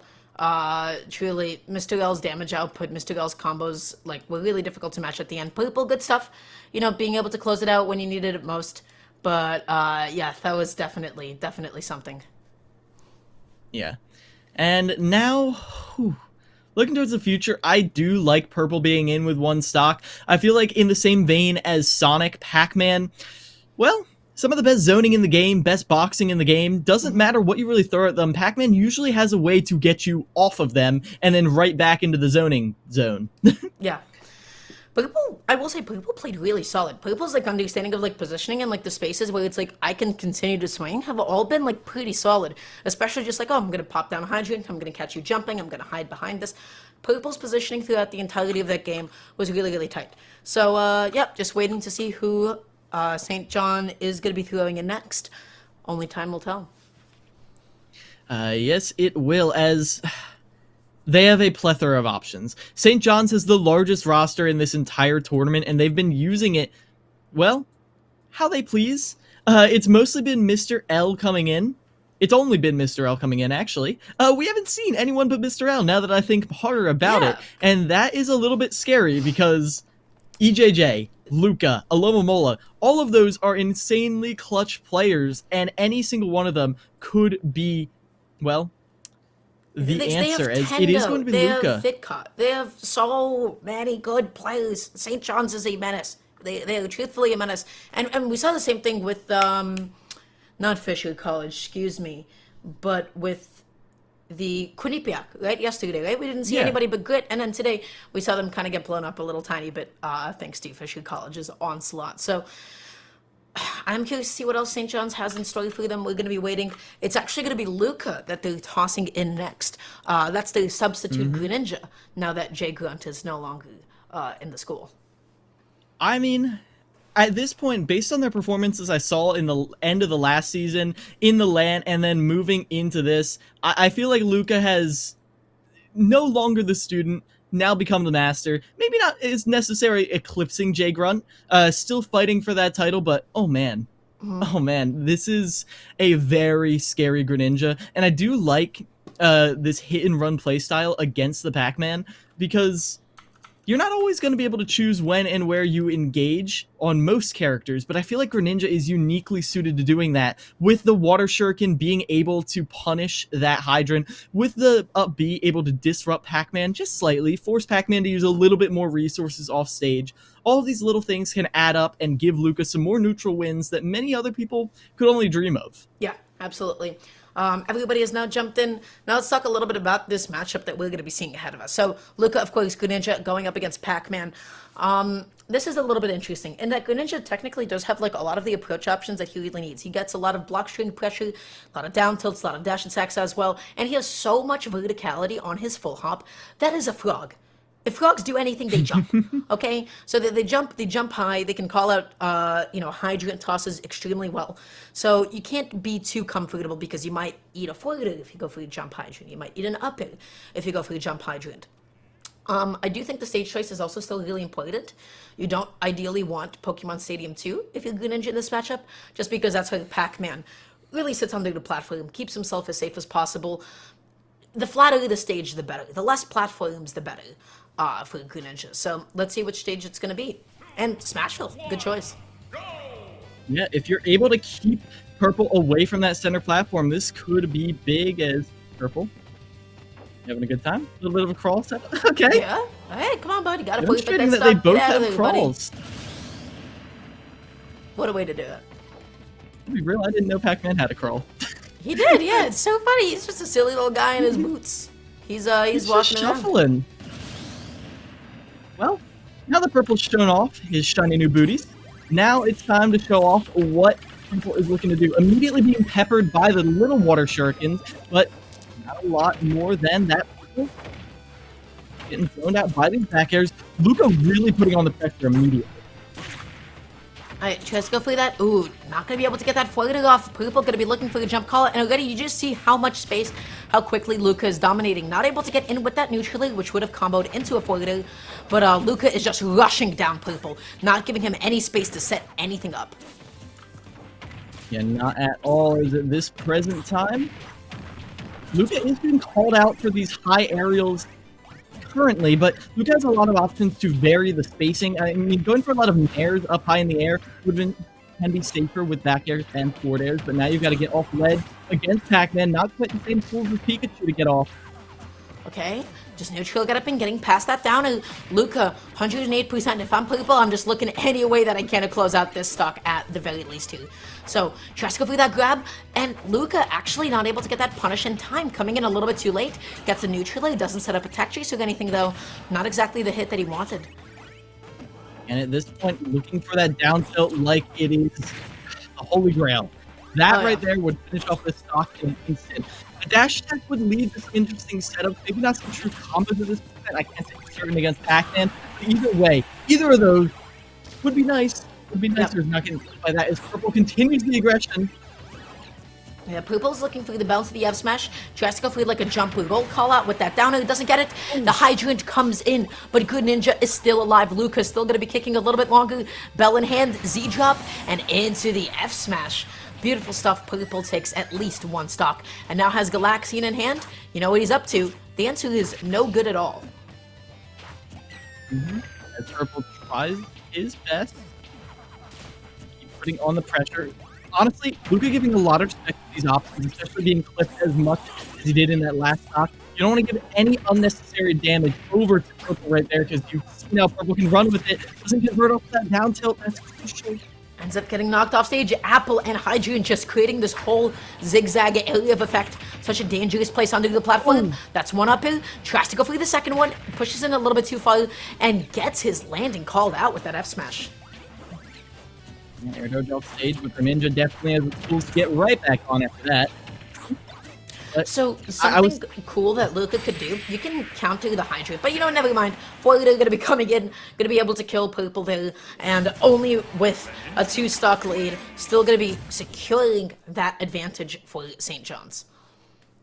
Yeah, very nice stuff from St. John's.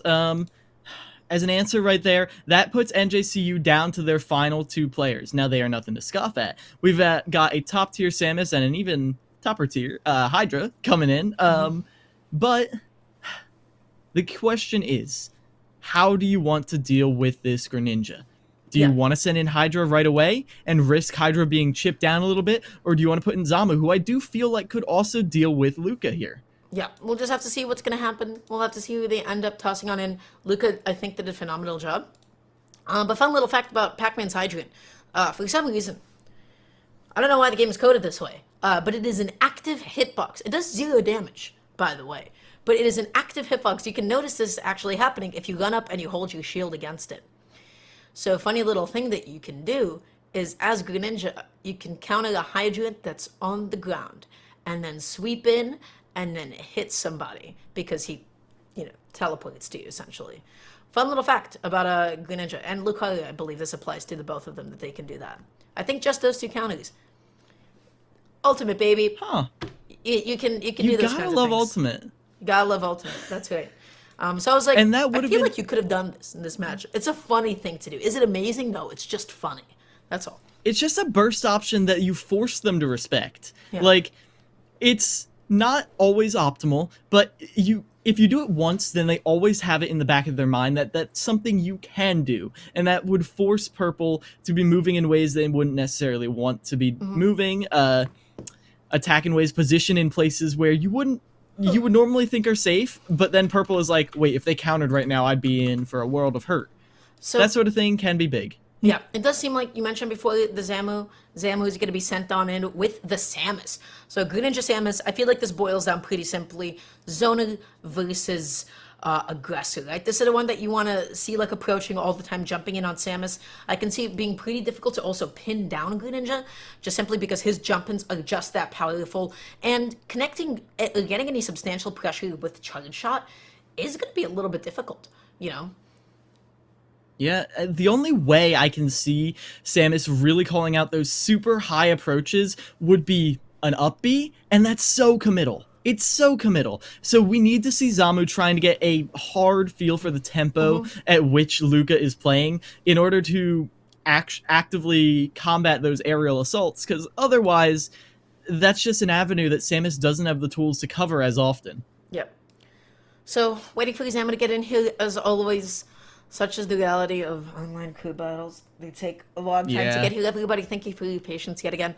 Yeah, I feel like Greninja, a lot of the time, he can struggle to kill if you're like shield camping him really effectively, and Samus can kind of get away with that simply by virtue of like, oh wow, I have up B out of shield. Did you just cross me up with dash attack?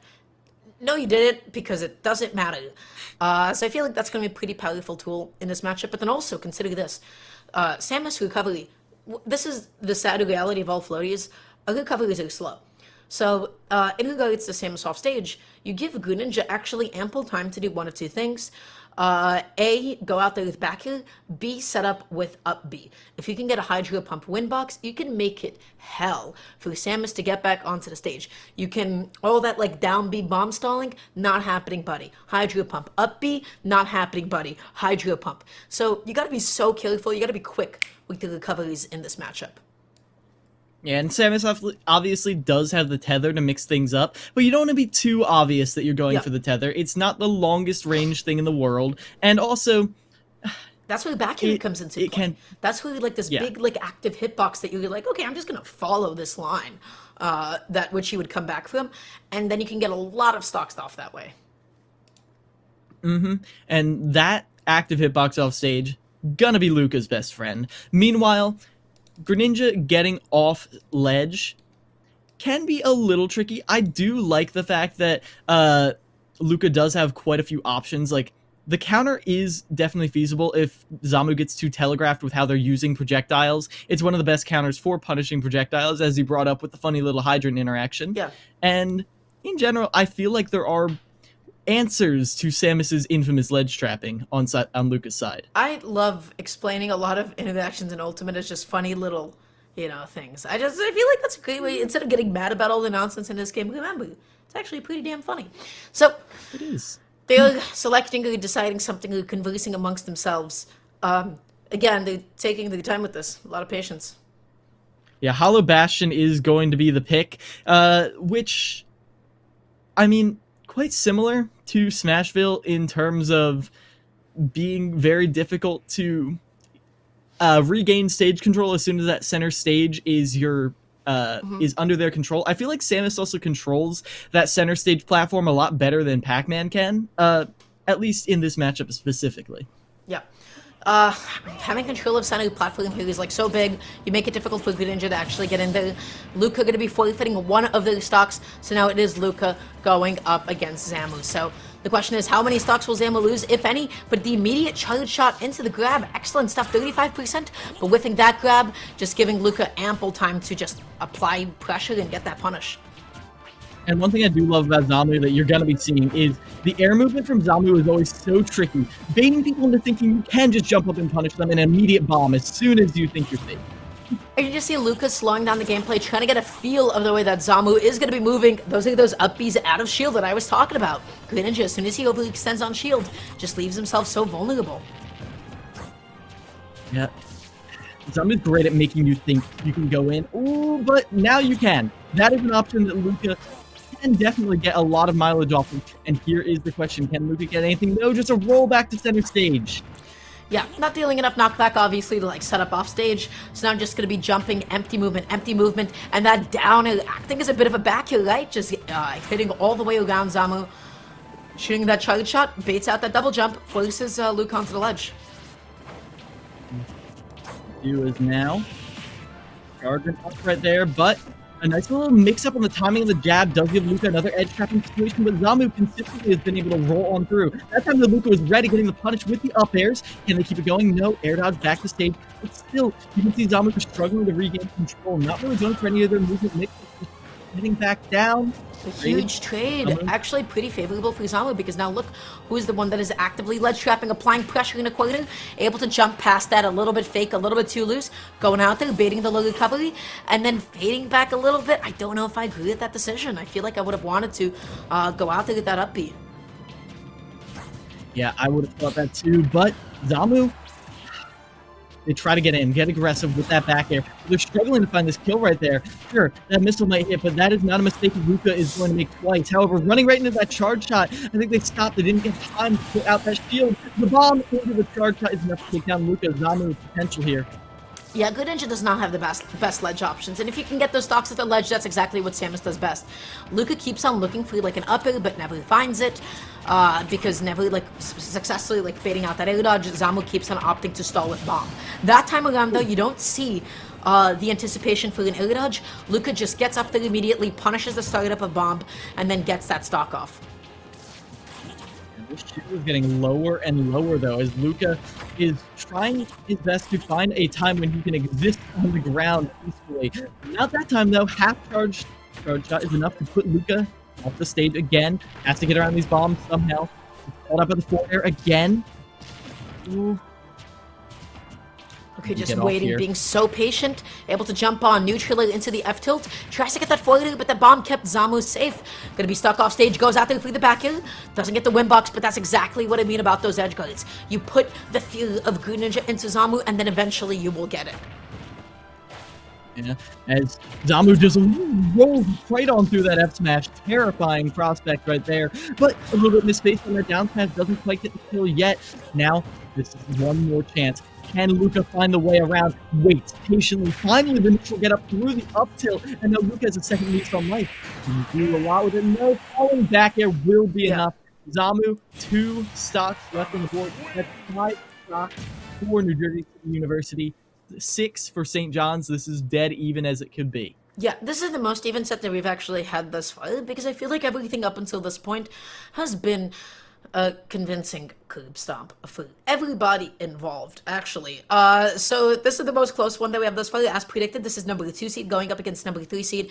These two both have like the most to lose at this point, and everybody's playing fantastic. So Zamu only going to be, dropping a single stock. You couldn't have asked for a better outcome in that situation. You slowly taking away that lead that Mr. L built up in the beginning. And so we'll just have to see who St. John's is going to end up tossing up next. It is going to be Aloma Mola on the Joker coming in to contend with this Samus, which I do like. I enjoy the tether recovery a little bit more against Samus's edge guarding. I feel like Samus, while she can ledge trap very well, can't always get there in time to have drop down a bomb and interrupt the tether recovery like other characters can. However, getting off the ledge for Joker, how do you feel about that? Not the best. It's admittedly not the best. I feel like there's some characters in this game that have very unique off of ledge games, really amazing jumps off of ledge. At the end of the day, Joker's jump from ledges is solid. It's good. It's not like he has the worst ledge options, but it's definitely not one of the parts of the game that he excels in. So you have a lot to worry about, especially in regards to bomb, and especially in regards to charge shot. But the question is, will you ever actually be hanging onto the ledge? Will that situation ever end up transpiring? Because, Joker is neutral. The ability to even get a hit on him is so difficult. His hitbox shifting with neutral air, his down tilts, the amount of space that he's able to cover, you can make it quite difficult for Samus to get anything going. Yeah, we saw how Luca had a lot of trouble closing that distance, but I feel like Joker's ability to put on the pressure as he's approaching, from above, from the side, wherever you would like, while still being out of Samus's main threat range, and then when you're finally inside, that is when Joker is able to use those safe hitboxes to, I believe, a lot of moves like back air are actually safe enough that you can avoid getting up B out of shielded, if you space them correctly. Yep. So it seems like they're ready to jump on in. Let's see how this one's going to end up playing out. Yeah. I don't know. I feel like we keep on dissecting these matches, and they kind of end up going pretty different to how we anticipate. It's usually the guys with the losing matchups that end up taking it over. Because at the end of the day, there's always the player element, there's always the human element. It's my first time watching a Lomomola play in a minute. I'm excited to see how it goes. Yeah, Lomomola I do trust to be one of the more clutch players on SJU. I've seen Lomomola a lot of the times come in knowing that their team needs some stocks, and that is what they get. Even though they may not start off the hottest, Lomomola always comes through in the end. We'll see if that remains true to this day. Oh yeah. Right now, just backing off with that side B, going to be a little bit unsafe on shield. Lomomola not able to get the neutral into the F tilt, but quick little down through into the 4-liter. He's just going to get a good amount of damage, and Joker's ledge trapping is so non-committal, it's phenomenal. But Lomomola not able to get the coverage that he was looking for. And not quite. Lomomola struggles to find a little bit of an opening right here. I mean, Zamu has managed to stack up pressure in a lot of unorthodox situations, like charge shot right off the ledge, dropping down the bombs right there. Lomomola is getting hit in ways that are fairly untraditional, unique to Samus, and that means Lomomola isn't really able to find any stabilization. Can we get off the ledge? Oh, but now no double jump. Now going to be off stage. You have to go to the ledge here. Forces the back off with that Aegon. Nice little charge shot to cover that goal in, but doesn't anticipate that second goal in. Finally, down to go into the 4-liter. Doesn't dash in, a little bit scared of the bomb. What's going to be the ledge trap? Doesn't get that F tilt off in time. Zamu just escaping so many disadvantageous situations. Yeah, Zamu, it's flipped just a little bit. An opportunity right here for Lomomola, but Zamu continuously just retakes that center platform. And now, they keep crossing each other up, left and right. But usually it is Zamu who comes out on top. At least Lomomola hasn't been able to get any of the main confirmed, I'd be hoping. But that spacing was phenomenal. That gun just barely avoided that grab. Neutral get up, sitting in shield. Nice and patient, but Zamu commits a little bit too much, letting Lomomola get back onto the stage. Okay, let's see how this one ends up going. No time for a formal ledge trap. And Zamu is able to connect the up air. That's not going to kill quite yet, and you might have to deal with a second Arsene this stock, and the Zamu pulls something out of their back pocket now. I think they missed that wave down threat there, and that is unfortunate. Stalling a little bit, gets in between the bomb hits. Only a single basic charge shot. Zamu didn't have enough time to fully get it. And that time around, Lomomola is still somehow alive. Forced the roll right there to get around those bombs. But even the neutral get up is not enough. Times that perfectly, even online. And Zamu holds on to their stock right now. Even game right here in terms of stock count. When you do have a Senado, I'm curious how effective drop down, double jump down B will be. Just to be able to reflect the charge shot or at least a couple of the bombs. Of course, you'd have to re-grab, but maybe you'd scare Samus into backing away.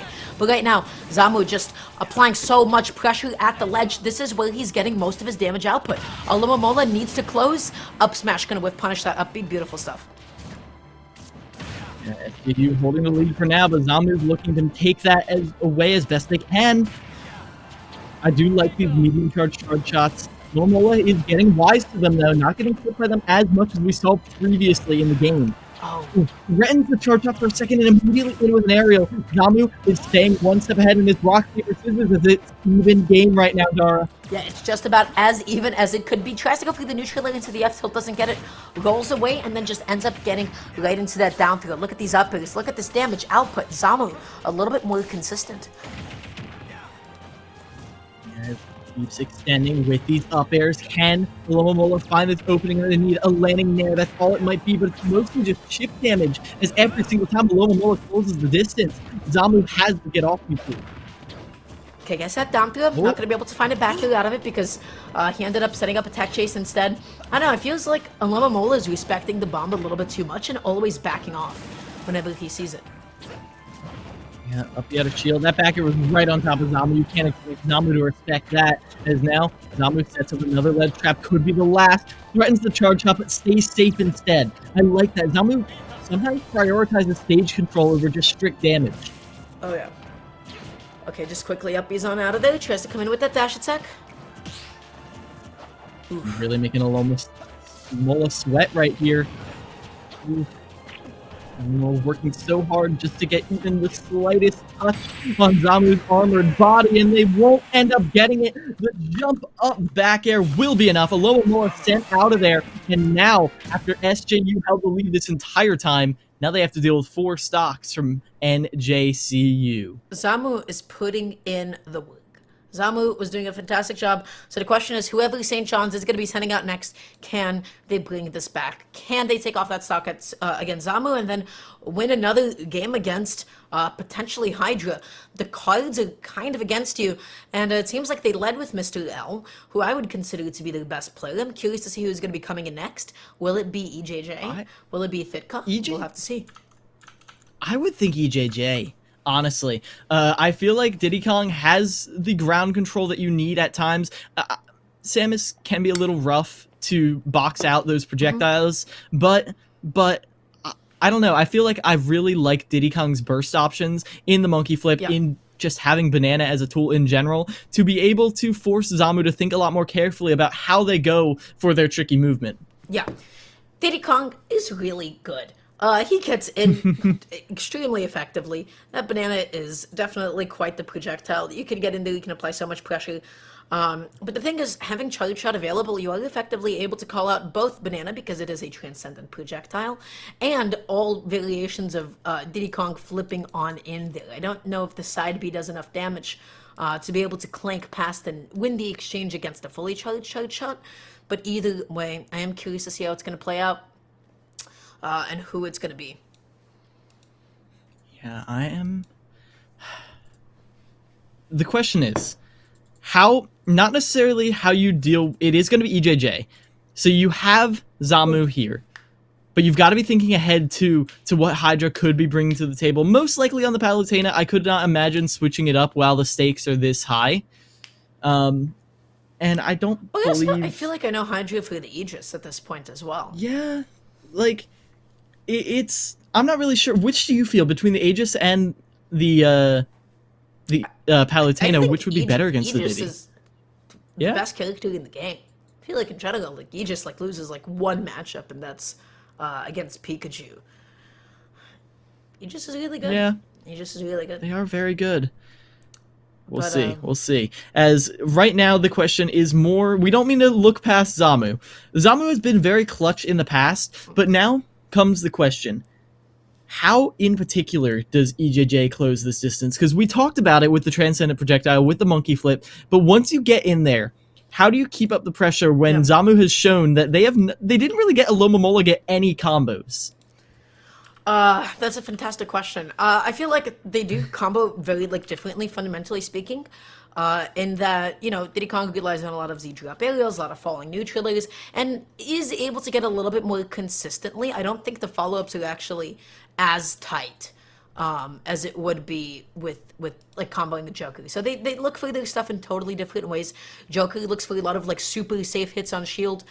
Diddy Kong can get stuff going if he gets that jump in though, but how often Samus likes to be sitting in shield, I wouldn't be surprised if we see a lot of Tomahawk mix-ups from EJJ. Mm-hmm. Oh, mixing up a little bit here. Consistently, they have been wanting to go back to a stage with a center platform, whether that be Smashville or Hollow Bastion, but instead we're going over to Small Battlefield. 2 platforms on the field here, and I feel like that benefits Diddy Kong just a little bit more. Yeah. He's able to get a lot of extensions, and I do believe this first game is actually just going to quickly be a button check before they do jump into it, so, hold your horses really quickly. And also in the meantime, I have been keeping up with the Big House. Collision 2023 just got announced. So if you're in Tri-State or in the Northeast, that's not an event that you want to miss out on at all. Just a quick little shout out to that. And all these players, you're probably going to be seeing them there. You guys are in New Jersey. It's time. Yeah. But yeah, we are back at it. Hopefully. Waiting for them to join. Oh my god. It's take a while. A classic. Yeah, again, everyone, I thank you for your patience in these trying times. I understand that, these players, the stakes are at their highest right here. That they have been, and they want to take their time. May not be always the best viewing experience, but you know what? We're here with you. We're sticking through it. And, yeah, so, how's that Big House top 8 looking? How's that Big House top 8 looking? It is fantastic. So what is happening right now is, of course, you have Melee going on. I do believe that IBDW lost to Mango on one side of semis in a pretty dominant 3-0. I'm going to quickly pull up the bracket right now while we're talking about it. And then I believe Ultimate Top 8 is going to be happening afterwards. But you got to have a handful of like really like exciting players left in top 8 currently. AMSA and Mango winners finals. AMSA took it over to Sensei, which was a really exciting set. AMSA did a fantastic job that time. Sensei is now going up against Zane. On the other side of losers quarters, it's IBDW going up against Hungrybox, and Jmook and Fiction have been both knocked out. Ooh. I'm praying for a Zane win. Zane hasn't had a win in a while. I want to see Mango Zane Grand Finals again, but before we get to hop back into that, we are going to be seeing this game at long last. Thankfully, the players are done. They're getting into it. No lag check. This is the real game. Yes. We're getting into it, everybody. This is going to be potentially the final game. You know, maybe a little bit less likely. If EJJ just takes off a single stock off of Zamu, then it will be the final game guaranteed to get into grand finals. A lot on the line. The closest head-to-head between the schools that we've had thus far, and they're going to be getting into it. Yeah, ooh, immediate out of shield option punish right here. I talked about how Loma Mola wasn't able to get a lot of combos. EJJ flipping the script on me right now. Zamu is struggling to get out of disadvantage. Oh yeah, absolutely. That's also Samus' disadvantage. Heavyweight and a floaty means you are getting juggled, my friend.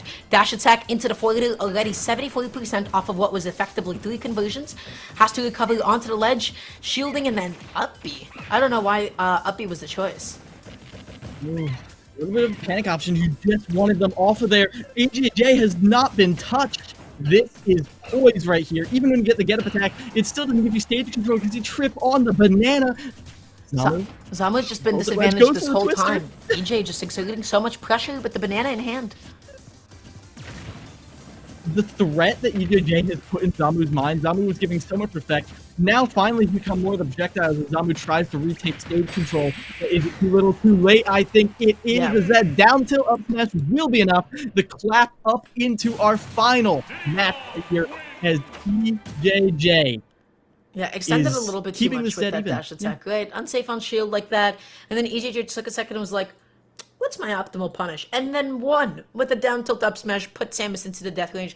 I do believe if that was just like a straight up smash out of shield, not only might it have whiffed, but I don't think it would have killed too. You needed that extra damage boost from the down tilt to get that one off. And now we turn our eyes to that final matchup. I do think the Aegis, I agree, is the play. I'm a little scared of the all-stage game because I feel like EJJ just doesn't miss those, but if you never have to deal with any edgeguarding situations because you just control the neutral as Aegis is wont to do, then Hydra, I feel like, can be looking pretty hot here. Yeah, I think the last time I did actually see this matchup was like maybe Tweak going up against Cosmos. I'm trying to figure out like off the top of my head how that matchup did end up going, if that's exactly what we'll be seeing. But honestly, I don't want to go either direction quite yet until we do get a confirmation on A, who that next player is, even if we think it's Hydra. It is going to be B, Hydra. Who Hydra is going to be playing, unless it was confirmed. Aegis. It is Hydra. We don't know what character it's going to be, but let's more look towards EJJ's gameplay because I really like the way EJJ made you scared to exist on the stage. And then as soon as Zamu was going to panic options, going to the platform, shielding on the platform, just don't touch me, stop touching my shield. Then they're going for the monkey flip. And like you said, Samus, you didn't understand when they would be sitting in shield for too long. That fear factor, that is what made Zamu sit in shield. So Hydra has to be ready for that. Absolutely. You just exert so much pressure that way. All those Z-drop aerials, Diddy Kong's damage output is phenomenal, and EJJ has proved that he's got that execution. He has it. He is capable of doing so. So he has him on lock. He's getting every single last bit of juice out of every single hit that he can. So you can't be caught slacking. Yeah. Whew. I've always loved EJJ's gameplay. I feel like EJJ is like the sleep, like people think of Mr. L as the player with the highest peaks, and I do think that is true. However, EJJ always comes in and has never disappointed. Yeah. Never. Oh, yeah. Not at all. And I feel like that is due to the Diddy Kong's ability to just flowchart. We talked a little bit about the juggling that we saw EJJ doing. I feel like that is why EJJ had an easier time comboing Zamu than we saw Alomomola. Joker's juggling, it's pretty good. You got the lingering up air, but Diddy Kong has more of the mobility to actually follow Zamu through the air as that light heavyweight just starts, well, trying everything in the book to avoid you. Yeah, for sure. So, still taking a while to lock in that character. Oh my gosh, this is taking a while. But together, guys, thank you so much for your patience through this. Yeah, I'm excited to see how this one goes. If it is going to be the Aegis, though, the biggest thing to look out for is always, how can I capitalize on that recovery? Z-Drop Banana does a fantastic job in that matchup. Z-Drop back air, Z-Drop down air especially, to be able to catch both side B and up B. As Mithra and Pyra struggle significantly to make it back onto the stage, you know? And then actually how they do end up opening and how they do end up jumping. And I do believe that Diddy Kong has like all the tools that he needs to be able to catch those jumps. That's how Pyra Mithra initiates. A lot of rising aerials, a lot of falling ones as well, a lot of safely spaced moves on shield. This is a highly competitive matchup. I am anxious to see it happen. Yeah. I do feel that one of the scariest things, like, one of the main reasons you don't want to go Palu is, yeah, while the recovery might have a few more mix-ups, it is still, at the end of the day, probably one of the worst teleport recoveries in the game. Not that there are many to choose from. I'm trying to figure out if it's like Mewtwo or Palutena. Because I feel like on Palutena's kit, just the fact that up B can edge cancel a lot easier than Mewtwo's can, by virtue makes it not the worst teleport recovery. So that would make Mewtwo's. Yeah. Yeah. And also, Mewtwo's recovery being on Mewtwo also makes it a lot worse in the fact that, well, a lot of 2 frames that wouldn't necessarily work on Palutena definitely hit Mewtwo. Yeah. I know a lot of tools in my characters in the past that, like, yeah, this doesn't work on any teleport recoveries. Except for ledge hang animation. Hood ledge hang animation. But it is the Palu. Really good. And it's going to be the Palutena. Wow, fantastic stuff. So let's see how this one's going to end up playing out. Both of them 3 stocks apiece, about as even as you can get. This is the most competitive school head-to-head that we've had thus far. Everything else has been like a pretty confident lead. Not this one. So the best of the best from each school coming out to represent. I still believe, you know, this is technically like NJCU Hydra would technically be seated over EJJ, but perhaps they can make the upset. Yeah, gonna be trying their hardest here. DJJ immediately tries to control this platform. Hydra's Palu, even though the Aegis is very good, has always felt more fluid. The Palu definitely feels great, but if you can't move at all, if there's a little bit of a slippery spot right on the stage, then maybe Hydra is going to be struggling a little more than I expected. DJJ is covering every single recovery option. Oh, absolutely. Taking that time to pull out that banana as well. Hydra looking for this opening, looking for the neutraler. Not going to be able to find any of it quite yet. EJJ's presence, EJJ's pacing and momentum thus far is looking excellent. Yeah, and EJJ literally never overcommitting. Like, anytime you think, oh, I think they should be right there, EJJ is always in the perfect position to be able to burst on anywhere Hydra goes. Oh, yeah. Throwing out that banana, just waiting, sitting in shield, not committing too much, making sure that he's not getting into that explosive flame. But down it and doesn't get that forward. It inadvertently sets up a tech chase on the plat. And as Hydra continually is out on that pressure, EJJ tries to weave in and out under that platform, but it's not quite enough at this time. Like I do like how EJJ isn't overcommitting, even after you might be a little shaken after eating quite a bit of damage with Hydra. It's still good. It still looks for the down tilt into the forward air. Oh, just waiting. EJJ is waiting and just exerting so much pressure. You do see how Hydra is occupying the platform to avoid any of Diddy Kong's win conditions. And not sitting there on field either, like we saw Zamu able to air dodge out of that. That pressure sequence from EJJ was phenomenal. Dash in, down tilt, dash out, dash in, down tilt. Diddy Kong is one of the best dashbacks in the game. Hence why EJJ was just able to avoid Palutena's out of shield option and perhaps lack thereof. Yeah, as Hydra is barely clipped right there, going back on the stage, has the banana in hand, has a good out of shield option right there, able to set up an edge guarding situation of your own. Not overcommitting with the explosive flame, just a traditional ledge trap reacts to the roll, almost back throw kill percent. Just clean, consistent Palutena ledge trapping and getting that late down tilt, catching EJJ rolling in. People do one of two options at the ledge. That is either rolling or jumping. As the up smash out of shield will be enough that time. Even game, EJJ started out so hot, but Hydra is finally caught up to the tempo. And now it's Hydra putting on the pressure up until they get clipped by the banana. Here come the low percent combos. Only 38% this time, though. Okay, tries to go for the dash attack for the coverage. Not going to be able to find it. Tossing out banana. Going to be looking for a little something here. This is so even. This is so poetic. And tries to go for it all in case Hydra didn't immediately make it back to the stage. You've got to go for those occasionally to make you respect, to put some fear into Hydra whenever he's on lead. And now that's banana on platform, puts Hydra off stage again. Teleports right on the platform, right above EJJ, but side B edge cancels all over the place. But oh no, EJJ missed that second edge cancel that he was looking for. He didn't land onto the stage. He ended up drifting out a little bit too much and then misangled that up B to avoid Palutena. And getting a little tricky with the movement. That is the price you pay sometimes. Jukes out Hydra, makes him look like he's going for the banana, and then goes back to keep up the ledge trapping even without the banana. Leaves it in center stage, confirm into that kill. We're on a dead even last stock game between these two schools.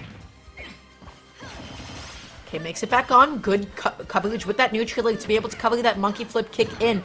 Tech rolling away, but still Hydra with that coverage, catching these landings, getting so many pokes here and there, but the double back here into the dash attack, EJJ is keeping it even. Yes, they are, but EJJ now needs to contend with the fact that Hydra has him in some very nasty confirmed percents. Pressure on the shield, and that forward tilt is actually safe enough to avoid getting caught. That should have been the back of that shield. Yeah, that was a really slow option that EJJ picked out. I don't know why that was the decision at that point in time. Maybe got a little greedy with the punish, and that banana coming in so clutch. Hydra tries to go for a really, really strong lead. Gonna get it this time though. Back air to punish that monkey flip. It's been a consistent tool. Just walks right past, gets the back throw. Could this be it? Hydra looking for the finisher right here. Dash attack into EJJ. EJJ not looking as good as we saw earlier. Needs a big opening, but can't get the space to find it. With that time to pull banana, landing there isn't enough. Okay, dashing, shielding in it, getting that down tilt. Tries to dash away. Oh, sets up with banana. That was such a bold banana toss. And now, EJJ drops the banana after the back air. The monkey flip is interrupted, forced on the barrel right in the center stage, and that's gonna be it. Off the top, Hydra finishes this out, clutching things out for New Jersey City University. St. John's is not going to get their run back that they wanted. Instead, it's New Jersey City University going to the finals. Hydra played beautifully at that last possible sequence. Having that banana in hand, and then the toss to be able to like snipe Diddy Kong, and then force a high recovery, you saw, first of all, that explosive flame scared EJJ. Just saying, hey, you're not side being back on. You're not up being immediately. You mess up on this, and then you're done. And then up B's unsafely. Palutena find quick little dash attack to be able to punish EJJ's landing. That was beautifully executed. I feel like at the end, Hydra just played tight, covered all of EJJ's tech options, and just had a much more solid advantage state. Yeah, certainly did. I felt like it was a little scary to start out. The way EJJ was making sure Hydra could never really touch the stage, forcing Hydra onto the platforms a lot more than I think Hydra would have liked. But later on in the middle of that game, the platforms became Hydra's best friend. The way Hydra was using them to maneuver around EJJ's movement, that was very clean. Yeah, it was impeccable. So with that being said, that is the other side of winning semis. Hyper competitive, fantastic stuff. We are going to be getting an interview after this with NJCU. So we're going to cut to a quick little break, so don't go anywhere quite yet, and we'll have somebody back representing the team. So immediately, this back and forth pull between the two, if this is anything to say how the rest of this crew battle is going to go, I'm excited, Dar, as Mr. L finally gets the first stop. Yeah, try to move. DS tilt shielded. Rampage not getting the Yeah, baiting out that jump from Rampage. Can't make it back onto the stage. Able to get the drag down back from those 2-1 stock lead. And if anybody can steal stocks, it is Pikachu. You got to get those back hills. You got to get him off stage. But the question is, will Rampage get this stock? Yes. Quick attack. Yes, back there off stage. Mr. L has been forcing Rampage to respect his recovery every single time, and that's why. As Mr. L with purple off stage. Opportunity right here. Oh my god. Oh my gosh. once you get out of those key percent ranges, and Purple is making it so difficult to find any of those setups off stage that love drag down smash. That's being patient, not with tossing that it out too online. soon or anything. Quick attacking, crossing up here, dealing out one T-Jolt. Both of them being so patient here. Purple needs any way to close that key. Roll call out with that down, and it doesn't get it. The Hydrant comes in, but Good Ninja is still alive. Luca's still going to be kicking a little bit longer. Bell in hand, Z-drop, and into the S. Ninja definitely has the tools to get right back on after that. But So I was something cool that Luca could do, you can counter the Hydrant, but you know, never mind. Foiled is going to be but that is not a mistake Luca is going to make twice. However, running right into that charge shot, I think they stopped. They didn't get time to put out that shield chance. Can Luca find the way around? Wait patiently. Finally, the neutral get up through the up tilt, and now Luca has a second lead on life. And do a lot with it. No, falling back here. to fully get it. And that time around, Aloma Mole is still somehow alive. Forced the roll right there to get around those bombs. But even making get up is not here. Working so hard just to get even the slightest touch on Zamu's armored body, and they won't end up getting it. JJ has put in Zamu's mind. Zamu was giving so much respect. Now finally he's become more of the projectiles as Zamu tries to retake stage control. Is it too little, too late? I think it is. Not overfitting with the explosive flame. Just a traditional ledge trap reacts to the roll. Almost back to kill percent. Just clean, consistent Palutena ledge trapping and getting that late down to one of two options at the ledge. That is either rolling or jumping. As up smash out of shield will be enough that hey, sometimes jukes out Hydra, makes it look like he's going for the banana, and then goes back to keep up the ledge trapping even without the banana. Leaves it in center stage, confirm into that kill. And now EJJ drops the banana after the back air. The monkey flip is interrupted, forced on the barrel right in the center stage, and that's gonna be it. Say that. I'll get in trouble. There's one for each game, so teams this weekend, somebody's gonna have to explain to TSA why they're coming home with an extra trophy. Fine. We're fine. This is gonna be great. Why is everybody staring at me? I'm not even doing anything yet. Is it because I'm in a suit? It looks nice. It's new. I'm stressing. It's alright. We win these. We absolutely win these. I've never seen us lose these. I love him. I don't remember his name. What is going on, everybody? And oh, we're ready? I'll start over. Okay. What's going on, everybody? We are here at the Collegiate Esports Commissioners Cup 2022 in Atlanta, Georgia. The players are just now entering the arena for day one. A lot of them had the opportunity to be here yesterday to get jerseys, to get familiar with the area, and to get to know one another. But today, the friendly gloves have to come off, and they are all here. Earlier, I was talking to these guys. This mannequin, when they didn't have anything else set up, I could see it from all the way down there, and I thought it was a person. And I stood there for like 5 minutes, and I was like, why is he standing like that? And I thought it was like a smooth criminal. I thought somebody was giving us like a Michael Jackson impression, and then it was a mannequin. I was really embarrassed to admit that. Oh my God, that's a lot of people. Hold on, let's go over this window. It just keeps going. There's so many people outside. There are so many people outside. We're gonna interview people when they come in. I don't really want to go outside. It looks like it's gonna rain, and this suit is new, so. Oh, there's Doc Haskell. Hi, Doc. How are you? He brings a full notebook with him and like writes notes down. It was pretty insane. He had it yesterday. He's gonna be coming through this metal detector right here. I don't know his name though, but I recognize his hair. Jen. You're Jen? All right, we're gonna interview Jen, who's supporting Kennesaw. I'm gonna ask you like a couple of very simple questions. Okay. Are we ready? All right, great. College. I really like Georgia College's color scheme. It's just red, white, and blue, I think, but I think they did it in a really clever way. Mineral area wearing hoodies, even though it is 75 degrees outside here in Atlanta, Georgia. Absolute legends. If only Nick could hear you. Nick, come back. If he's over 100 feet away, he can't. You were whispering something, and he started smiling. I'm like, are you whispering? Oh yeah, because he's got his headphone in if we're close enough. But Bless you. Gesundheit. Gesundheit again. You're welcome. I'm gonna go find him. Oh, there he is. Oh my. Oh, okay. Real stuff is starting. Real stuff. Competitive integrity needs to be upheld. We gotta get out of here. Yeah, I don't want to get in trouble. I get really embarrassed when I get yelled at. 30 is Okay. Wow, it's not 10:30 yet. It's only like barely 10. Woo! All right, it's gonna be a long. Hey, what's up? Surprise interview. Join me over here. We have a cool backdrop. What are we here for? Rocket League. Awesome. I'm not going to ask what school you go to because unless you swapped hoodies, that seems pretty clear. No, you know, I got my jersey on with my name on it. Oh, you do? Show us your jersey. Look at John T. Turbo here. Yeah, that's not his name. I just keep calling him that. Yeah. His name is John, but my name is John Turbesi. Yeah, not John T. Turbo. Yeah, I get the message that I'm going to Nebraska where I met you. Oh, that's so crazy. So context, if we're probably never going to use this, but I want to talk about it.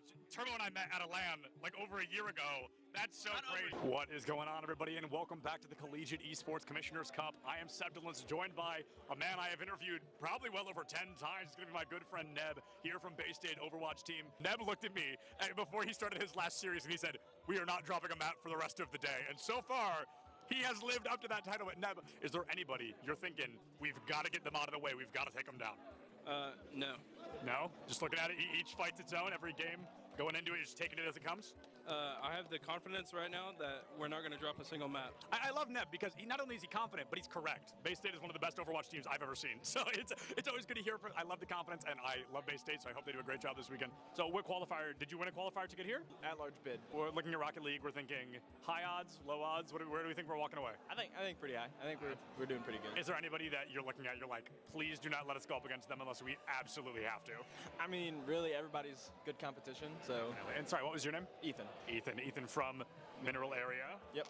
Very exciting. Well, Ethan, good luck. Thank you. We'll see you soon. What kind of pass? A player pass? Let me get you a lanyard.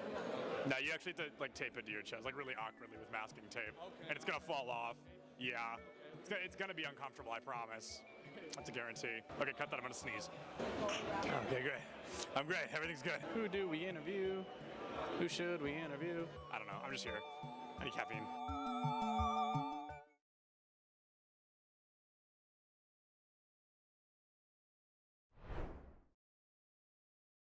First, can you just tell me a little bit about yourself? Hi, so my name is Caitlin. I'm a part of Farmingdale State College's esports club.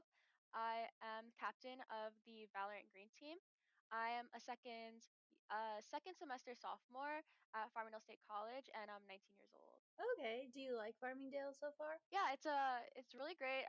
The program I'm in is very specialized, and it's not offered that often in the East Coast, so it's pretty nice. I enjoy it. And what's your major? My major is aerospace professional pilot degree. Oh, wow, that's really cool. Thank you. So, is this your first time on an esports team? No, so I've been a part of the Valorant team for 2 semesters, and this is my third semester, and it's my first time ever being a captain. Okay, oh, that's awesome. Can you tell me a little bit about what it's like being a captain? So a lot of times I'm organizing the team, making sure everyone is properly set for upcoming games, getting scrims for our team, and kind of. Hello, welcome back, everybody.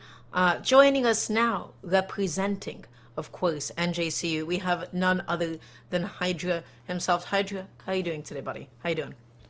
Yo, I'm chilling. Doing good.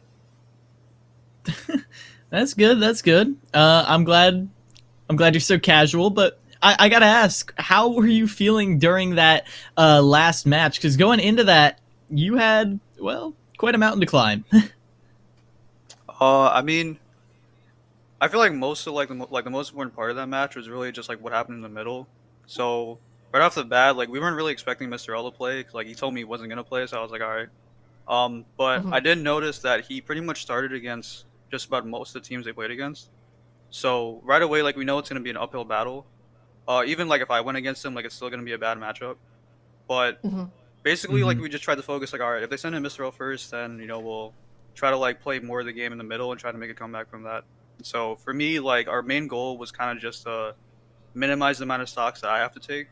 So me only having to take 3, especially against a matchup like Diddy Kong, which is already a hard matchup. Like at least it's like not exactly the best case scenario, but at least it's like a good scenario because I don't have to take like 3 off of Diddy and then potentially like another 3 or like 5 more or something like that. Yeah, no, for sure. I was actually going to ask you about that. So how do you like personally feel about like Diddy Kong Palutena in general? So realistically, it's not like a super bad matchup, but for me at least, like I've always struggled against it, like even though I practice it a lot, because I feel like all the Diddy players that I play against, like I never played a Diddy player that played the same as another one. So to me, they all play like completely different.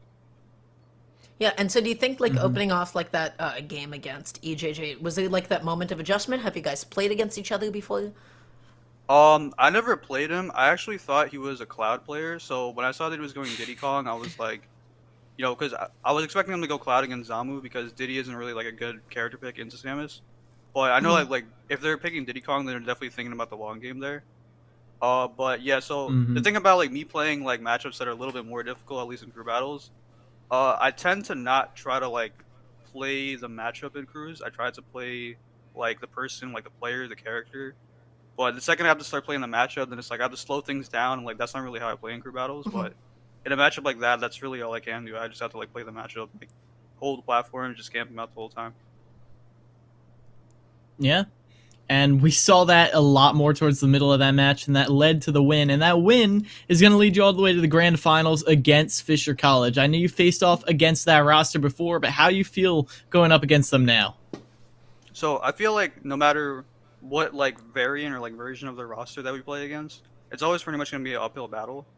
But the main thing like this time around is like they're not gonna have Sonic, so I think it's good because I'm pretty sure the last time we played them, they led with Sonic, so a lot of our team like we didn't really get to play against a lot of like their other team Mhm. members. And I think this time around it's gonna be good, even if we don't win, just at least like getting the experience versus their other players, other members, especially because aside from Sonic, like they do have like a lot of really good players like Jerry the Ike player, Tony Pajamas. So I think it's just not only like gonna be a learning experience, but definitely like moving forward because this isn't it's definitely not gonna be like the last time we play against them. It'll give us like a Mhm. better idea of like how to approach them and how to approach their team. Yeah. Yeah. I think with that being said, I don't want to hold you any longer. I would like to get into grand finals myself. So, thank you for taking a second and answering some of the questions. Keela, you got anything left, buddy? Nope. Just good luck in the grand finals, Adra. All right, thank you. Really appreciate it. Alrighty, you got this. And yeah, with that being said, I think it's time for us to begin grand finals. So guys, we're going to cut to a quick little break and then see you in just a couple of minutes. So stay tuned.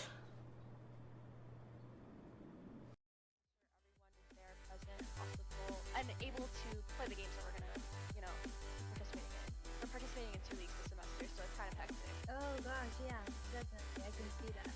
How is it different for you as a player versus as a captain? Do you feel a lot of responsibility?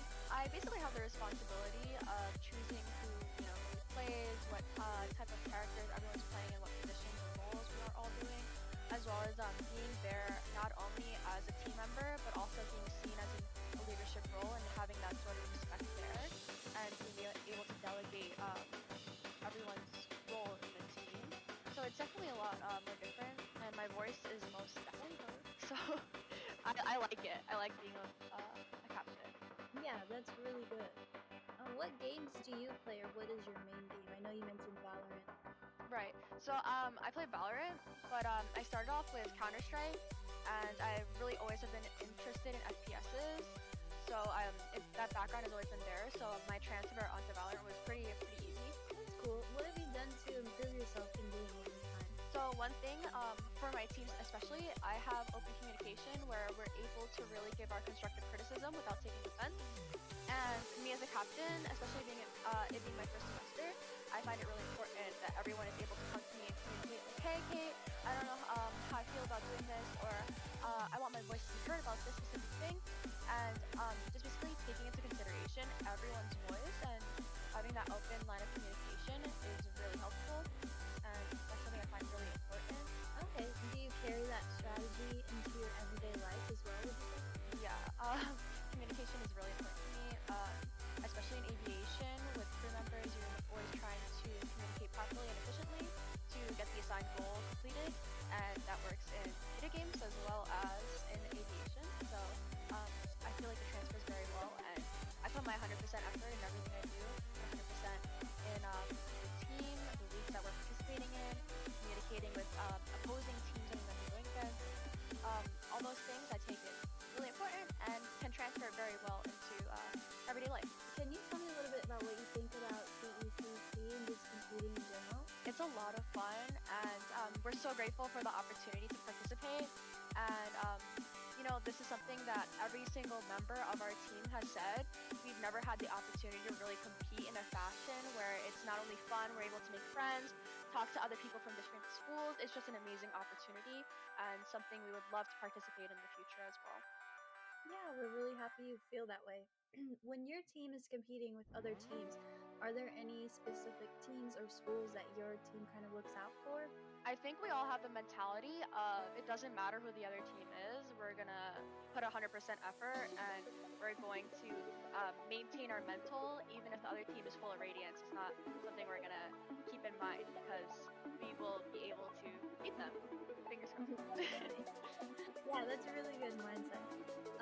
As you probably know, March is Women's History Month, and you, being a woman in esports, how do you think that has an effect on esports? What does it mean to you to be a woman in esports and as a captain? Just could you talk about that for a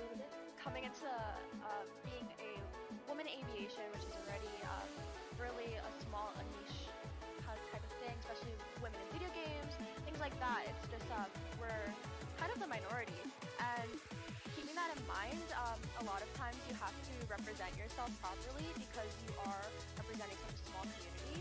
So I feel proud and honored to be a part of the women in aviation as well as being a woman in esports, and it's a lot of fun. And just understanding that us girls are here too, and we're as good as everyone else, and that we have the opportunity to be a leader in esports, and that we're equal to everyone. It's really important to keep that in mind because we're here, even though you might not see us too often. I know you said as captain your voice is heard, but when you first started to be a captain, did everyone take you seriously being a girl? Was that respect there, or did you struggle with that? So I would say initially when I first got on the team, I was put onto a support role, and everyone knows that women normally play healer when it comes to going into any game. And now I'm playing more of a controller based or a sentinel, which is very crucial for holding down sites.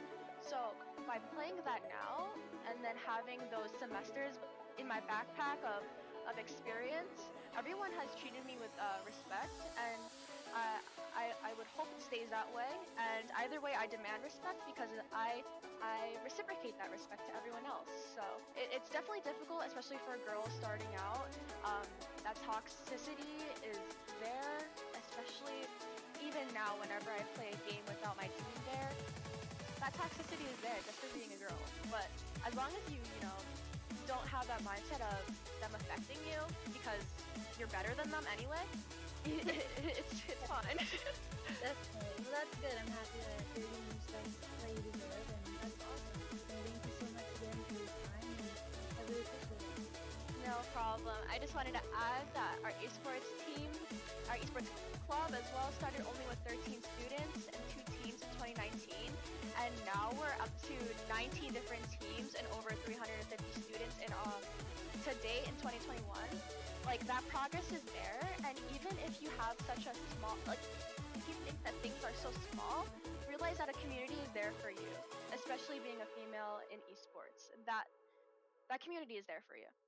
Definitely. That's a great way to end it. Thank you so much.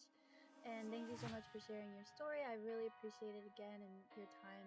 Just thank you overall. That's awesome. Keep No doing what problem. you're doing. Thank you for the opportunity. Of course. I hope you have a good rest of your day. You too. Thanks. Bye.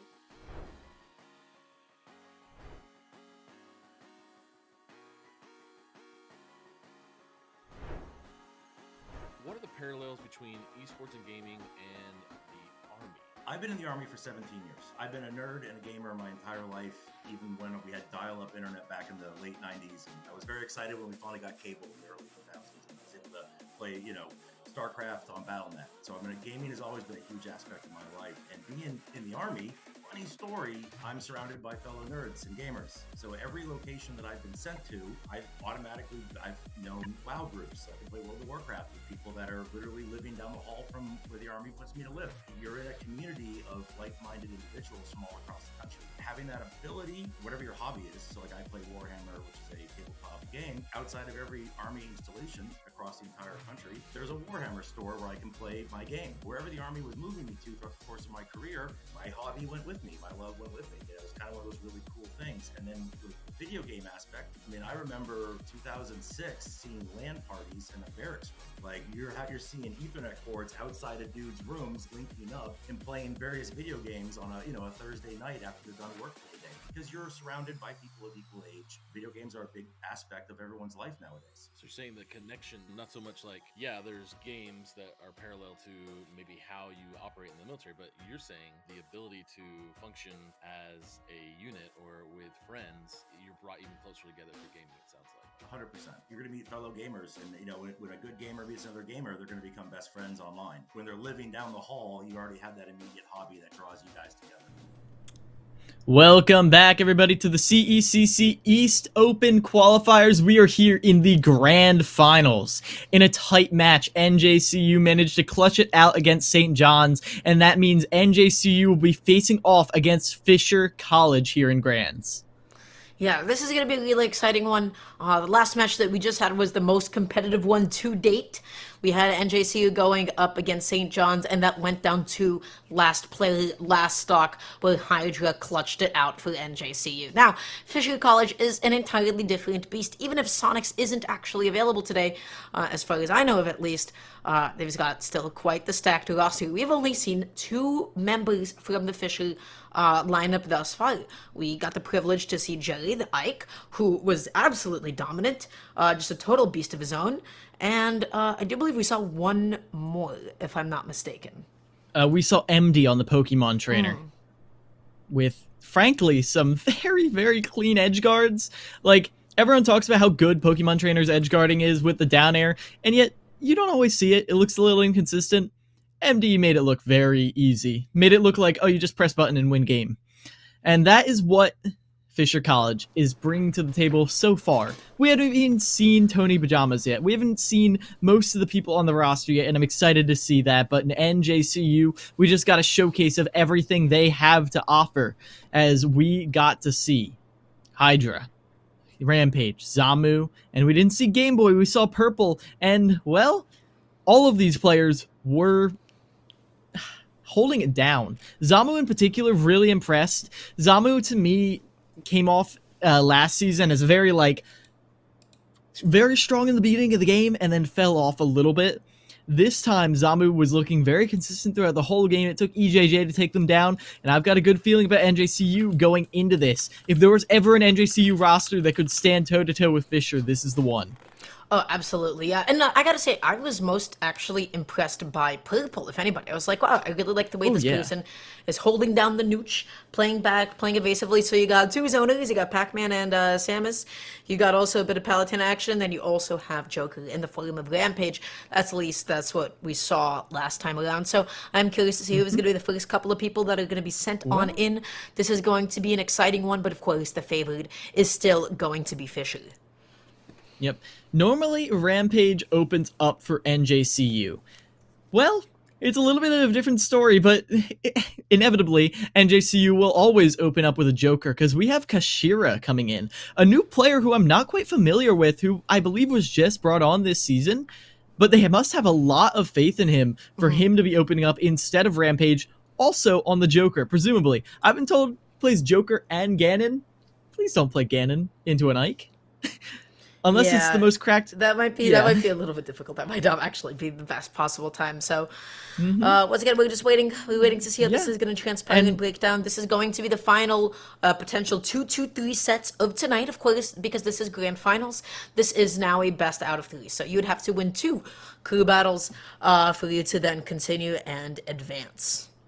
And while we are getting ready, I just want to give one last big thank you to our sponsor, and that. Well, we're just right into it. Never mind. Yeah. Shout out to the Army, I guess, as right now we are getting into it. Kashira is on the Joker right now and playing the spacing game. And opening off against Jelly. Already going to be finding some of these openings with the neutraler. Kashira trying to play back a little bit. Neutraler into the downer. And already forced into the corner 20 seconds into the match. Jelly is applying this heat, applying this damage. And already making this such a difficult time. We just begun. We've already just begun the match and our set is out. Yeah, as Kashira air dodging away, dangerous position, but now with our Sen, Kashira is bringing this back. Where else? It's a up B in the middle of the stage, calls out a jump right there.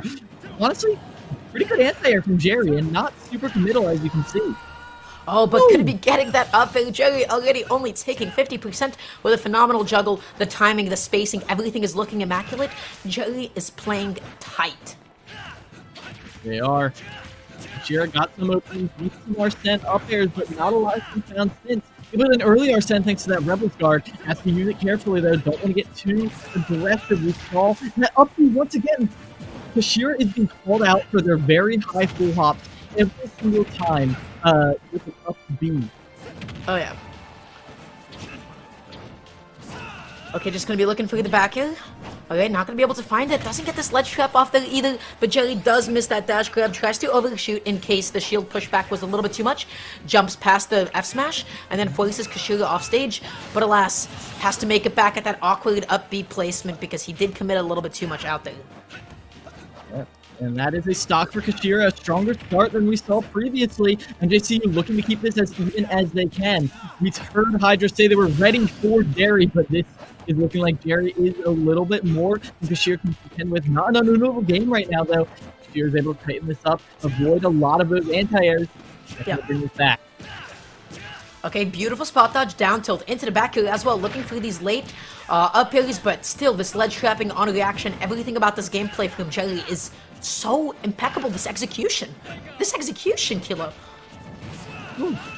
I love the way that Kashira is stacking on the damage. However, over the top, Jerry is finding ways to avoid any of the big hits. There's a lot of stray hits right now, and while stray hits are sent still pack a punch, it's a lot more preferable than being caught by Confirm, being sent off stage, forced onto the ledge, commits over. That forward smash at the ledge as a ledge trap has been Kashira's bane a lot so far. Yeah.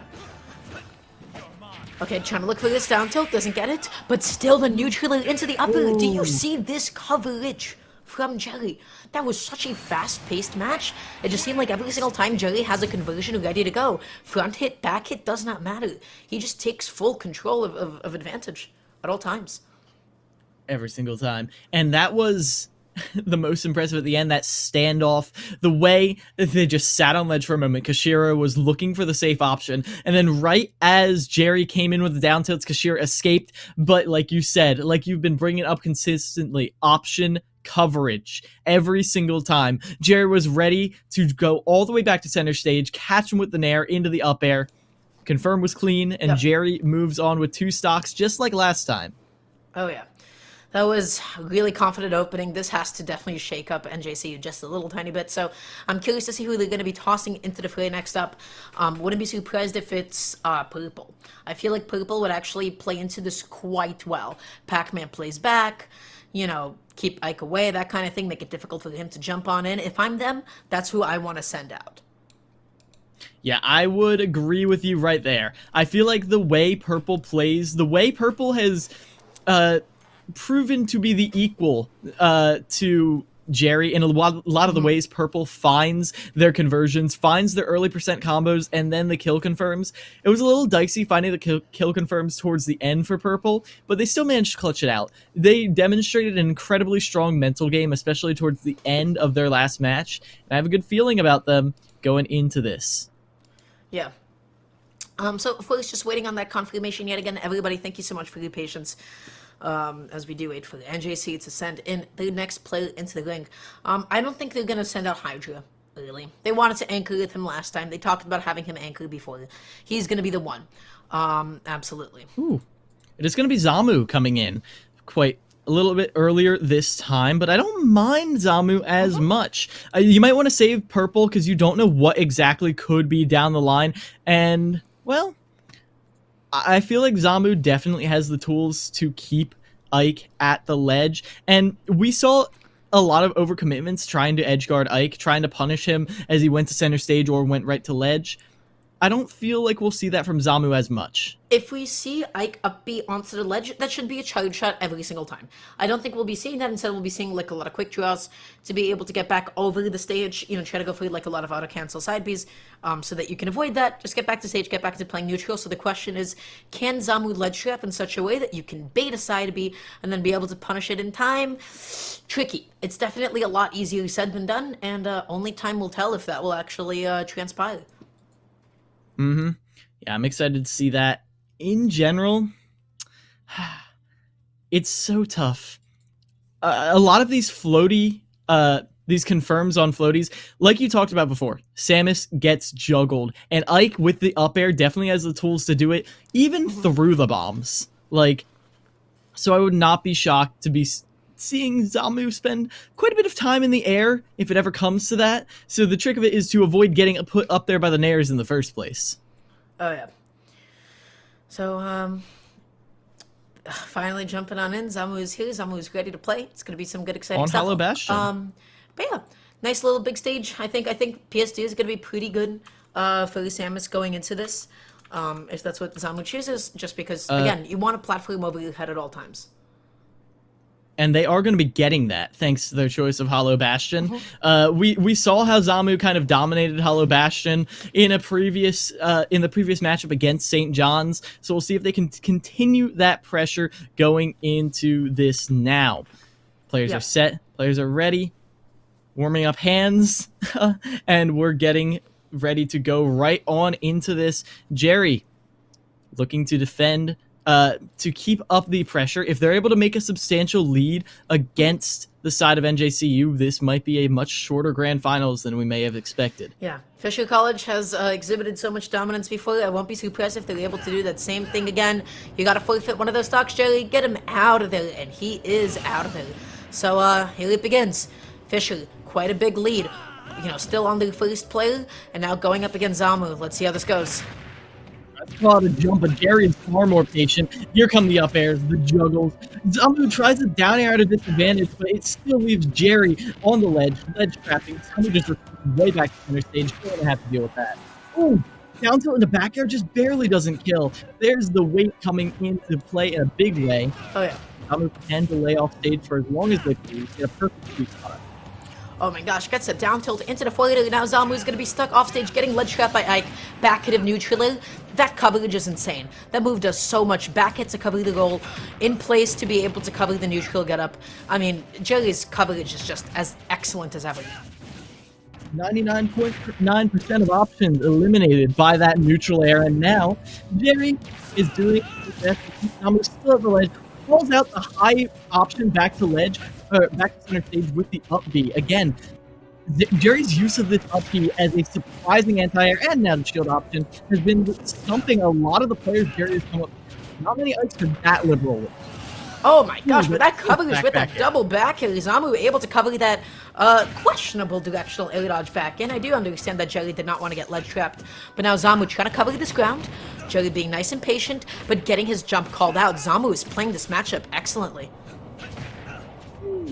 Almost gets the charge shot on that get-up attack. A little bit mistimed, and because of that, it's Zamu above Jerry again. The super armor, but Zamu was able to air dodge out of it this time, and they got up the shield of their own player. Oh yeah. Up the out of shield yet again, baby. I can't be caught landing a little bit too unsafely here. So Jerry right now just looking for this next opening. Zamu is not giving it, catching these landing, calling up these jumps as well, but whiffing that up B, but still getting back onto the ledge. Wow. And just beats him right off there. Calls out a jump, and that was almost to Zamu's detriment. Zamu is able to save it. Oh my gosh, Jerry is bloodthirsty, going all the way back out. Jerry's able to get back to stage. Forward air from ledge. Both these players pretty close to kill percent right now. One there, that's all Jerry really needs. Zamu is playing this so patient, just hitting his shield knowing, like, dude, I'm on a platform, you are not grabbing me. There is no universe in which you're actually grabbing me, so I can avoid this. I'm nice and safe. Whiffs another up B, but that back is going to be able to do it. Zamu only losing a single stock and taking out two of Jerry's. This is giving me flashbacks to the set against St. John's. This is exactly how Zamu played last time. If anything, this is even more consistent than what we saw against St. John's. Mr. L tore through them in the past, but now they are showing that, well, Jerry is not nearly as much of a problem as the perennial Pikachu from up there. So now, here comes the question. Who do you send into counter? We have only seen one other player, but against this Samus, it's tough to make a choice. You don't want anyone who's going to get stuck at ledge. Squirtle does good. Squirtle does good. And I feel like MD is going to be, the throw-in just because it's like, okay, we're going to throw out these two guys first, see how they do. I feel like that's going to be a nice and safe decision into this kind of thing. One thing that does make it difficult against Samus especially is making it off the ledge when your character doesn't have a lot of airspeed. Guess who doesn't have a lot of airspeed? Pokemon trainer. A lot of ground speed, no airspeed. That's the biggest thing to keep in mind. So once you do jump, it is a fair commitment. That being said, though, if you're able to get in there, Squirtle, of course, has a beautiful advantage state, beautiful, day comboing. It is just definitely not like one of the freest matchups for the PT. Certainly not. How do you feel about the Nest matchup? I gotta ask, because Tony Pajamas is a wild card that we haven't gotten to see yet. It's Zona versus Ness. So, like, you have a group of Ness apologists that say, oh, Ness wins this matchup. Ness is slow. And he really struggles to approach pretty bad. I think it's like, slightly losing for Ness to appease the apologists. Most would say, oh, this is actually good for Ness. Double jump cancel diagonal PK fighters are going to be super big for this matchup. If they do choose to toss in Tony Pajamas. It is Tony. Of course, as always, super important in opening. That's one of the only ways that you can actually get space against Samus. It is Tony coming in. I said that because I have seen Tony come in against Samus's in the past and do quite well. Tony definitely want to be not letting any distance be put between him and Samus, because like you said, as soon as it gets out, it becomes a slog to get back in. Yeah, for sure. It is so hard, especially when you don't have a lot of approach tools. It takes a bit of a while to actually get in and break space, but Ness does a fantastic job of edge guarding Samus. You have that PK Thunder, which is just able to effectively, you can tail whip a whole bunch. You can make it as difficult as possible for Samus to get back onto the stage. You can get PK Thunder into up air if you don't send her further off stage. And then, of course, PK Fire at the ledge to cover bomb stalling. You can make it hell for Samus to get back on, is what I'm getting at. And that's exactly what Tony is going to be going for here. Like you said, I'm not super excited about it, but with the stock lead, Tony is, I feel like, definitely one of the key players on the Fisher roster. So if they're able to do this, if Zamu was able to even just make Tony sweat a little bit more, I feel like this could be huge. Oh, they're already playing. They're right into it. I didn't even see a taunt. Oh, well. Oh my gosh, and the immediate clank. Okay, Zamu could be getting a couple of jabs in. And, they're just still getting a little chance to feel each other out. Again, breaking in space against Samus is a little bit difficult. Tony Pajamas getting quick little parry into the F-tilt. That is not a sweet spot of PK Fire, so not able to get any follow-ups. Ooh. Nice chase with the PK Thunder, though. Keep him off stage, and like you said, immediately into that PK Thunder. But that missile right there, you got to do something about that, because if Zamu is able to get that out, then it's only a matter of time before, well, you're going to get punished hard for that PK Thunder. Oh, and then that ledge hang does get caught by PK Fire. You gotta look out for that in this matchup. But Zamu just getting a little bit too, too comfy at the ledge at that moment in time. Tony Pajamas goes for the high recovery, directional air dodges, and you have to avoid the ledge against Samus. So you see Tony Pajamas doing that and is okay with taking the hit. Better to eat an up tilt than to get ledge trapped. Tony wants that absorb. They want it badly. You keep seeing the magnet being thrown out. Drag down right there. I love the drag down up airs from Tony. I've always loved them, but right now Tony is doing a great job at staying right outside Samus's range. Ooh. Oh my gosh, beautiful movement. Double jump canceled, magnet into the, and almost gets the PK Thunder self hit, but slightly misangling it. Tony Pajamas has a massive lead, has all of the momentum that he could possibly ask for. Zamu trying to charge up some sort of shot, but now you got to get off the ledge. Able to do it, runs center stage, comes back with the back air. Tony was calling out something right there. Is Zamu was able to get the back throw. One shot goes all the way down. What are you doing? And Zamu is punished hard for his hubris, taking him down, and that is going to be Tony Pajamas winning out against Zamu. Yeah, the N2 is slipping up a little bit. That's what you're doing down there. That is a bit of a mistake. Ness definitely has the ability to get up and behind you, and he's like, oh. Is that a little back heel opportunity? Can I reverse you? Ness will reverse you off stage, be it with a PK Thunder, be it with a forwarder, be it with a back heel. I have cheated so many times out there, so I feel you, Tony. He did a fantastic job that entire game. Yeah, just I think more than anything abused Samus in disadvantage. Really abused, how she is off stage. Not the best. Not the best. And I have one question for you about how they were threatening the magnet, but never actually feeding into it. I know at times a lot of characters can purposely make Ness absorb something to get a larger punish. In what situations should you be going for that against Ness? Because I saw that Zamu did not want to feed Tony any percent. Yeah. So... Wait, I'm sorry. Can you rephrase your question one more time really quickly? I'm like, yeah. Damage on whose behalf? So sometimes a lot of people will intentionally shoot into the magnet to force the end lag of the situation. Is there any situation where Samus would have wanted to do that? No. I'm going to explain why really quick. Actually, if you do absorb something with Ness's magnet, you can cancel it into a jump or a roll. which is a funny little thing that you can do. Other reflectors, it's like, oh, I've successfully baited out your reflector, and now I can whiff punish this. Like, I don't know, considering Villager pocket, right? He's still stuck in that, like, pocketing animation, so it's like, I got you, buddy. I can definitely bait this out and then get something else out of you. In the case of Ness, not particularly, because if he's on the ground and he sucks up something with Magnet, he can jump away, he can roll away, as soon as he lets go of it. Interesting. So thank you very much. Not against Ness, you can get away with that. But what you can do is abuse that 7-frame startup of the absorption. So if you can still bait the beginning of it, like with like a basic charge shot at mid-range, and Ness tries to go for the Magnet there, that's when you can come in with a dash attack. But the spacing for that is like super niche. Well, I understand why Zamu was so hesitant to even throw out a charge shot, especially when you had Tony Pajamas already at kill percent, when one interaction would have been enough. Unfortunately, that patience turned out to be the bane of Zamu, as now we're looking towards the future. Who are they going to send out? It's going to be Purple, Game Boy?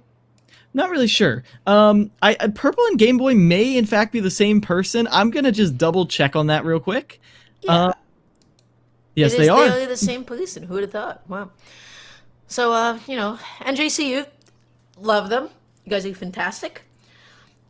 They should take their sweet old time getting into the lobby. I will say that much. I think they're all on separate setups right now, and that is part of the reason why. A lot of teams are all playing together and they can just jump right in, but I believe NJCU has had some trouble with their esports lab, so they're just trying to get this all set up while they're all in completely different corners of the world. So, as soon as we're back into that, we get to see how Purple fares. For the patience, you know, while we do wait on this. So, you know, that being said, which are the matchups that we could see? We could see Hydra, which is Ness Palutena, which Ness mains used to be really like, oh, this matchup's super bad for Ness. It's okay. It's fine. You know. Or against Pac-Man, which is, like, again, Ness apologists say that Ness wins it. And actually, I feel like Ness is one of the only characters in the game that can really apply pressure like that diagonally to sort of break space against Pac-Man, especially on the stages that he likes. On biplat stages, you come in, DJC, PK Fire, you can deal with Hydrant quite well. You can break space against Pac-Man quite well. But then also, Ness' disadvantage is tough. Pac-Man can cover a lot of space with Hydrant, with Galaxian, a lot of item play setups, and then also position himself. You can make it hell for your Ness to land. And wiping out Tony, even if you're only down to one stock, would be massive right here. Especially as we saw the work that Purple could still do with only one stock. Purple, I feel like, was the play right here. I did like... I wasn't sure about the Samus, but right now, Purple is going to be... well, the make or break of this grand finals. If Purple goes down without putting up a fight against Tony, that could mean that the second grand finals isn't going to go that great either. If Purple is able to show that he's able to keep it close against Tony, that shows room for improvement. But okay, oh my gosh, landing in with that neutral, we're getting Tony Pajamas off stage with no double jump. Not a fun place to be in, but luckily still at low percent. Right now, Tony just going to be looking through this opening, gets the double jump for it, and just hiding behind that Hydrant a little bit, tries to knock it away, and does so successfully. Yeah, it's parry on the PK Fire, but it's not enough. Tony still keeps the pressure through it all. Ooh, you gotta be careful. You don't want to get too comfortable playing around with PK Thunder on that Hydrant, because one thing can lead to another, and you end up losing your stock. Yep, and so Game Boy Purple is going to be keeping their eyes out for that for this entire time. I guess we'll just switch to Game Boy because that's the tag they gave us. But yeah, Game Boy is having some real trouble landing right now. Oh yeah, absolutely. Tony Pajamas just dashing, shielding, waiting for the Game Boy to press something he shouldn't, and then it was Tony Pajamas with an unsafe neutral. Well, as we got a shield, there isn't enough right now. Going all the way low, trying to delay this, get around. Uh-oh, is there any way? He's going to get another up no. Okay.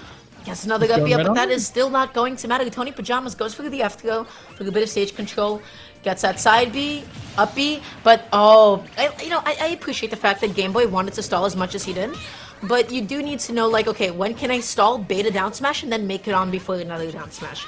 You have to occupy, like, a very specific space to then, like, have effectively stalled safely and baited out preemptive option from the opponent. Game Boy was really struggling to find that proper spacing. Tony had so much time to set up, and right now, Game Boy is struggling to avoid being put in that situation again. Ooh. Oh, that grab is gonna whiff, but then that grab is also going to whiff. Gonna be misinputting that. Didn't mean to get the pivot, the two round grab, excuse me. Okay, what's the play for Tony? Good patience, just waiting that out, and then able to get a whiff punish as, you know, Game Boy is stuck in all that extra hit lag from hitting his own hydrant. And then even that carry is not enough as the hydrant is continually interrupting a lot. Uh-oh. And they make it back. Side B right there, stalls with the hydrant. But still, after all of that, Tony just holds still, waits for their opening, and goes for the down smash. Tony has been so consistent with that. Okay, oh my gosh, what an air dodge to be able to catch the bell. Gonna be getting an uphill, gets a second one as well, setting up a bit of a juggle and continuing on with the PK Thunder. Tony is playing so hot and on the verge of getting a 3-stock onto Game Boy. And that is so worrying if you're an NJCU believer, as Tony Pajamas is running away with this. PK Fire catches them twice, but Game Boy was able to get off ledge that time, but one more time off stage might just be it for Game Boy. Go to the wrong direction. Yeah, tries to go for the neutral loop for the coverage, but excellently timed get-up attack from Game Boy keeps Tony Pajamas off. But now, how do you actually make it back onto the stage? Excellent forward time just above Tony Pajamas, and good awareness of the key. Thanks for the down smash, able to slip in just through the tiniest of gaps right there in the up smash. And now, you can see, ooh, Game Boy, it's just back there sitting. All around this area with no platforms. Back here. Orange Don't believe Tony landed. Yeah, you gotta make it back on. But, yeah. That would have still killed had you not gotten the trampoline there, but that was still, like, pretty funny. Oh. I wasn't sure what that interaction was going to be, but now Tony is down to stock. Game Boy would have wanted more and could still possibly get more, but Tony has been playing so hot. That was a lot of the momentum. Now Tony sails. I feel like they're about to come back. Yeah. And if Ness is good at one thing, it is killing. He has infinite kill potential, especially at the ledge, catching 1 and 2 recovery. And now with that being said, going on to the final contestant here, Hydra is going to have to hold it down for the NJCU in the first set against Fisher College. It's looking pretty grim. Granted, you know, I have full confidence that Hydra might be able to take it over Tony Pajamas, especially, you know, advantageous matchup, player difference, 3-2 stock lead, but you also have 2 other players ahead of Tony Pajamas. 2 others, the 2 of which we have not seen today yet. We do not know who they will be. Yeah. Could be MD, but either way, all each of them need to do is get a single stock from Hydra. Hydra either needs to play dominantly or perfectly, and either way, it's still such a massive, massive disadvantage that you are from. Obviously, all of these players, I do want to remind everyone, have qualified for the LAN in November, and so they are going to be, very well prepared for that. Yeah. And this is an opportunity for all of these players to get their information, get ready, honestly, get their vibe checked before the LAN, and so they're ready for that peak performance. This is all for seeding at this point, but oof, it is going to be Hydra coming in. To do it, this would be the time. So let's talk about this matchup. This is a matchup that I have, frankly, too many eyes in, and too many eyes in his Ness. But still, Palatine Ness is a little bit difficult. Why? Well, when Ness gets sent off stage, he doesn't really have the beauty of going for high recoveries. So oftentimes, you're going to be stuck at the ledge, you're going to be going up against Palatine, who can down tilt you on reaction. You have a couple of points of mix as Ness. First, the question is, Tony Pajamas, can you delay your upbeat angles? Can you do middle vertical angles? Can you do extreme vertical angles? Because the whole point is, you're at the ledge, or you're trying to recover to said ledge, and then Palatine is spinning her funny little staff. She's doing her thing. You are at a point where it's like, okay, I don't want to air dodge because this can always be punished. She's not doing something else. I have to PK Thunder. You need to be able to alternate between PK Thunder, late PK Thunder, and then the latest possible one as well. The most vertical angle to stall, and then as soon as you see that down tilt, as soon as you see that thing come out, that's when you can snap on while she is still stuck in her recovery frames. But even then, you don't get away with anything quite yet. Consider this. Ness's biggest way to get off the ledge is by doing funny little silly options, like double jump cancel magnet and drop down double jump forwarder and jump double jump forwarder. down tilt does an excellent job at catching all of those. And then trying to land or get back onto stage without a double jump is essentially a death sentence for Ness. So what I'm basically saying is, GG's. Gotta wait for Paolo to mess up a lot of the time.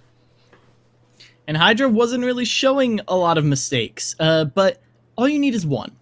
You get one stock of a Hydra, you have set your team up for major success. Now, is it guaranteed? No, I have seen Hydra sweep entire teams, but Fisher College isn't just a regular team. They're the champs for a reason, and they're setting out to prove it here in this first round. Let's see how Hydra stacks the team up. that you can sweep. Everybody else, I would actually say, oh, but actually, we're going to be seeing the Corrin instead. So, okay, cool choice. Love it. Love a little bit of Corrin. Good stuff. I think I've seen Hydra's Corrin once in my entire time seeing NJCU. So I'm curious to see how this goes. I feel like Corrin could, in the same vein of Pac-Man, get onto the ledge. I mean, Nair's amazing juggling tool if you can get Ness up there. We'll see how this goes. Yeah, and already, right off the bat, landing in with that neutral, and ooh, Tony Pajamas with no double jump fail. Hydra is exerting a lot of pressure, but just a little bit over the magnet, so Tony Pajamas was not able to actually suck it up. You either would have called out a jump or nothing, as right now, Tony is not doing well dealing with the pressure that Hydra is putting on with this Corrin.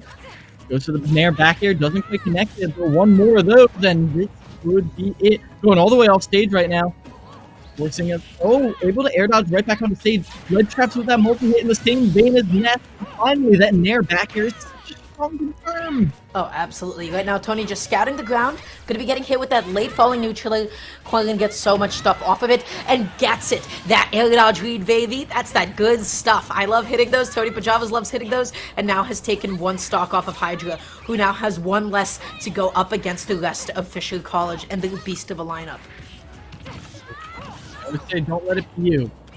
I'm just struggling with that a little bit right now, but Tony Pajamas is really not able to get a ton of openings right here. Even when he lands one forward air, it's not enough. It's not at the correct percent to get a major combo starter. That jump read though, no jump for Hydra right now. He'll use the back air to project himself towards the stage. Can Hydra do anything else? Anything up there? Oh my gosh, Tony tried to go for the same kind of PK Thunder. That interaction was so close to going towards his favor. Then gets hit with the neutral B. Good coverage. Coming back in with that side B. Just barely outspacing that pin. And does Hydra have a double jump? I don't think so, but powers through that PK Thunder. Oh, the up smash too? Hydra playing safe, they're playing careful. Does not want to feed another stock. Kobe's Thunder Gullet. Almost gets that PK Fire 2 for him, catching that jump yet again. Hydra has consistently jumped from the ledge over and over again. Sitting in shield, almost gets that up smash, but presses it a little bit too late. Dash attack does not kill, good DI. Oh, King Kong between the tail and the actual Thunder right there, but either way, Hydra beats out the PK Thunder altogether. Alright, dashing, and then getting that whip punish. That's going to be the back throw. Hydra now sitting on his last stock. Oh man, this is tough. Very tough indeed. 24th. Not able to get that, but SDI so hard that you pop out of top, baby. Mm-hmm. It happens. Either way, though, it's not looking good. This is not looking good at all. Hydra with one stock against one of Tony's 6 of others on a Fisher. But if Hydra can just get there, get a feel for how that person is playing today, that could be huge for the second crew battle. Remember, Corrin doesn't work, even when you really want her to. But just go for that dash and dash out. PK Fire doesn't find it. PK Thunder catching that double jump in. Tony Pajamas baiting with the empty movement and gets out of there with PK Thunder. Nice and safe. Uh-oh, and the recovery interrupted. You barely stepped your ledge right there. Tony goes for the magnet down air, but no. That little saucy play is punished hard with the up air. Hydra falls onto one stock against 6 Fisher. I gotta say, Tony Pajamas is playing pretty hot, but I feel like that was a series of unfortunate events for Corrin. That was just like, oh wow, that pin that hit, that side B didn't hit into itself. Twice, by the way. Twice that forward smash edge trap did not work. The multi-hit connected, but it didn't connect into the last hit of the forward smash like you would have hoped. I do believe, I forgot which direction you need to SDI, but whichever it is, Tony did it. That's right. That's my professional analysis. It's been a while since I saw it like Quillen F smash at the ledge. It's like the equivalent of Ness Yo-Yo, but just not as good. It's funny stuff, for sure. Actually, I think there's one ledge attack animation in the game that doesn't actually hit Quillen behind. There is one. I forgot who it is exactly, but there is one that somebody like leans in the get up attack animation, doesn't hit behind them. So not necessarily. I don't know why. But somebody's. Either way, I'm curious to see who else they have bringing to the table. It's going to be Blue instead of MD. They considered MD, they flashed MD, but no, it is going to be Blue on the Falco. And I feel like that's a good play, because all you need is one neutral opening, and you get the damage. Another neutral opening, you can get the kill. And it's 6-1 stocks, let's be honest. Yeah. 6-1 stocks. This is, not going to happen for Hydra, but I'm just curious to see, what the kind of work that he is able to put in and what he is capable of. If Hydra gets his 3 stock, then all of a sudden, this could get crazy. I feel like so many questions will be brought up if Hydra is able to get a 3 stock right here. Now, against a Spacey, you might think maybe you can just get 3 edge guards in a row, but with the Falco's really high jump and the way he can maneuver around, I feel like he's not super edge guardable. At least not as much as others. Honestly, this is going to be a bit of an interesting one. Just because, dude, it's 3 stocks to 1. You Falco. You need a couple of up tilts. Up tilt back. You get it. You can't actually edge guard Quillen all too well in this matchup just because Falco doesn't really benefit too much from edge guarding. He kind of needs his double jump at all times just to make sure that he can make it back onto the stage. But it will be difficult to match his damage output, of course. Falco has some of the best in the game. You mess up once, you get anti-aired once. And that is basically goodbye to half of your stock. So, yeah, let's just see how quickly Blue can clean this up and take this first set for Fisher. Yep. Hydra definitely going to be playing a lot around those disjoints, a lot around the fact that, well, I feel like that landing there can probably beat out Falco up tilt in a lot of situations. I can't say that for certain. I'm curious to see how that plays out. But if that is the case, then that is a major tool to out of Blue's arsenal, especially considering how much I that nair. Yeah. All right, this is it. Let's see how this one's going to end up panning out. Let's get it. Potentially the final game here for NJCU in the first match between the two. Once again, it is a best out of 3. And already Blue gets an up tilt and, doesn't get an immediate conversion after it, though. Yeah, Blue keeps trying to go for these counter hits. Hydra has not really given it to them quite yet, but percentage is racking up on both of them. This is a very even game if they both have 3 stocks. Right now, each of these hits is so detrimental to Hydra. Yeah, tries to land it with that downer, does not get it though. Hydra just applying a lot of platform pressure, able to beat the drop shield thanks to his impeccable movement. Just waits. Doesn't pull the trigger too early. Blue wasn't able to get a punish there, and Hydra knew it. I'd be right there, that burst option. I do believe at 53% that F-tilt might set up into a tech chase. It's a bit of a, it's like a pseudo combo starter at sometimes. But more than anything, it is a keep away option. But Blue struggling to get an opening, gets an up tilt downer, but still has enough time to cover the air dodge. What they do is now Hydra is looking for some sort of nair back air, but Blue is playing so hot against Hydra right now. Okay, tries to go for the juggle, doesn't find the up air, and it is actually Hydra who finds an up air of his own. But at 100%, one up smash is all that it's going to take. Fisher taking set 1 between the two schools. Yeah, very impressive right there. Fisher's demonstrating the depth of their roster, going 3 players in. That's the farthest we've ever seen them push, but NJCU will have to push just a little bit farther in order to get there. Yeah, absolutely. Fisher's playing hot. I think more than anybody, Jerry is the one that I'm most consistently impressed with. Jerry is the one that I'm like, dude, your damage output, you check people on how to play Ike. Your damage output is impossible to match. You're so solid. You're absurd at this game. Everybody from Fisher has just been like a banger after another. Yeah. And I'm excited to keep seeing that. We're going to go to a quick break soon. Before we do that, I do want to just give that thank you to our sponsor real quick, the U.S. Army. You can go beyond your field of study and get a world-class education in leadership. As an Army officer, you'll learn to be a decision maker and a mentor in any environment at any scale. It's a challenging path, but the choice is simple. Decide to lead at goarmy.com/officer. So thank you very much to them, as we are just going to check in to see if the players are going right into this match, but we're going to go to a very quick break instead when we return the second part of this grand finals.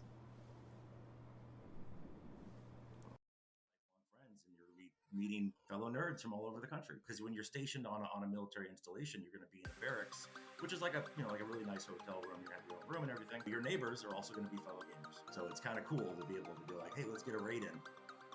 Okay, so you mentioned WoW, you mentioned raiding. I'm a big WoWer myself since 04. You said LAN parties. Were you talking LAN parties like Halo, or what are we talking LAN parties? Oh, back in the day? Oh, Halo? Definitely. I mean, I joined in 2006. So Halo 2, LAN parties, money in the bank, having great nights. What's some of my fondest memories growing up, where you go over to a buddy's house, you got 9 TVs there, and everyone's connected to a router, and you're all trying, hey, don't look at my screen, man, don't look at my screen. You got 4 people to a TV, and you're playing, Halo 1, Halo 2. So being able to still experience that and get paid and having your job, and you get your skill training, awesome. One of those really cool experiences. Yeah, plenty of fights with me and my college roommate in Halo 2, and sticky bombs and holes in doors. Yes. Stop looking at my screen. That's all. Okay, so this is great. So I really feel this is good information for students thinking about what they want to do before college, after college, for gamers. And look, you don't just go to boot camp and eat and run and stuff like that. You're actually spending time with people and playing video games. I think it's a good recruitment. You are still gonna run. You're gonna be in really good shape. I mean, you're still gonna do your job. You're still gonna be. We have over 150 jobs to choose from in the United States Army. Everything from electrician to plumbing to construction to HVAC to infantry to everything. Satellite communications, which is a really good field to get into if you want to go into telecommunications, like AT&T, Verizon, whatever, T-Mobile. So you're going to get your skill training. You're going to get your job. You're still going to be in the Army, but it's a 9-to-5 job. When you're off work, you could go do whatever you want to do. If you want to do a LAN party with your buddies down the hall, hell yeah, go get that done. It gives you that option that I don't think, because you joined the Army, you're just going to wear this uniform 24 hours a day. I mean, you're obviously going to get your WoW raiding parties in sweatpants, 8 o'clock at night on a Tuesday, because that's when your group can meet up. So you're still gonna be able to get that accomplished. You're still gonna have weekends off. It's not a 24 hours a day, 7 days a week. It's really 9 to 5, 40 hours. Is there something in the recruits that you're looking for that maybe have characteristics around their teamwork or collaboration or communication when it comes to them in team-based games or FPS or raiding? What are you looking for from, let's just say, gamers as recruits? How can those characteristics feed into a job in the Army? The Army, we like to get people that have no real training experience, because we want to teach you. We want to teach you how to be a leader. We want to teach you how to follow directions. We want to teach you to also be a self-starter. Obviously, having those skills prior to is obviously encouraged and liked, but we don't need someone that is an inherent leader right off the bat. A lot of people learn who they are growing throughout life. But if you're in charge of like a fire team playing, Call of Duty, you know how to work the maneuver elements, like we need the flank. We have infantry, which is combat arms, Call of Duty, where you're going to do a lot of the same maneuvers. You're going to do a lot of the same communication. Call of Duty, when they're making those games, they embedded their programmers with the military to kind of learn lingo, to kind of learn how stuff moves, how certain weapons sound. Having those skills is important, but we're going to teach you. We want to be able to teach you. There's always a thing I've heard that if you know how to shoot a gun prior to joining the Army, that's good. But you're going to have bad fundamentals. We're going to teach you the right way to properly shoot a gun. Not saying every way's bad, but for us, we like a blank slate. We want to teach you the right way of doing it. So, don't think that you have to have prior knowledge and experience come into us. There's a reason why we have basic training. It's basically teaching you the fundamentals of the Army. It's kind of like one of those little word plays. It matters, but we'll take anyone. We want people that want to serve their country. If they have a family coming into it, they want to give their family a good life, because we have a lot of benefits, like 30 days paid vacation a year, which you cannot find in the civilian sector. Like, good luck. I mean, if I want to go to an esports event in Vegas, funny story, I can just go do it every year. Being on the Army esports team is pretty cool, because I'm a full-time recruiter, but my esports thing is also part of my job. So I get to go do these really cool events and travel. I was in DC last weekend for a Warhammer event for the Nova Open, which is the major East Coast event. So, I mean, people have a lot of common misconceptions of what the Army is and what we can offer. And that's why I kind of tell people, just talk to a recruiter. We just talk to people. You know, if you don't like it, you don't like it. No big deal. Don't sweat up my back. I get my 30 days a year, but we can answer a lot of your questions, give you information. How are recruits being challenged mentally, given the ability to learn? Is there, I guess, there's bigger roles and jobs that can stretch you mentally within the Army? I'll get right back to basic training. Basic training. So we get a lot of, as a recruiter, that's my job. I lead America's youth and kind of talk about stuff. Is basic training is kind of like we're getting you away from your parents for a lot of kids the first time in their lives. You know, a lot of kids that join are coming right from, you know, their bedroom that they grew up in their entire life. So with basic training, it's your first real experience being on your own and being able to discover and work on those self-resilient skills. We want you to thrive. No one wants you to fail in life. So the Army is going to give you every single tool we can to make you physically tough and mentally tough. So that's why you guys have probably seen videos at basic training where you see drill sergeants yell at you. Yeah, they're going to yell at you a little bit because a lot of kids haven't been yelled at in their entire life. And that's going to show you a different way to thrive in that environment is, you know, when you're put into a stressful environment, being able to be like, okay, I now know how to handle this because I've never really had that situation appear in front of me before. You know, but it's never going to be pushed too far, to too many limits. You know, we want to make sure that everyone just kind of understands it. You know, you're joining the Army. You're not, your mom and dad are really far away, thousands of miles in some cases. And we want you to be able to thrive on yourself. You know, the person you are when you leave for basic is not going to be the person you are when you graduate basic training. I got a thing in my office where we... Welcome back, everybody. We are here in the second round of grand finals. NJCU was slain in the first round, and that puts Fisher College at a 1-0 scoreline, but NJCU could feasibly bring this back as we're getting ready to go into the second part. Yeah, that was a Fisher College sweep yet again. And it was mostly Jelly and Tony Pajamas, and then Blue did a little bit of cleanup at the end up against Hydra. I feel like overall, Jelly is quite the vibe check of a player. That is somebody who is a fantastic opener with, somebody who can take down a couple of opponents by himself easily, and has done so consistently thus far. I am curious to see if the openers will change it up a little bit, will mix it up a little bit, but only time will tell. Fisher College only needs to win one more of these crew battle matches to then be able to win this whole thing. Yeah, I feel like one of the things that makes Jerry so dangerous is it feels like he needs no time to warm up. Literally none. It feels like the game starts and all of a sudden Jerry is just in your face, hitting you in nairs, and you've got to escape. It's up to you. You haven't even had time to register that the game has started. You're already trying to escape disadvantage, and that has been consistent. However, I do not believe we have Jerry starting out here. Obviously, it's a blind pick, but this is going to be... I do believe Zamu and Nexus coming in. Falco versus a Samus. Interesting. So this is going to be the first time that we are seeing Nexus go into this, and also this is a pretty good matchup for the Falco. At least I'd like to think so. Simply because what does Samus like to do? She likes to deflect things, especially she likes to put up projectiles that would be reflected quite often by Falco. Additionally, by virtue of being a floaty and a heavyweight, your disadvantage against Falco is bad. Pretty bad, actually. So if Nexus gets into one little down or one little up tilt, you reflect a missile or a charge shot, you could make Samus's life pretty difficult. And that's exactly what they're trying to do here as Nexus opens up on PS2, trying to close the distance. That frame one reflector going to be pretty detrimental, but I don't feel like Zamu is going to struggle too much. Even as Zamu played against the PK Magnet previously, I feel a little bit better than I normally would. The reflector covers so much more space. It's so disjointed. It's much faster as well. And already going to be getting that down tilt air dodge, but not fast enough to be able to cover the directional air dodge. Rolling away, not giving Zamu any time, and you see how Zamu ain't getting any of these charge shots out. All of them being effectively stuffed out by that down B, which also acts as a poking tool. Yeah, being harassed continuously. Tried to throw it out right there, but just no nonsense. Zamu stuffs him out with that. Goes all the way up throw into the back air, and that will be the first stock for Nexus. You do have to DI in on up throw so you don't get hit with like the laser part of the up throw, but I actually think at that point in time that might have been a true confirm because of the knockback and then also because of Samus' statue. But now Nexus can be knocked off stage, double jumps back on and goals, and Zamu actually misjudges the distance. Did not have time to drop back into that roll, and now dropping that opportunity for a kill, Zamu's got to find another trap, got to find another way to open up Nexus. But with how Nexus is moving, controlling this ground game so continuously, Zamu is not getting a chance to breathe. Yeah, Nexus doesn't find that second down, but still continues the pressure. Just the position of shield alone baited out that up B, but gets the shot into the dash attack. What's the ledge trap? Bomb to cover neutral, get up, roll to cover other options, but what a deflector.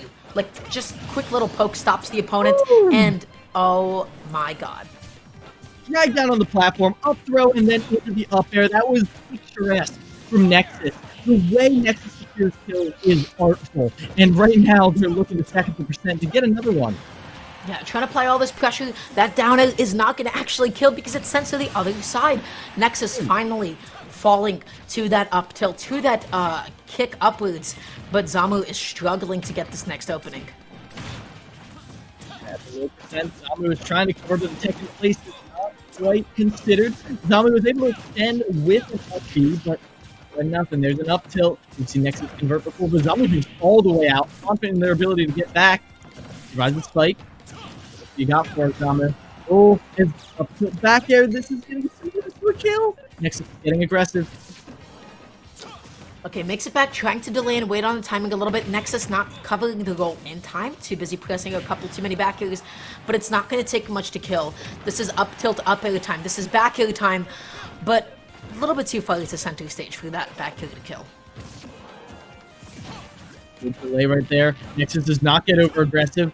Just a little bit right there, but so far, this is still doable for Zamu. One good lead traffic situation. Almost reads that option, but doesn't quite pull the trigger fast enough. Zamu struggling to get them off stage. All the way into the blast zone. Okay, just dashing in this time, shielding, getting the drag down into the down tilt. Nexus played that interaction beautifully. Previous times that Nexus dashed and shield, he made it pretty apparent that, like, yo, I'm just going to do this so I can bait an option out of you. I'm going to wait for you to press something that you shouldn't. And then we saw the up B in the beginning that got unpunished. That time around, the dash shield was like, maybe I want to jump away. I'm afraid of whatever you're cooking up. Too bad, buddy. Still got that punish. Still got that drag down into the down tilt. And just like that, Nexus with the 2-stock takes it over Zamu. Yeah, and again, the way Nexus was securing those kills was honestly the best part for me. The way people talked about previously how, like, up till back air is the only way Falco can kill. No, it ain't. Falco has near limitless trees at times, and it can really feel like you shield, you spot dodge, you stand still, you jump. It doesn't matter. Falco always has the answer if he picks the right option. Yep. So let's see who the next player that NJCU is going to be throwing out here. I feel like Falco does actually pretty well into like all of these characters. Falco does well against Hydra's characters. Falco does well against Pac-Man. Falco does pretty decently against Joker as well. The fact that they got two Falcos, Blue and Nexus, that's pretty good for them. That's pretty good. I can't complain. Not too bad, not too shabby, as it does look like it is going to be Nexus coming in right here.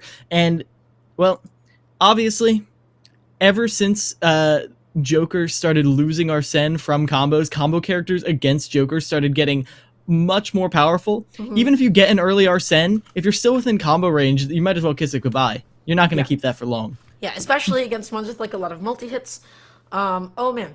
Oh buddy, that always send me to deplete as soon as I get put into that blender. So it will indeed be Rampage going on into this, playing a little bit of Joker Falco as anticipated. Yeah, just gotta wait for him to jump on in.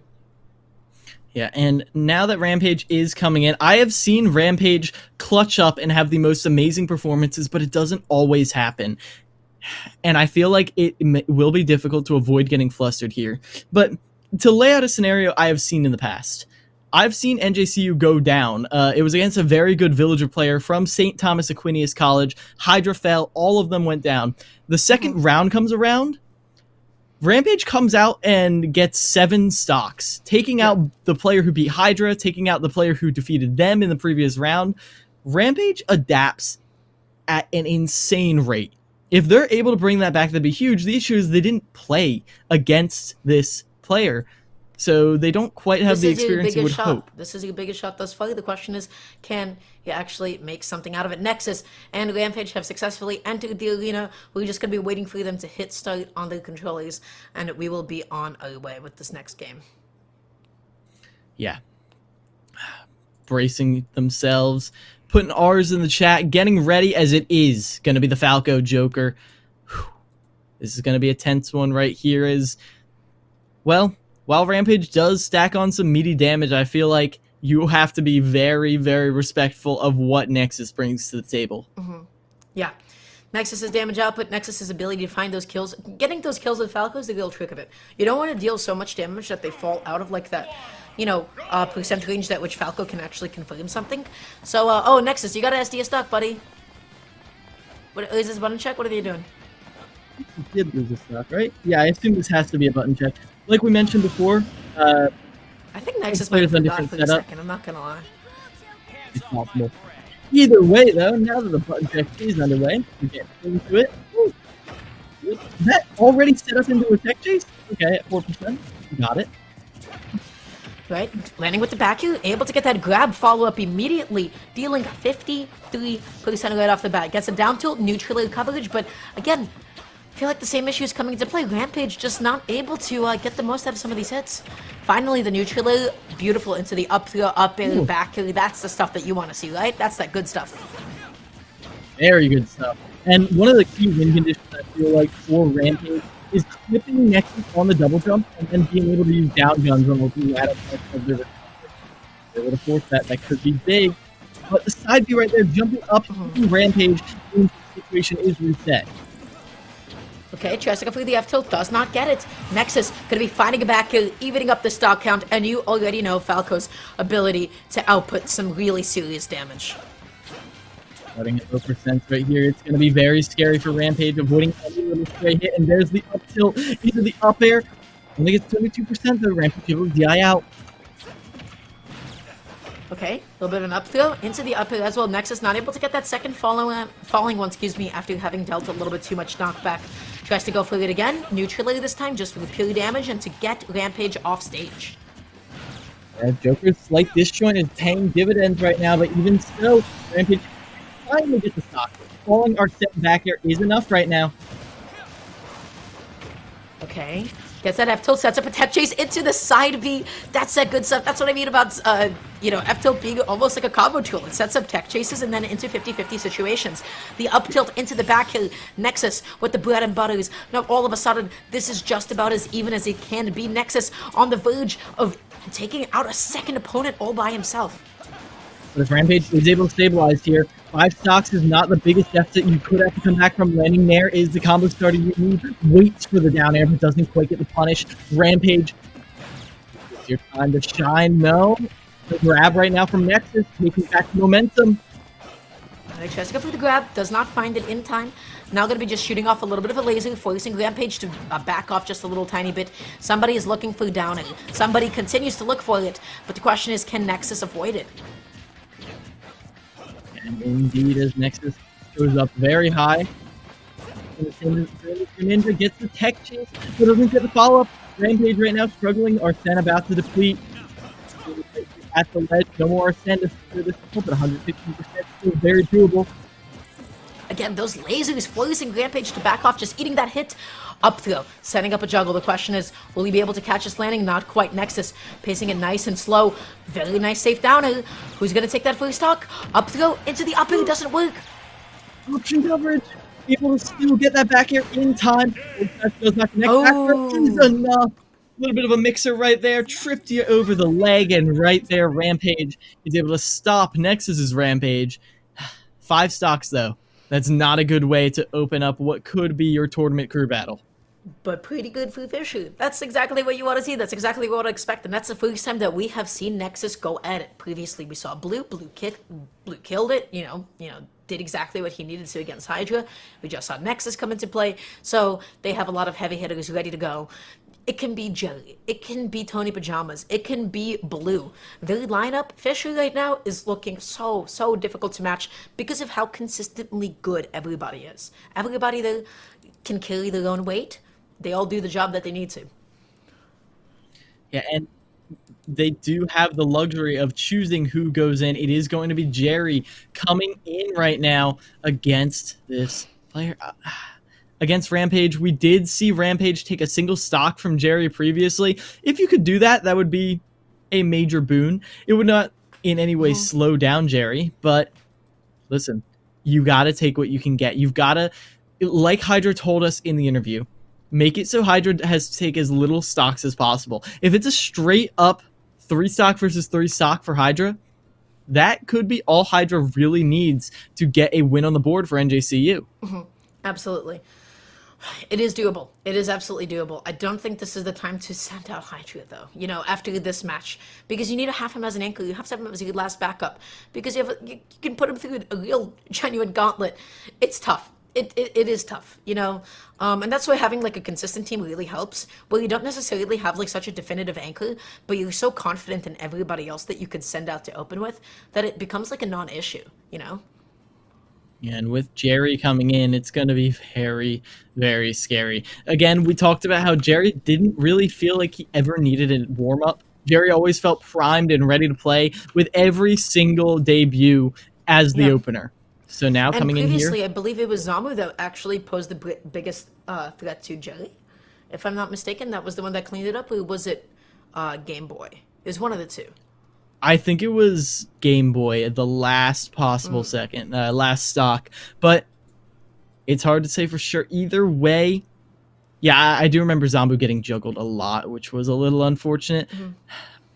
Rampage has seen what this Ike brings to the table, knows the threat that every single one of those nairs carries with it. It is not something you can let them get away. In the same way that every single time we saw Nexus get an up throw and it was game, every single time we saw the Nair come out, might just be game. They were taking a second to pick the stages. Yep, we're waiting for them to jump into this. Yeah. They banned Battlefield, Smashville, Town and City. They don't want those small blast zones, and they do not want a tri-plat. Yeah, no, not at all. And we saw previously what happened. I believe it was Jerry that opened off against Rampage, right? In the last set. That was all Jerry. Jerry killed. Jerry did a fantastic job against this specific player. So the question is, since then, did Rampage warm him up? Did they get a little bit like more tight in some of the execution and specifically damage output? Or will Jerry just solidify a whole player lead over NJCU? We'll have to be sure. Being very careful. And we are heading over to PS2. El Clasico. Don't want to switch it up too much. I do like how this takes away... You don't want to go to a tri-plat against the Ike. So, nice bans there to avoid that. But, yeah. Yeah, typically just want to avoid that, you know, whenever we possibly can. And, yeah, they're getting started. Let's get into it. Rampage, got to take out 2 of those stocks.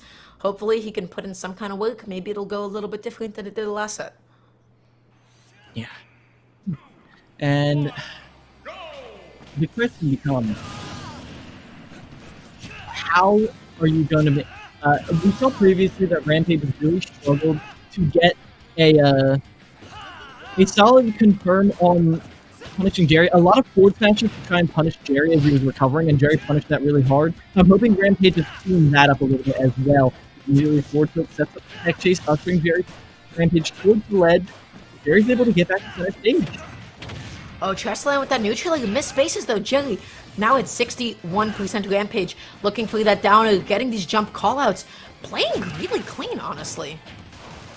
Yeah, it's looking very nice, covering the landing with the down guns. Overall, not letting Arsene force them to put themselves in unfortunate situations. Like, just because you have Arsene doesn't mean you have to take every single risk. So Rampage has now double jumped out of this advantage a couple of times. I'm curious to see if Jerry's going to be able to capitalize on that. Not really going for a lot of air dodges, you see? Oh my god. The neutraler into the upper, that execution was impeccable. That was sick. Yeah, didn't patch it out, just made it much, much harder, and Jerry was like, challenge accepted. And they're able to get that nair up air, like you said, and after how Rampage opened that up, I had such high hopes, but now that's still 9 stocks for the side of Fisher College. Yeah, Didn't even 9 get stocks, 2 players left. They got Hydra, and then they got Game Boy. So I think it's going to be Game Boy that's coming in. I feel like Pac-Man does pretty good into this. Yeah. Oh, it's actually going to be Hydra that they're sending in. The typical anchor is going to come in for NJCU. Interesting. Yeah, and they did call out previously that Hydra did call out that Jerry was one of the main players they were concerned about. It's possible Hydra is hoping that, well, they are the answer to Jerry and is putting the faith in Purple, putting the faith in the rest of the team. I mean, if Hydra has the answer to go complete, not just go even with Jerry, to just wipe Jerry off the board, then all of a sudden the dynamics of this crew battle change completely. Yeah, absolutely. This is going to be interesting. I want to say, I felt like in the beginning before I went into this, I was like, oh, this is going to go super in the favor of Fisher. Hydra can make something happen here. And Game Boy is actually really clutch as well. I was definitely like, I haven't been like too familiar with Game Boy's play, but I'm like, wow, your setups are really solid. You know, nothing like super like absurd like Pac-Man setups, but like your setups, your understanding of a lot of these situations is really, really tight. But I feel like Tony Pajamas in a previous set did so well against both Game Boy and Hydra. This is looking a little rough, you know, if Hydra ends up winning this one. Mm-hmm. Yeah, a lot of counter picks in Fisher College's back pocket, but honestly, Hydra just needs to focus on the here and now. If they're able to just get through this set, this could give Hydra the momentum they need to clean up their gameplay against Tony Pajamas, against whoever else is coming in, and that's the important thing at the end of the day, being able to show that you adapt. That's why Grand Finals is best of 3 and not just another best of 1. This adaptation is something we are putting to the test. Yeah, adaptation is key. You know, you made it up until this point, and we've already seen like switches up in a lineup. We've seen Rampage definitely coming alive quite a bit. And maybe a little bit more so in the previous set, but now it's going to be Jelly up against Hydra. The goal, as always, call out those jumps for Mike. Make sure that he doesn't land in on you, and make sure he doesn't land with neutral. That is what it's going to be on the Palutena this time. None of that foreign shenanigans. Not that I didn't like the foreign. The foreign was actually very good. However, now, I'm going to see Hydra here. And there. Immediately opens up some big damage, laddering all the way to the top. Yeah, off of just one missed-space dash attack. Goes to the ledge with that side B, comes back on, and now Jelly just struggling to find an opening. Yeah, Jerry pulling the trigger on that nair a little earlier than perhaps Hydra was expecting, and as soon as those nairs start connecting, Jerry gets the footing on the ground. 76% already just from 3 neutral exchanges. Oh, yeah. Looking for the neutral, looking for this big combo starter. That back heel sets up for a bit of stage control. Autogetical calling out the attempt and down smash. If you get hit by it, you're done. If you get win box, you're also done. That is the beauty of just whittling away options. Beautiful usage of a neutral B. Able to avoid that 2-frame as well. Hydra back on the stage, back ready to wreak some havoc. Those two definitely at kill percent right here. The nair up B, I don't think is off the table at this point. Going to need to look for a back air, a forward tilt, something other meaty hit. Yeah, that'll do it, absolutely. Getting in that killed now all of a sudden Jelly, even if he loses his next 2 stocks, has solidified a lead for Fisher. And that lead is going to be massive, but Hydra still striking back in a big way. Doesn't call out the high recovery, though. Tries to go for a 2-frame. Going for the high recovery a lot, though, to avoid any exchanges with that explosive flame. Hydra might have a way to deal with that. Ooh, but that up smash is so active. Yeah, exactly. Hydra's ledge trapping against Jelly has been phenomenal. Just like such a good understanding of Ike's tools. Yeah, and not letting Jerry get any use out of them. This is the first time we've ever seen Jerry's recovery truly called out. However, Jerry is answering back with an air train. Without it. Neutrally up, yeah, just classic Palutena follow-ups. Explosive flames in the wrong direction, but I love the idea nonetheless. Catching another jump with that neutral high recovery. Almost gets called out. Hydra is playing so good. Barely lives that. Another lease on life, but one more up air will be enough Down air out of there. Another down air to punish the up B. Maybe Hydra's best option. 105% goes all the way up the trade, and Hydra doesn't lose the stock. I think they're going off the top anyway, but it doesn't matter. The stock is still on there. 2 stocks for Hydra to continue Not this bad. run. Honestly, that's as much as you could ask for. There is only a 1 stock difference now. Fumo was originally 9 stocks. Well, 3 stock difference, excuse me, is 1. It is 6-5. 6-5. Hydra, and then Game Boy as the backup, and now I believe it's Blue and Tony Pajamas that's left. Doable. Absolutely. Hydra, doable. Very doable. No matter who comes in, whether it be Tony, whether it be... easily... it is going to be MD? Okay, so that means we're going to be seeing the Pokemon Trainer against the Palutena. Obviously, Palutena's recovery is always in question, but Pokemon Trainer, besides a lot of stalling, like you said, the airspeed is not quite there, can very much struggle to get off that ledge, and we just saw how on point Hydra's ledge game has been. Yeah, Hydra's ledge game, the ledge trapping, just breaking out of that Palutena conventional down tilt at ledge, making the most out of down smash and up smash as well against Ike. Clinical. Honestly, clinical. So the question is, against Pokemon Trainer, what can you actually do? It's a little bit difficult to get back against Ivysaur, who can tether cancel and come back in with side Bs, make it a little bit difficult for you. I love the choice to go for MD, just because I think Pokemon Trainer is the most consistent in this matchup. For Nessa, this is a losing matchup. For Falco, it's like maybe okay, it's maybe good.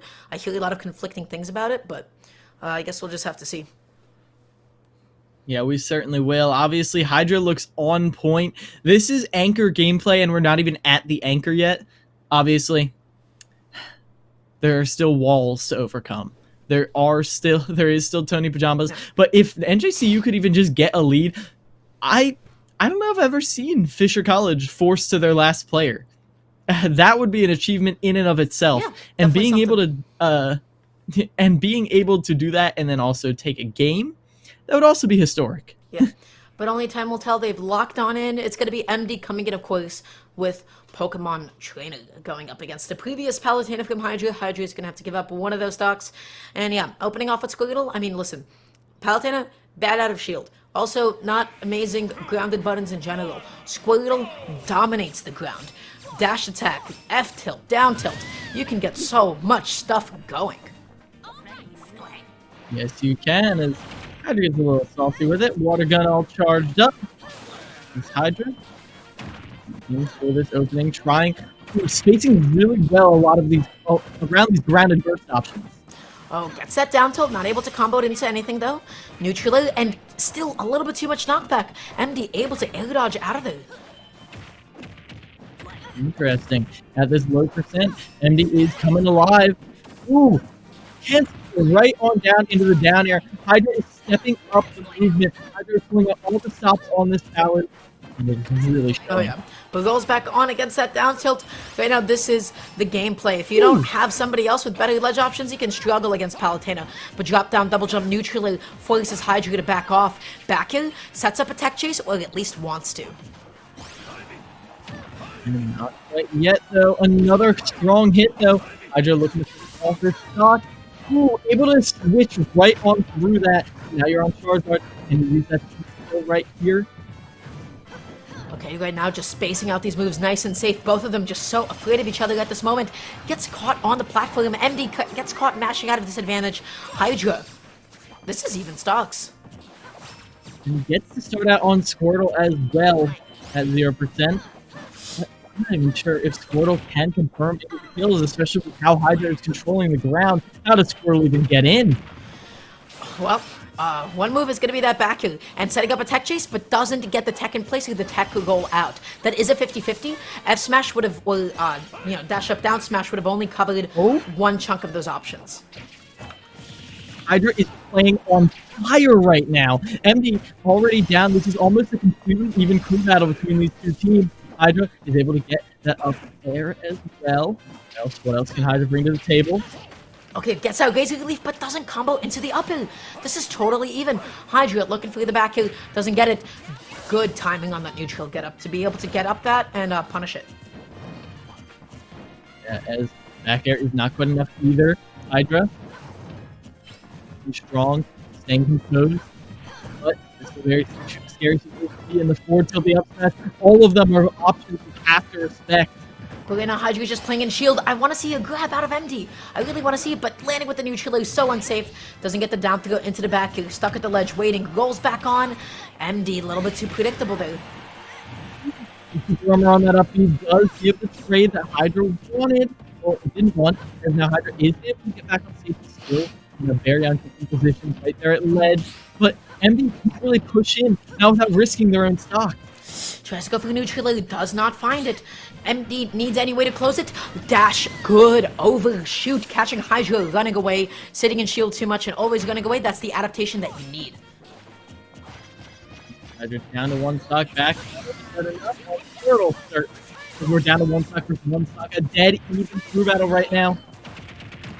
Okay, Squirtle back here out of shield. Hydra double jumping out of disadvantage. Finally getting that down tilt up throw into the up. Good B&Bs. And neutrally through the extended coverage. Wow, MD has gotten a lot of damage off, but can you keep this lead? Can you keep it consistent?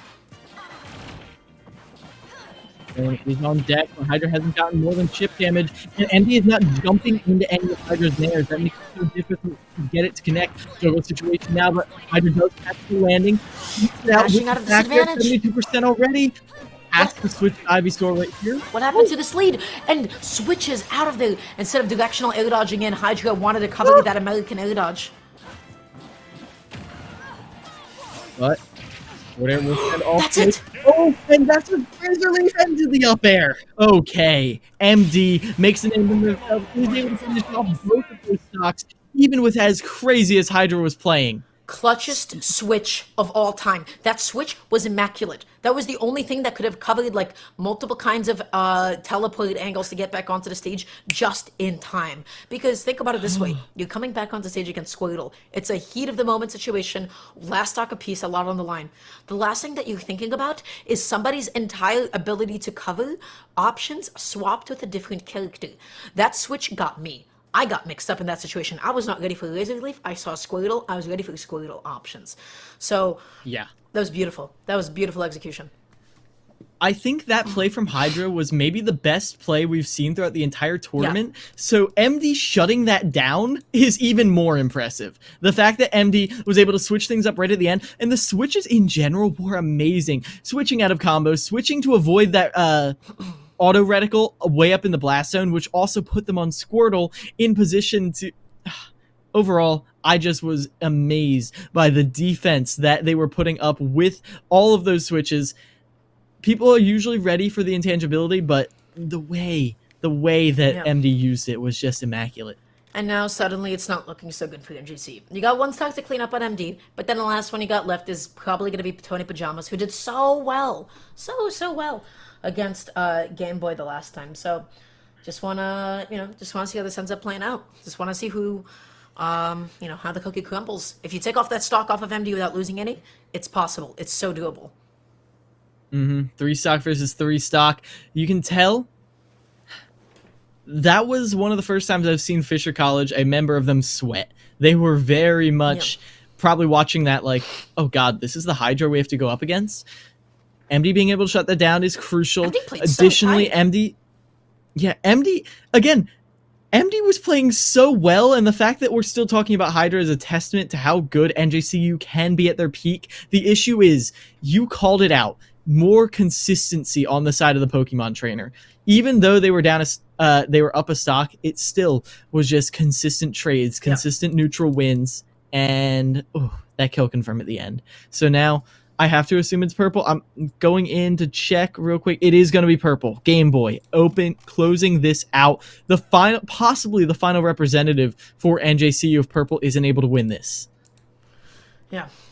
Well, I could take the time to jump on the NGC Classic. Hey, if you guys are watching the stream, appreciate you. Appreciate you sticking with us through this. This has been actually a very exciting grand final, so I'm glad that we have the pleasure of being able to commentate it. So we are just going to be waiting for them to jump on in. And, yeah. Whew. Yeah. High momentum game right here. But I don't blame the players for trying to cool down after that. I wouldn't blame them. MD must be playing... Well, maybe it's a good thing that the momentum has been taken slightly out of MD's sails, because after going up against Hydra like that, you do not want to give them the opportunity to just rush run in and brawl. That's what's going to happen now, though. 1 stock for MD, 3 stocks for Purple, and those 3 stocks are all NGCU has left.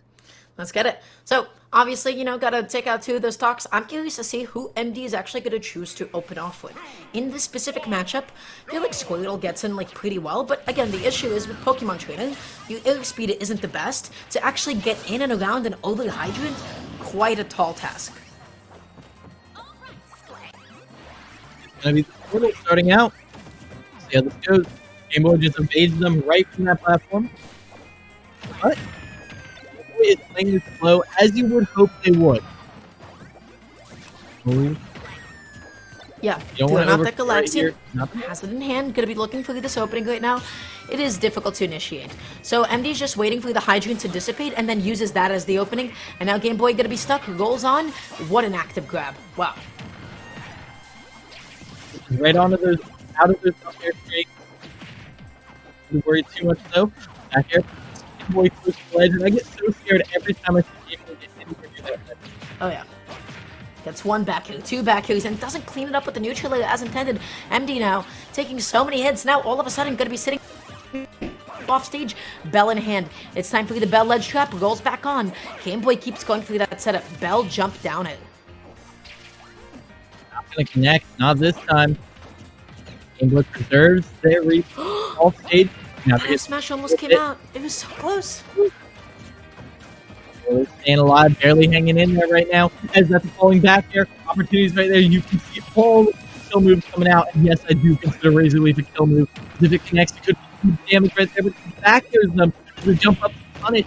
And it connects. But there it is. The down air through the platform into the up air. That's stock up Game Boy. Fisher has the guaranteed lead. It is now time, but Bell in hand. All you need is 1 little hit with Pac-Man. You gotta make sure you don't lose anymore. You gotta make sure you don't bleed anymore. And Z-Drop Bell F-Smash is gonna be able to close it out.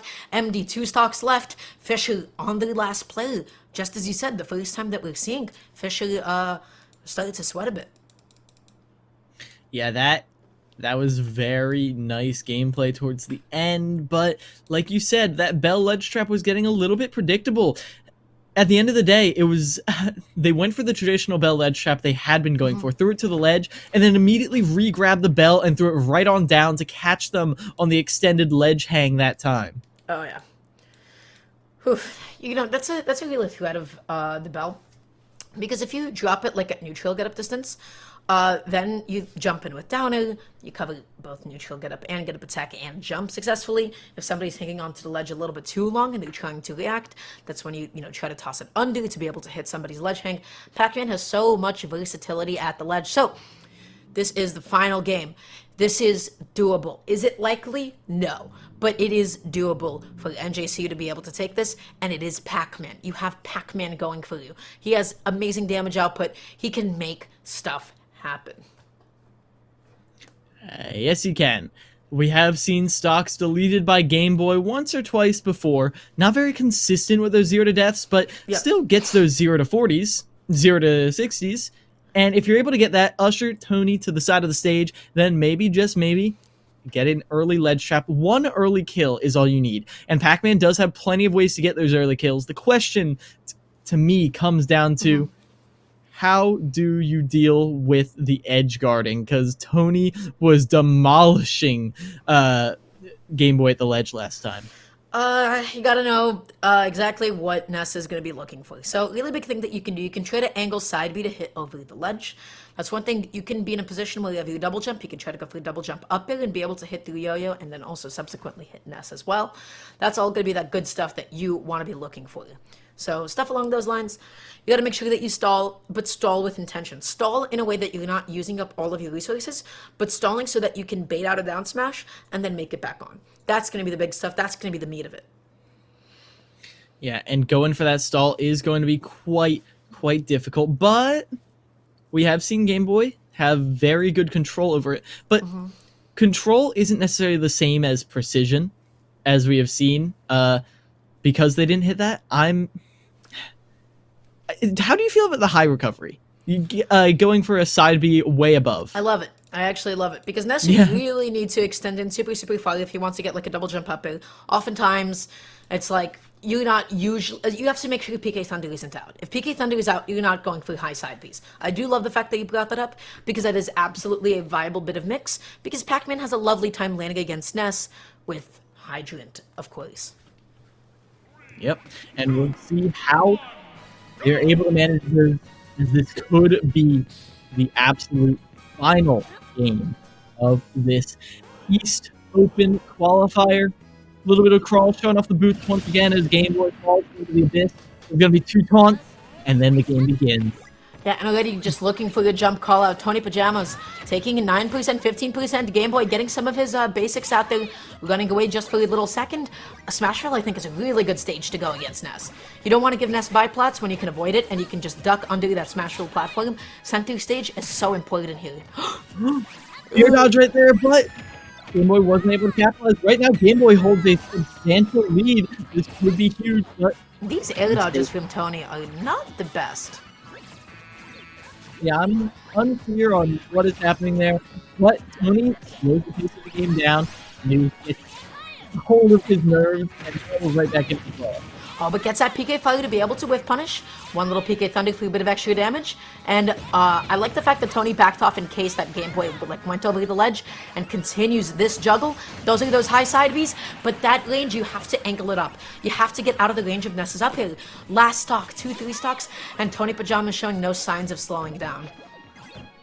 1 stock for Game Boy, 1 stock for NJCU. Can a miracle happen? Perry, Game Boy holds on to that 0% status for the time being. Bell in hand. 1 confirm right here could be massive, could change the side of this entire match. And you can tell Game Boy wants to doesn't care how telegraphed this Bell holding is. Oh, and there it is. That's all you need.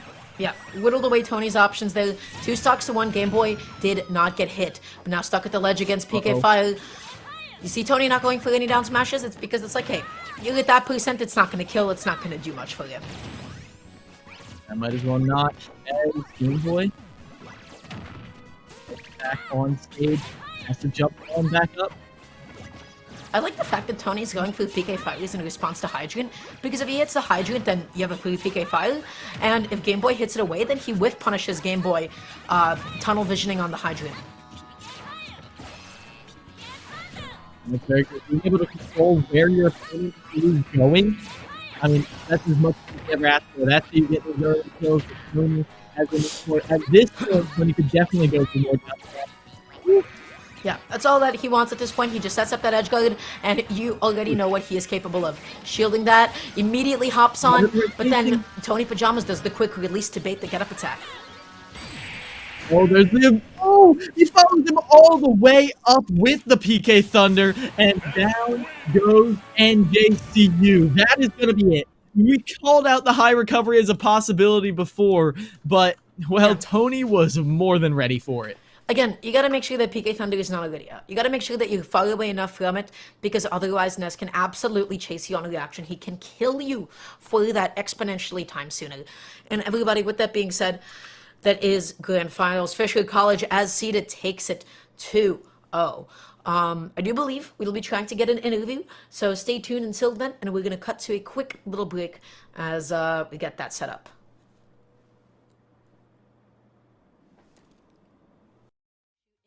Shield pushback was a little bit too much, jumps past the F smash, and then forces Kashuga off stage, but alas, has to make it back at that awkward upbeat placement. Stronger start than we saw previously, and JCU looking to keep this as even as they can.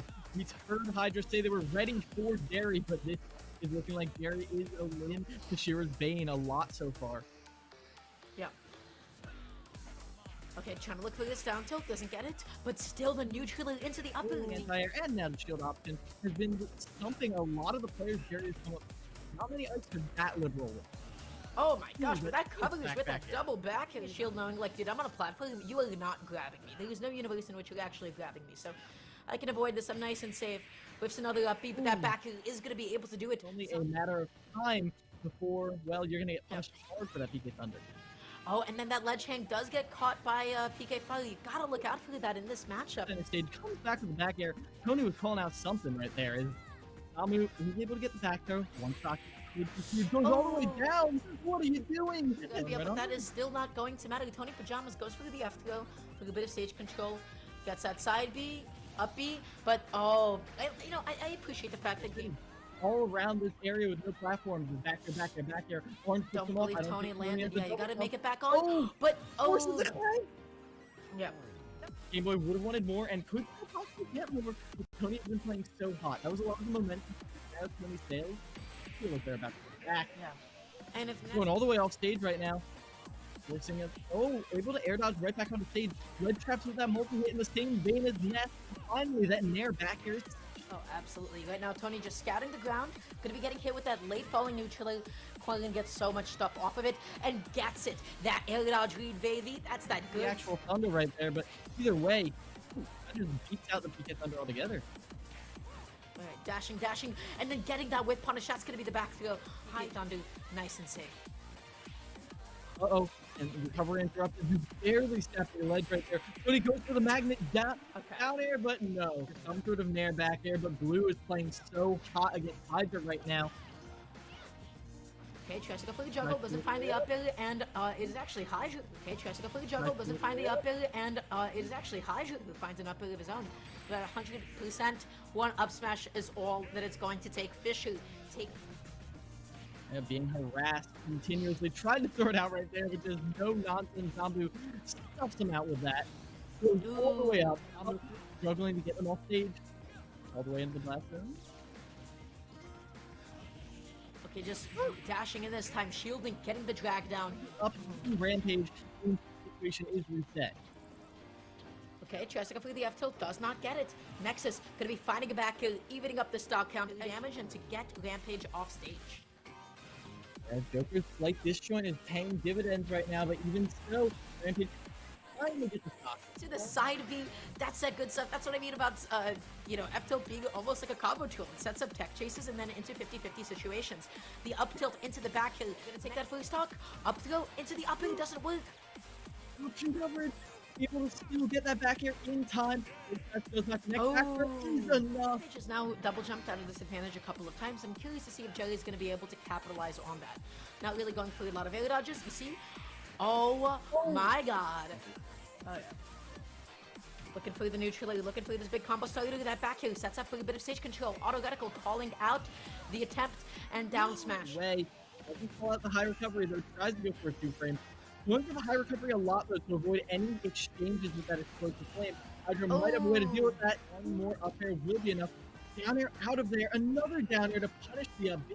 Maybe Hydra's best option. 105% goes all the way up the trade, and Hydra doesn't really push in now without risking their own stock. Tries to go for the neutral, does not find it. MD needs any way to close it. Dash, good, overshoot. That American air dodge. But whatever was said, that's it. And that's a razor leaf into the up air. Fisher has the guaranteed lead. It is now time, but Bell in hand. All you need is one little hit with Pac-Man. You gotta make sure you don't lose anymore. You gotta make sure. And I like the fact that Tony backed off in case that Game Boy went over the ledge and continues this juggle. Those are those high side Bs, but that range you have to angle it up. The massive could change the side of this entire match. And you can tell Game Boy wants to doesn't care how telegraphed this Bell holding is. Oh, and there it is. You know what he is capable of. Shielding that, immediately hops on, but then Tony Pajamas does the quick release to bait the get-up attack. There's the... Preconceived notions, and we're willing to listen to our membership and read the room, read college athletics and how it's connected and how it's not, and take what we have expertise in championships, but also throw out some of the other stuff. I remember when we first started, there were some conferences were applying their amateurism rules to all of their esports competitors, and I think we knew enough to know that no, that's not going to work in an esports culture. It's got to be very different. And by the way, the NCAA was going in a different direction. You could see the train had already left the station on that, and so it's an incredibly dynamic area and ever changing, and will continue to change. And just as we didn't know when we started what it's going to be looking like, I think similarly we still don't know what it's going to be in another 5 years. I know enough to know that all of us are still going to have a thriving esports program that's doing a real good service for our members and for our competitors. But we still don't know necessarily what some of that is going to look like, and that's pretty cool about it all. Let me ask you this, because you all are used to dealing with your athletic directors, and each of them are dealing with what's in front of them in their athletic departments. My guess is at least some of your schools are that this is not necessarily operating within the athletic department. And can you talk about how you navigate that in a conference office, and maybe the best way to handle that, or do you have preferences? Do you try to steer them one way or the other? And just talk a little bit about that if you don't mind. Sure. The majority of our schools are not under the athletics umbrella. We have one institution that perhaps by next year will be under the auspices of athletics, but most of them are in other departments across campus. One of the things that has helped us is that we have support from the president's office. And so in order to participate in Mountain West events, you have to have an adult non-student administrator that oversees that, the eSport program. And that's where we get assistance with, eligibility checks and, please complete your roster, things like that. I don't know in the future, and it depends on, who's sitting in the athletics director's chairs, whether or not more esport teams will go under the umbrella of athletics. And I'm kind of indifferent in terms of whether it should, because I don't want esports to go down the road that some conventional sports have gone down with the NCAA. So we have a unique opportunity to kind of craft esports in a way that fits what esports is, as opposed to trying to fit it into a conventional athletics box, so to speak. Right. I think the success of our program and getting participation is exactly that. The fact that we're not tying it in necessarily to athletics and NCAA eligibility. Welcome back, everybody, to the end of the CECC East Invitational. Fisher College is your champion, and here to speak with us is the Assistant Director of Esports over at Fisher College. We have Paradox. How you doing, Paradox? I'm doing well. How are you? We're doing pretty good. And the first thing I want to ask you is, it's been a long off season, and here you are starting a new season. Quite a few new players. How are you feeling going into this new competitive season? Yeah, I mean, we definitely have a really strong roster. All of the players that are kind of on this main roster are typically ranked within their state. So, we're feeling pretty confident. Shout outs to NJCU. That was an awesome set. They're always a really tough competitor, and we love playing against them. And yeah, they, deserve that. Yeah, so I was actually going to ask a little bit about that, because I feel like every time I've seen the Fisher team sort of go up against somebody in the past, it's not often that I see you guys sweatily go down to the last play. So I was just wondering about is this typical for you guys to feel that kind of tension at the end? How are you guys feeling throughout that second game of the best of three, especially? Yeah, I mean, this was actually our third game where we've gone down to our last player so far this season out of 4 weeks. So George Washington was the other one that kind of took us down to the end there. But yeah, I mean, that was pretty intense. I know that we had a lot of internal discussion as well. Shout out to Hydra for taking that PT matchup. That was kind of our plan, is to, put MD on the PT into the Palu, just because that's typically considered a bad matchup for Palatina. But, they did really, really well even in that matchup. And yeah, afterwards kind of, just talking to Tony about it. But Tony plays Kiwi a lot in his region, so he knows that Pac-Man matchup. So that helped out a lot with that experience. Good. And I do have to ask, so you all have definitely varied the players, varied the orders a lot. Is there any set rhyme or reason? You mentioned MD was prepped specifically for Hydra. Do you often do that for specific players? Yeah, we do have a lot of internal discussion about, what the other teams are bringing, what characters they possibly have, as well as, like, what matchups we prefer.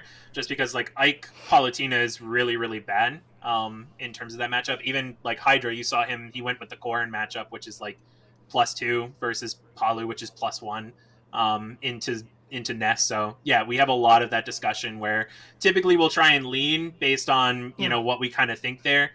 We did lead Nexus in game 2 because he was going to a local, and it was like, all right, we got to get him so that he can, be out of the way and shore up this game too. But yeah, usually we do have a lot of that discussion of, where we want players to kind of go and where we really hope that a lot of it goes.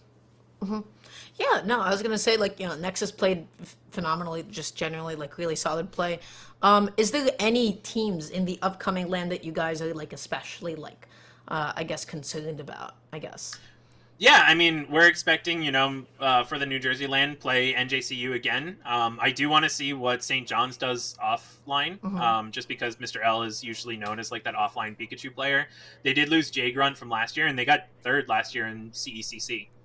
So, that's going to be really intense, just kind of seeing those as the 2 and 3 seed, just fighting it out and trying to make it into that Grants. Do you feel like the on and off switches between, like, offline and then, like, LAN play, of course, like, 2 very different games, do you feel like it's a lot to, like, adjust to sometimes? Do you feel like your performances as a result are, like, sometimes inconsistent, or, like, how do you guys manage that? Yeah, I mean, it definitely depends on the certain characters. Like Mr. L for St. John's, he's a Pikachu player, right? Like Pikachu online, you got to play a lot differently than if you're playing Pikachu offline. Same with, like, some of these other characters. So yeah, there are some of those, like, abuse mechanics when you're online, but you just got to flip that switch of, like, no, they're going to be more likely to hit those techs. They're going to be more likely to react in time for certain things. So yeah, we definitely kind of prepare for that, but for the most part, we're pretty situated. All right. And then to wrap up, is there any of the new players in particular, or just players from the offseason, that you want to shout out in particular as being really improved or being a massive addition to the roster? Yeah, I mean, just all of these kids are phenomenal at this game, and I'm always super proud of everything they do. G Extreme and MD being kind of the 2 new guys to this squad, or the 2 main new guys to this squad. So MD's, been awesome, just kind of holding it down in Missouri. And G Extreme, he's actually at, like, a regional right now, so we didn't have him either. But, he's been doing a lot of improvement, had a really good run at Shine this past year. But also, like, Tony's just been an absolute rock in this roster, and so as a Jerry, they're always here, always ready to play. Tony has already, like, 120 stocks taken on the year, and it's week 4 into the season. Yeah, we play in a lot of tournaments, but he's absolutely just a monster at taking stocks, so they're all doing really, really well. And even Nexus, he's been sick this whole week, so him coming out and playing was really big. So all these guys are just really well improved, always just kind of striving to do their best, and yeah, just absolutely proud of them. All right. Well, thank you very much for all that, and I wish you all the best of luck at the LAN coming up and everywhere else you're playing. Sounds good. Thank you so much, guys. Yeah, no, thank you for hopping on for the interview. And everybody, with that being said, this is going to conclude today's shenanigans. Once again, congratulations to Fisher College coming in first, and NJCU coming in second. And Kilo, any final thoughts before we close off for today? Just that I have been Keelan Miles, this has been Dara, all with Professor Layton on the mic. Thank you very, very, very much, and we will see you all next time.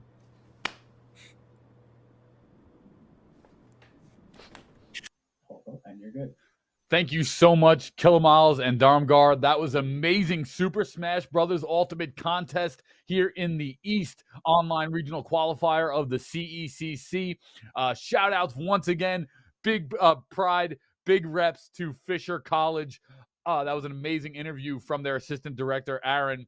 Really well said, really well done. So that was amazing competition. I really love seeing the Super Smash Bros. Ultimate getting started here in the 2022-2023 season.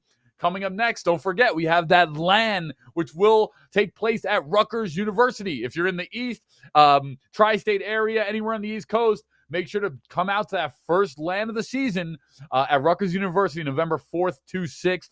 That's going to do it, everyone, here from the side of Esports U and CSMG. My name is Paulie Hype, and I hope you enjoy the rest of your evening. We'll see you next time right here on the Collegiate Esports Commissioner's Cup. I really think that there's been a sorely missed opportunity for developers to take a step back from competition and take a step forward with community. And if they do that, I think we all win. Because community, I would argue, is the one thing that no one's trying to solve. We're trying to solve recruitment. We're trying to solve competition. Tell me where's community? Honestly, any one of you, go ahead. Shout out what's the national community for Scholastic right now. Any title, tell me. Yeah. Where do I go? How do I meet and hang out? Of the storm. How does Community, zero. There's Yeah. nothing. It doesn't exist anymore. And it doesn't exist statewide. It doesn't exist school-wide. It doesn't exist region-wide. It doesn't exist nationally. It doesn't exist digitally on Twitch. It doesn't exist digitally on Discord. It doesn't exist through any form of skill-based development. It doesn't exist on any form of, skill-based learning or just pure socialization and fandom. Huge missed opportunity. You want to take their time and make it more efficient, in my opinion. Tell Riot Scholastic politely to stop what they're doing with competitive, and their integration with LCS should be, Twitch, symposiums and summits and conversations and learning and all sorts of wonderful things, and promoting camps and educational learning activities and RSSA sponsored curriculum. That will move the needle. I don't see any of that. So Chris, that was pretty much the last topic. You kind of wrapped it in a nice package called community. And I was kind of thinking more from an organizer and a broadcaster point of view around growing fandom. And how do we get fandom around collegiate esports to look more like traditional sports across the board? And, that helps us go out and sell sponsorships in the place, of which trickles down to all our member schools that we represent. But when we go to brands and we can't check that box of, 1 billion impressions and 1 million views, we still are challenged with selling those sponsorships. So my last and final is, do we have any secrets around how to grow fandom or grow community let's just start with on campus? I got the big one real quick. Okay. Best way to grow community: food nights. Has nothing to do with playing the game. I'll give you a real life example. We used to do Dollar Burger Night at the University of Cincinnati. We would just go out to Bar Louie. We used to have dollar burgers every Wednesday. We'd post in at this time it was Facebook groups, tell people where to show up. 6 people, 12 people show up the first week. By the third month, we had 40 plus people coming. And it was the biggest revenue night of the week for Bar Louie every week, purely because of us. But we had friendships, we had relationships, we had roommates, we had all sorts of great, wonderful things come from that. And that translated to our LANs, our club meetings, and everything from that. It was, nothing beats food nights. Just like pro sports, we need to focus on tribalism. And the way that you create tribalism is you have to prioritize in-person experience, in my opinion. I think that there's a lot of companies trying to become unicorn online platforms, but at the end of the day, I think we need pockets and hubs around the country that serve as regional and local hubs. Once you get a group of people together that share their love for the team that is on their campus, they start to develop a bond around that. You can do that online, but it won't be nearly as effective. Professional esports is having this tribalism problem because the majority of it's online. It's resulted in fans following players more so than the teams. I mean, that's a pretty broad topic, though. Like, we're starting to see those trends in traditional sports as well begin to start to occur. People will follow LeBron and specific players on different teams to wherever they are. But I think for collegiate specifically, schools need to create meaningful live experiences. And if we're talking